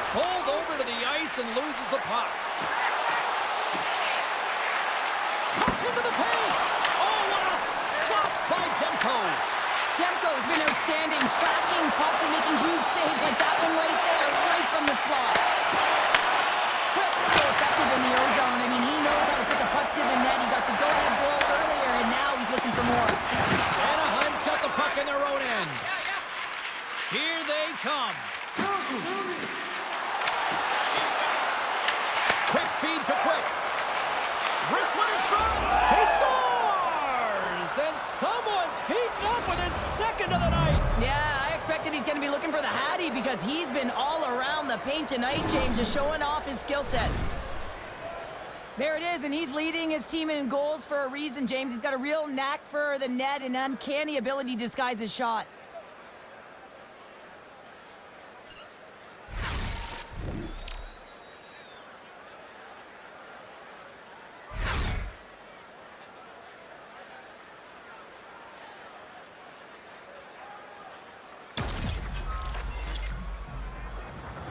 The Ducks extend the lead to 2 here in period number 2. Well, and I've liked their complete game tonight, James, all the way from their goaltending right to their defense and then into their offense. They've generated, they've created, they played sound defensively, and now they've got that 2-goal lead. Moves it around along the half wall. Fires it on net. Breaks up the play with a poke check. What a steal in his own end. And now he moves it to Hoaglander. Oh, and he gets a little nasty with that collision. And that collision is going to create puck possession. You have to separate body from puck. Coaches love these plays, right? You're not the one that's necessarily going to gain possession, but you're going to create it. Anaheim's got the puck along the boards. Textbook stop by Demko.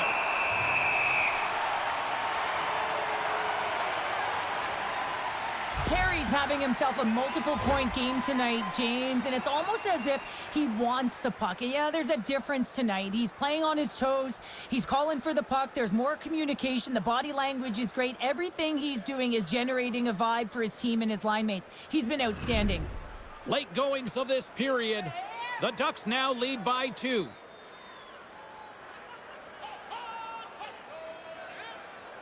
Vancouver's won the draw.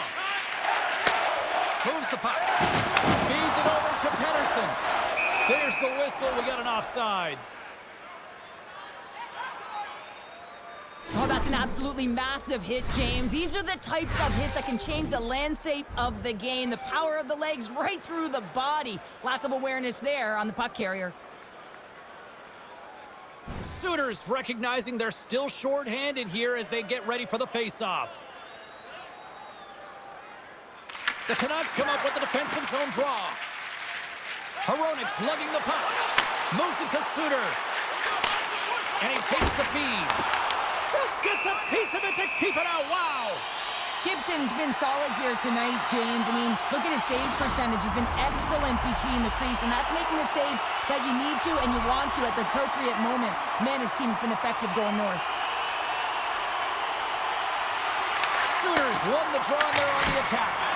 Oh, he stopped that rocket!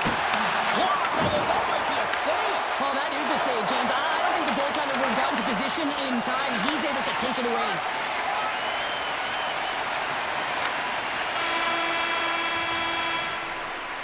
There it is. That's a wrap for period number 2. Both teams will get a chance to get a little breather here, and we'll come back. Third period action next.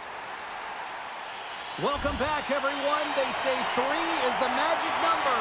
And here we are with period number 3. Lots of time left in this period. The Ducks are giving their fans a lot to cheer about tonight as they lead it 4-1. And now it's over to Hoaglander. Loses the coverage there. Handles it along the blue line. Picked up along the boards by Vetrano. And that's just out of reach. Puts him hard into the wall.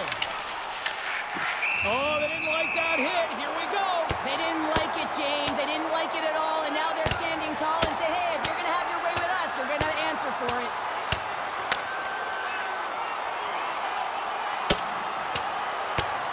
And ring the bell. It's over. Well, that was just a perfectly executed final punch, James.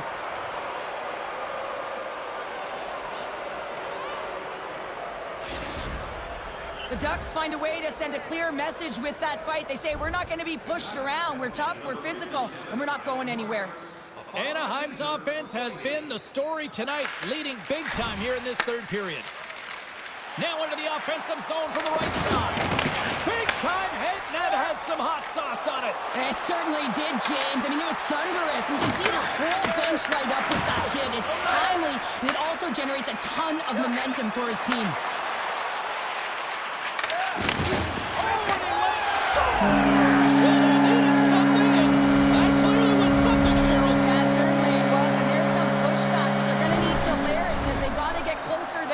If they want to find a way back in this game. Inching closer to the midway mark of the period. The Canucks are down a pair. Takes the return feed. Hronik's going to play it against the half wall. Sends it out in front. And that's stopped. Slides the puck into the offensive zone. LA's in town next here for the final game of this homestand, and this place should be rocking. You'll be there, Cheryl. I know that.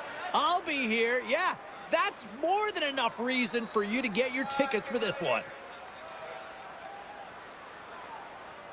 And play resumes as the puck is dropped. Feeds it on over to DeBrusque. Shot! And that won't go as it hits one of his own teammates in front. He looks deep to Quick. Demko's going to give everyone a chance to breathe and hang on to the puck.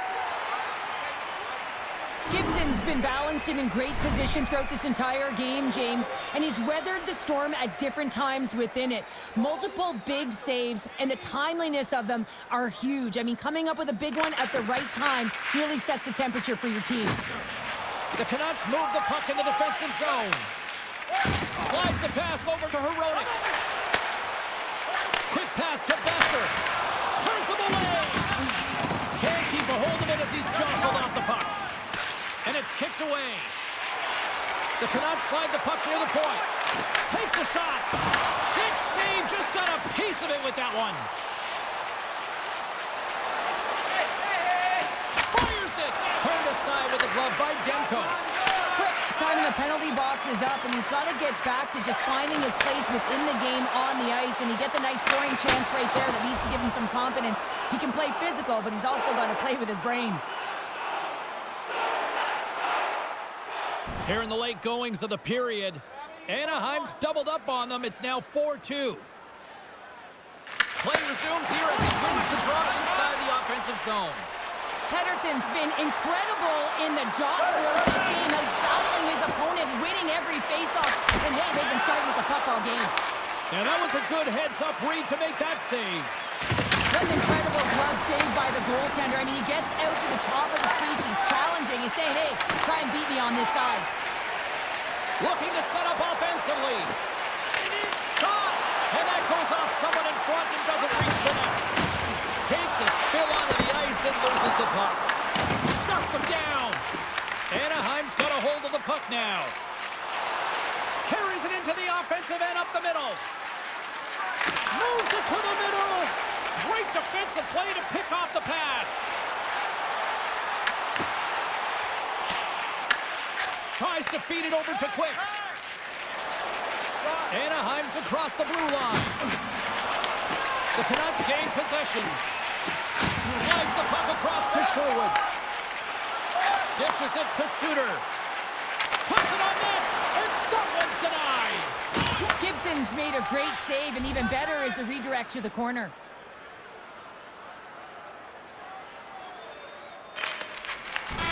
And there's the final horn, bringing this one officially to an end. Despite the valiant effort, the losing streak